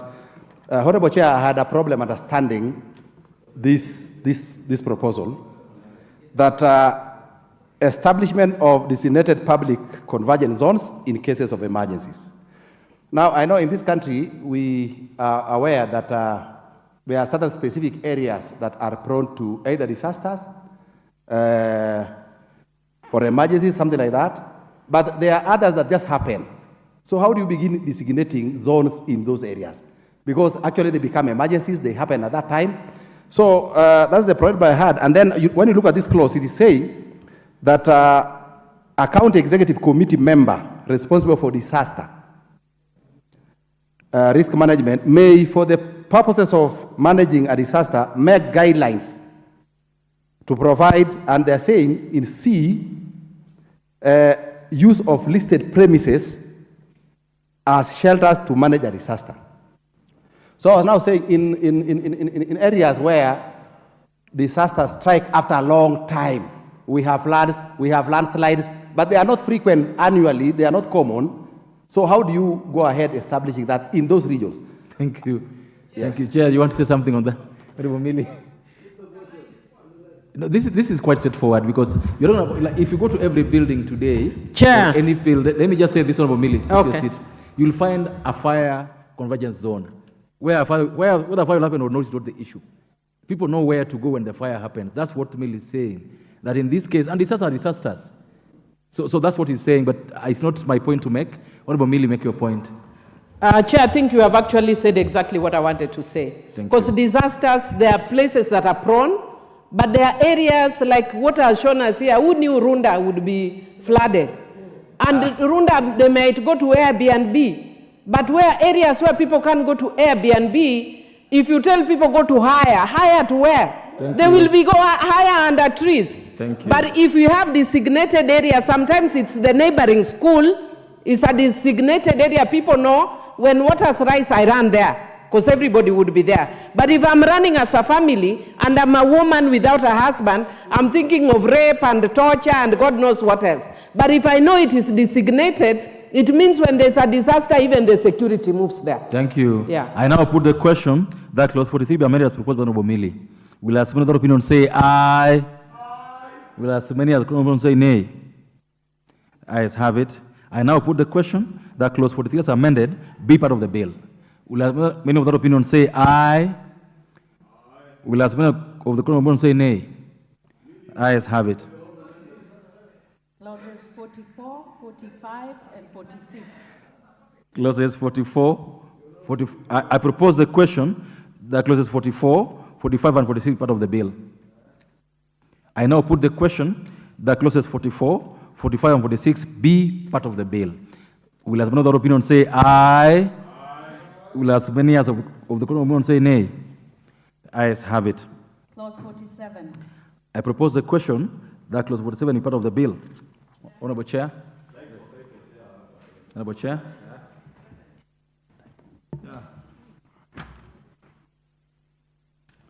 Now, thank you.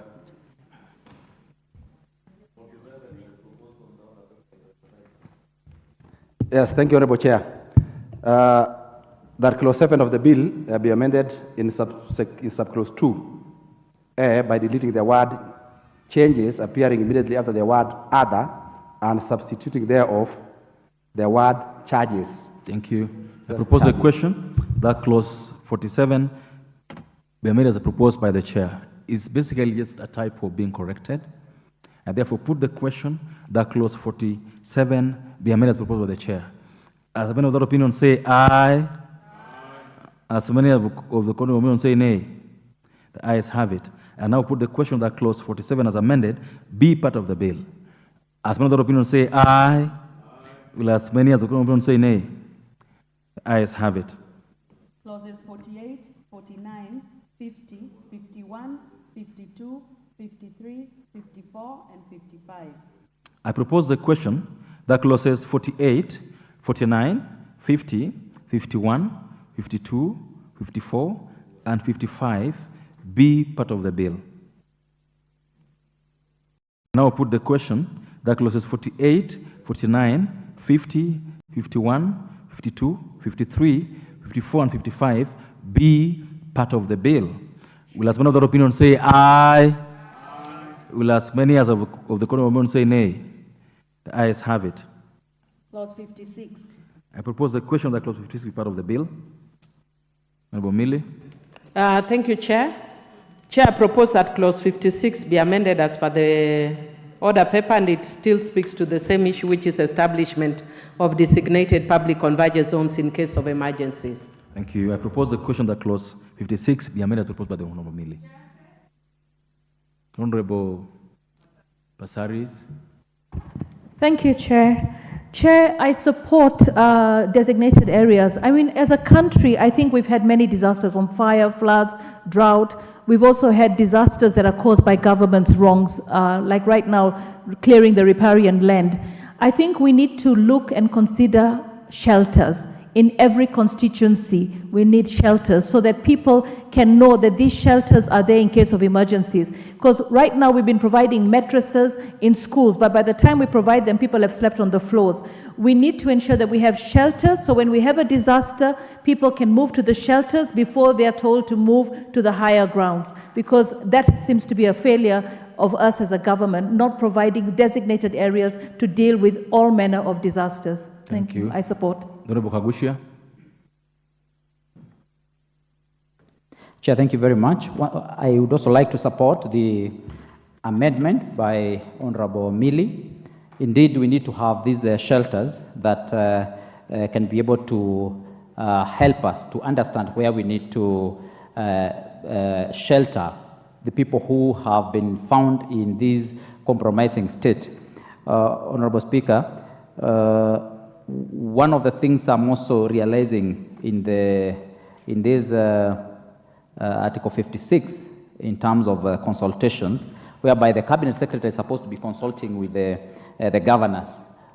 Chair, we need to ask ourselves whether this consultation also has to do with concurrence, because, you know, at the national level and at the county devolved level, we have the Cabinet Secretary who is consulting with the governors. Are we going to have concurrence as well? And you understand that this has been an issue in the past, whereby consultations happened, but then the other party said that there were no concurrences in this particular issue. So as we have these delegated regulations, as the Cabinet Secretary is dealing with the delegated regulations and has to consult with governors, we need to understand to what extent are we going to agree with the governors, at what extent can these regulations then be held whereby the governors are of a different opinion from the Cabinet Secretary. And when they consult with the governors, that doesn't mean that they also have to consult with the county assemblies. At what point then do we need to have that consultation and agreement and concurrence? Thank you.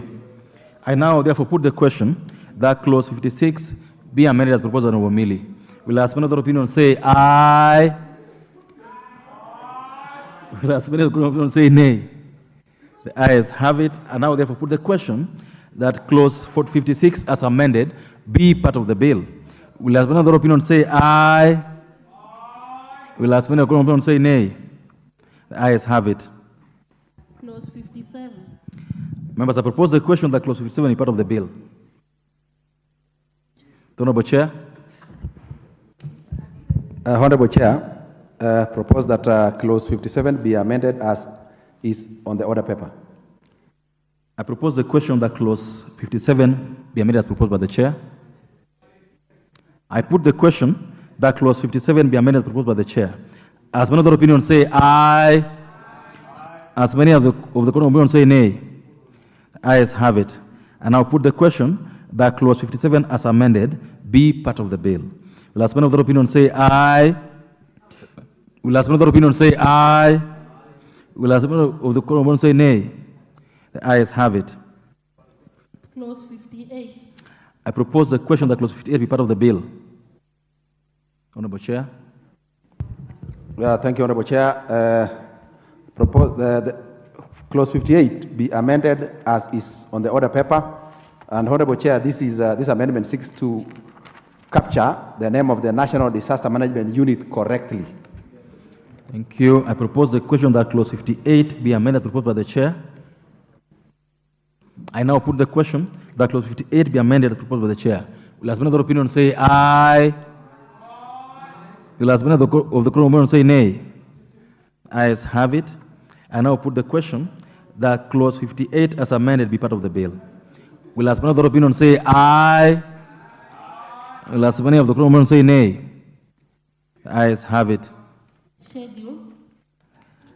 I propose the question that the schedule be the schedule of the bill.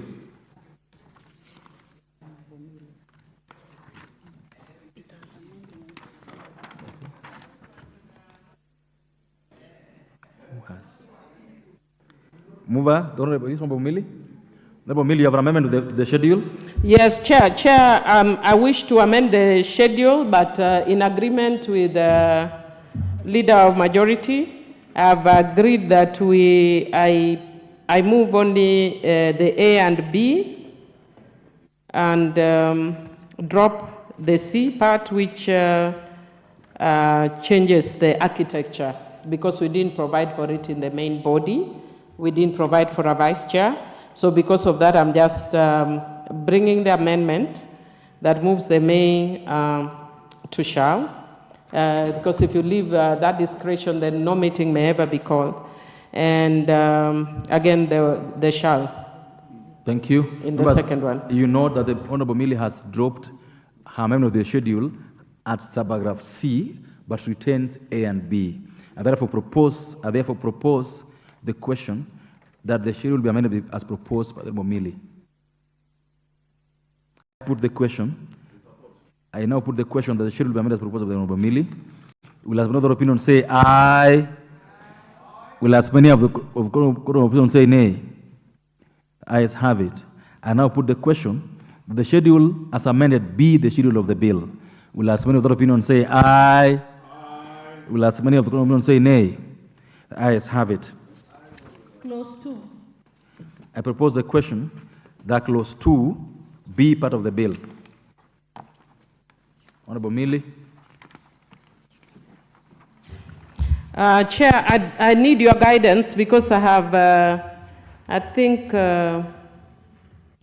four different proposed amendments. Can I move them one by one?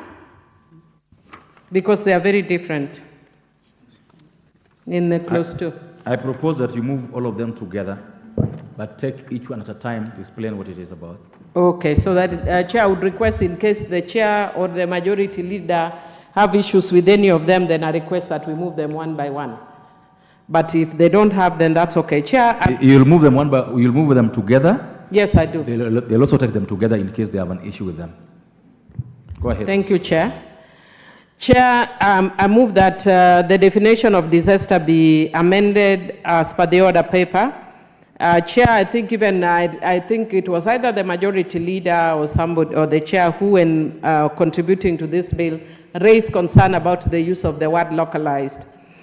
Because when you talk about localized disaster, it limits response, because sometimes, not all the times, it's disaster localized. So I'm proposing we remove the word disaster appearing before the word natural. Secondly, I am also seeking to delete the definition of disaster risk management as per the order paper, as per the bill, and give a new definition as per the order paper. And Chair, substantively, I'm just adding other segments that are not provided. For instance,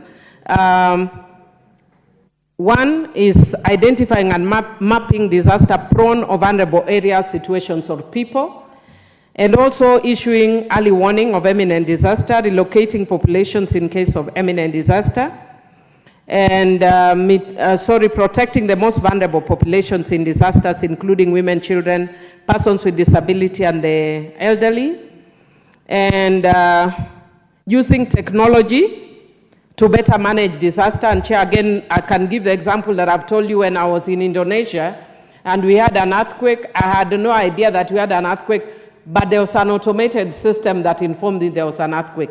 So if you can also have automated, use technology more, it will help.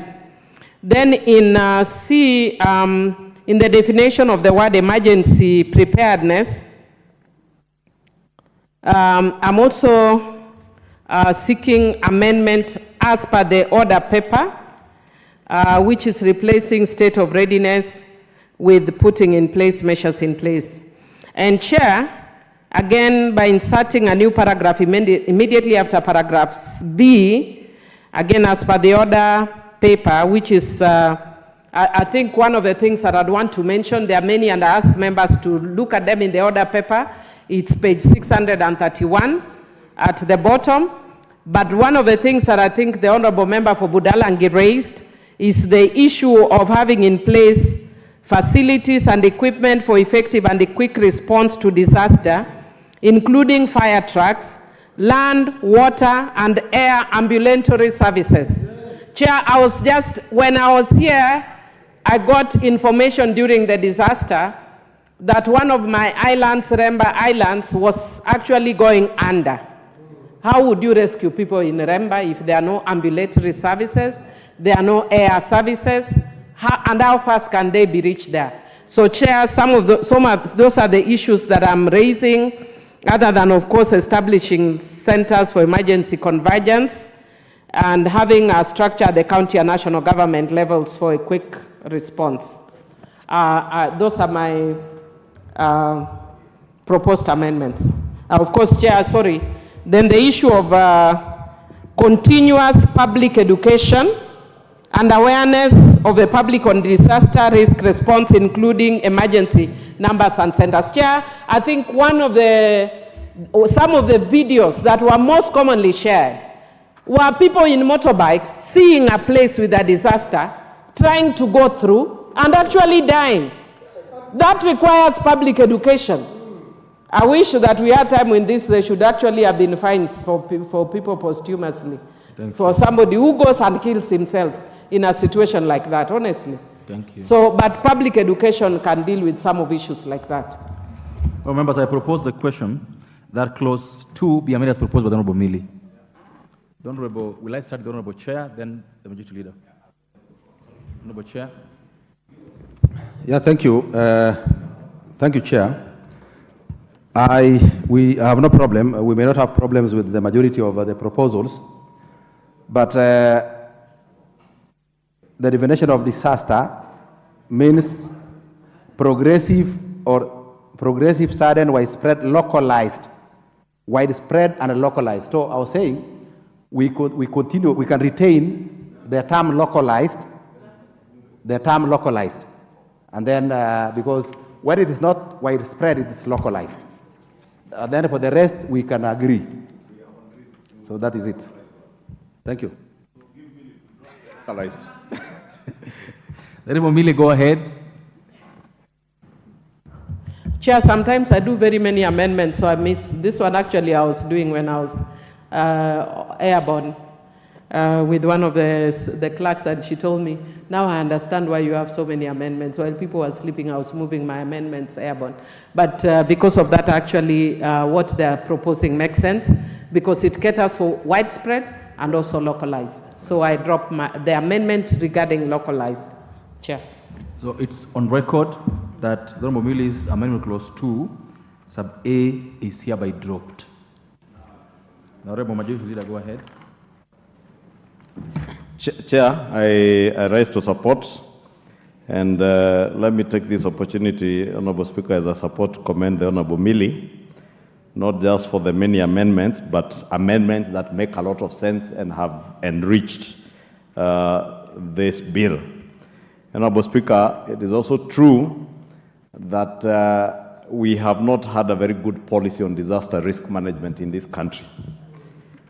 I've just been informed, Honorable Speaker, that there are 6 young men who, to me, are great heroes in our country. Young men who risked their lives to rescue a young girl somewhere in Korogosho, in Nairobi. And for many Kenyans, Honorable Speaker, who watched those young men risking their own lives, and I will invite members to just shake their hands in my office because they are waiting for me in the office. Honorable Speaker, this speaks volumes to the state of our disaster risk management in this country. And therefore, allow me to commend the Honorable Millie for enriching this debate. And you must also appreciate, Honorable Speaker, I was just telling the member for Budalangi, as much as he said whatever he said in jest, inviting floods into other areas that have not been prone to floods. But now many more Kenyans not only appreciate how ravaging floods can be to the livelihoods of people, not just the people of Budalangi, but in many other areas, including in the city, Honorable Speaker. Even in areas, as the member for Budalangi was saying, people may have imagined that it can only flood in areas around Korogosho, Mathare, Kibra, Kawangware, along the Nairobi River frontage. But we saw this time floods relocating people in Runda, in Gigiri, in posh estates in Lavington, Honorable Speaker, in areas that ordinarily people may never have appreciated the suffering of the people of Budalangi. But today, many Kenyans will appreciate, and I must commend all these members who have endured this evening to make sure that this country has a disaster risk management bill and an act that will help us to better coordinate our disaster. Honorable Speaker, in conclusion, as I was moving this bill, I did indicate that what motivated me to come up with this bill was the suffering that I saw with young Kenyans and their parents after the Garissa University attack. That we had a country where we didn't even have systems to identify bodies if they are disfigured. Your fingerprints are disfigured because of the heat that was in Garissa at that time, Honorable Speaker. And I pray that from now onwards we'll have an act of parliament, and as we send this bill to Senate, Honorable Speaker, that it will eventually become an act of parliament that will help us as a country to better manage our disaster. And let me take this opportunity on the floor of this House on behalf not just of the parents of that young girl from Korogosho, but on behalf of Kenyans at large, to thank those 6 young men. I wish I had already met them because they are waiting in the office. I have not been able to get their names. I would have mentioned them by name one by one. But those young men are our true heroes, and they showed us what we should do when adversity finds us wherever we are, that we can all rise to the occasion and save a life. These are my heroes this year. And if on Mashujaa Day, His Excellency the President and those who nominate people to be designated as heroes would see the actions of these young men, they should be in the role of those who will be awarded on Mashujaa Day as heroes of our times, Honorable Speaker. Thank you. Great, thank you. I thought we should close this, but let me hear what Honorable Wanjala wants to say. He's my neighbor. Go ahead.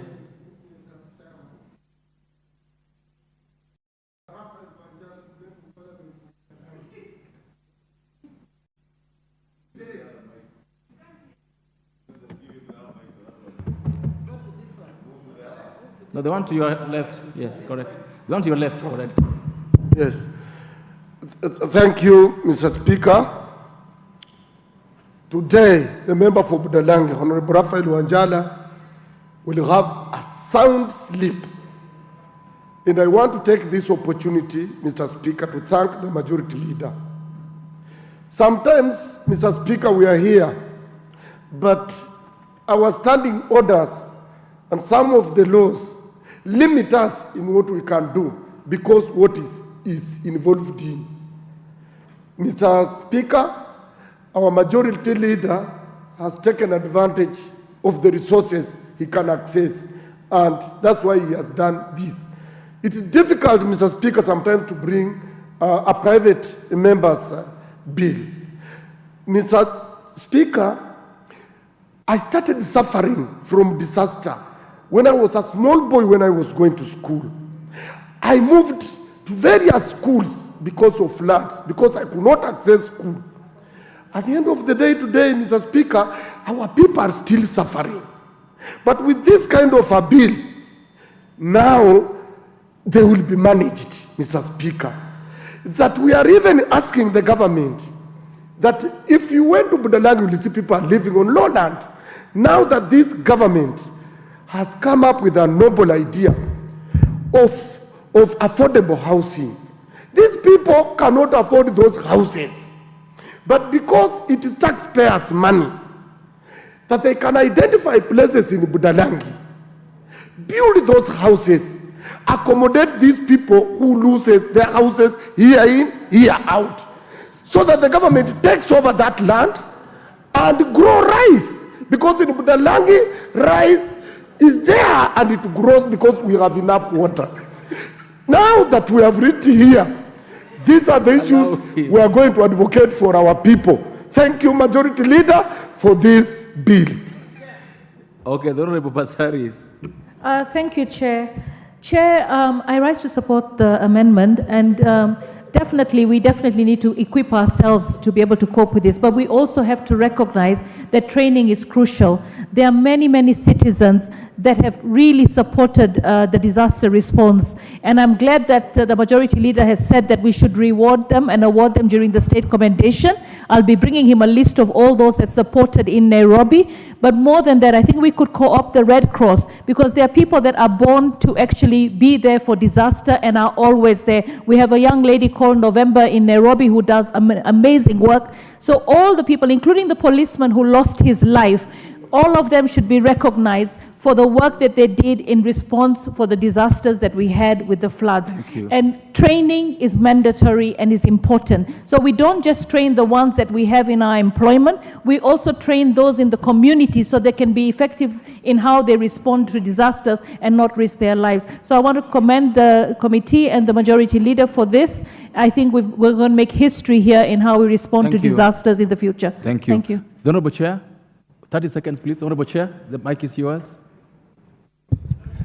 Thank you, Honorable Chair. Thank you for this opportunity. I want to commend the Leader of the Majority, the Honorable Kimani Ichung'wah, for bringing this bill, which was committed to my committee.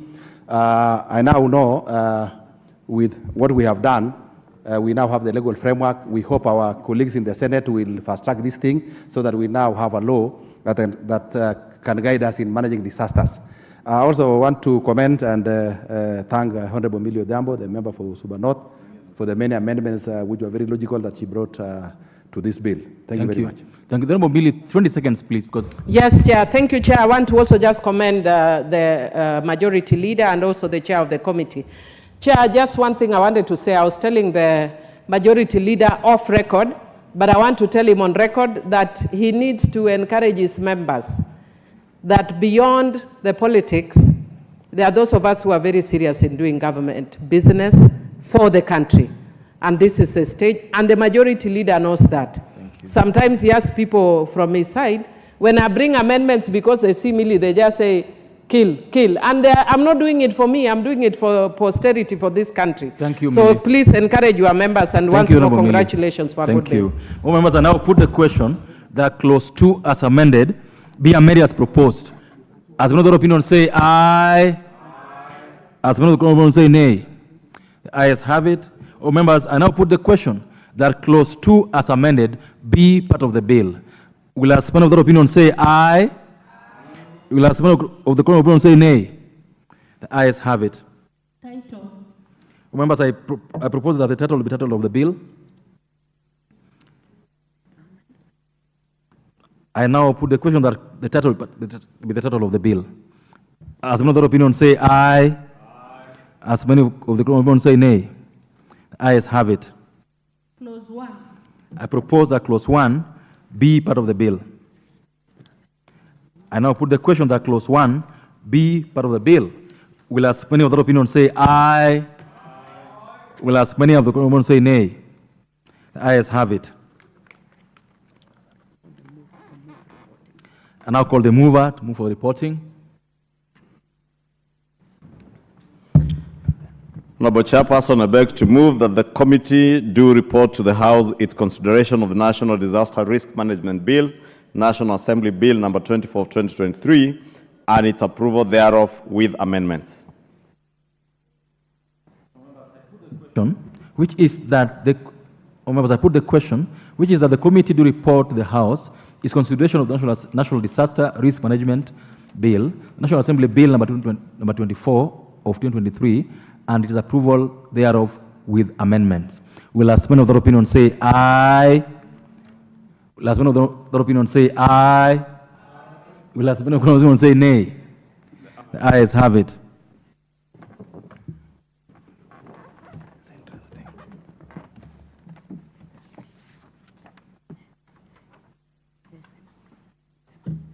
Honorable members, Mr. Speaker.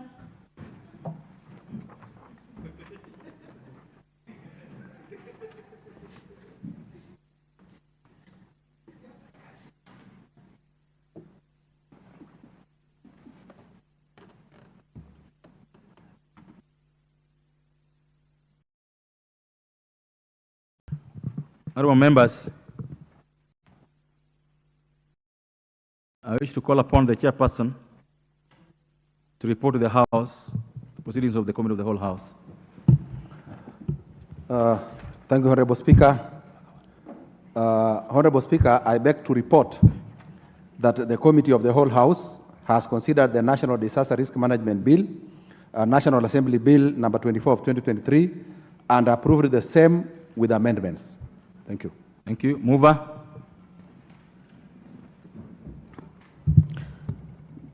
Honorable Speaker, I beg to move that the House do agree with the committee in the said report, and also request Honorable Irene Mayaka to second the motion for agreement with the report of the Committee of the Whole House.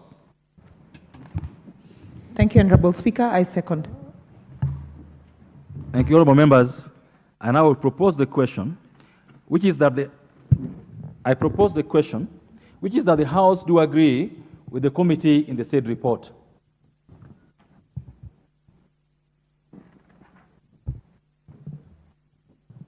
The Majority Leader, if you have anything to say on this.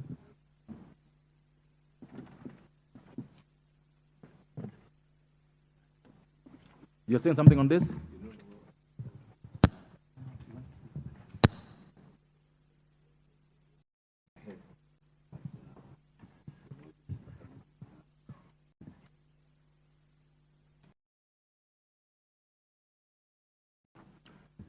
The Majority Leader.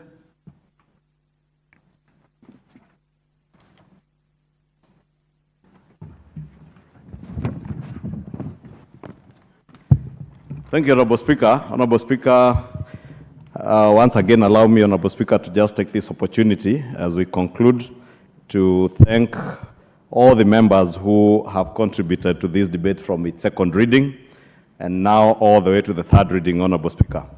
Honorable Speaker, I just mentioned the young heroes in Nairobi here who saved that young girl that we all witnessed on TV. And since I have their names, Honorable Speaker, just indulge me, Honorable Speaker, to recognize and appreciate the efforts of one, Mike Onjehu, Haron Nganga, Benjamin Mwoki, Chris Kamau, Anthony Muigai, and Dennis Mwangi, the 6 heroes from Korogosho who saved the young girl that I referred to, Honorable Speaker. And on behalf of the people of Kenya, once again, to commend them for their great work.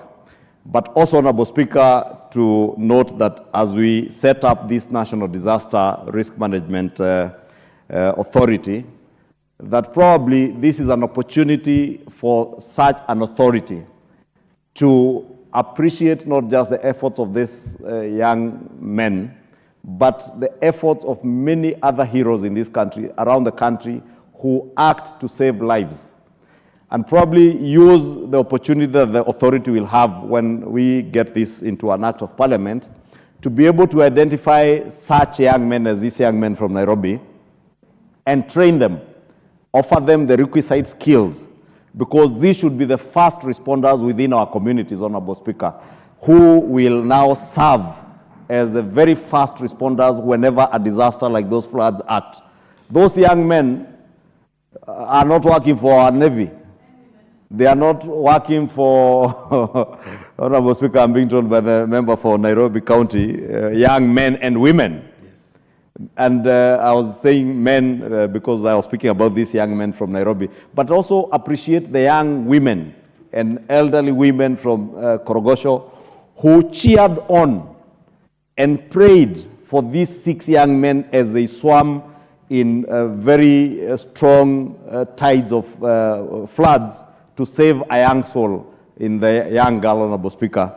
And I pray that when we have an authority, it will take time to identify such young men and women in our country and train them to become first responders, as I said, because in the neighborhoods where they are, that is where the disasters strike. And the first responders to any disaster are the ones who count most. Honorable Speaker, you remember even when there are road accidents, it is those people who are usually around where the accident happens that save lives. And therefore, if we have as many of our young men and women, and maybe they should work even with the National Youth Service and other agencies of government to train as many people as possible, not just how to save lives during accidents and disasters like floods, earthquakes and all that, Honorable Speaker, but all manner of disasters, Honorable Speaker. And therefore, allow me to commend these young men and commend all these members, and especially those who proposed amendments and others like the Honorable Irene Mayaka and the member for Nairobi, Honorable Pasaris, and the member for Dagoretti, Honorable KJ, the Honorable member Kagushia from Mukurweini, and of course, the indomitable chair, the only chair from West Pokot County, who knows that when disaster struck in West Pokot, were it not for the first responders on that fateful day in West Pokot saving many people, many more people would have lost their lives. And I commend the chair, the Honorable Lochakapong, for the efforts that he has made to ensure that this bill gets to where it is. Thank you, Honorable Speaker. Thank you. Honorable members, the decision on agreeing with the report of the Committee of the Whole House will be voted on the next time this matter is slotted for the third reading also. Honorable members, the time now being 6 minutes after 7 p.m., this House stands adjourned until Tuesday, the 4th of June, 2024, at 2:30 p.m.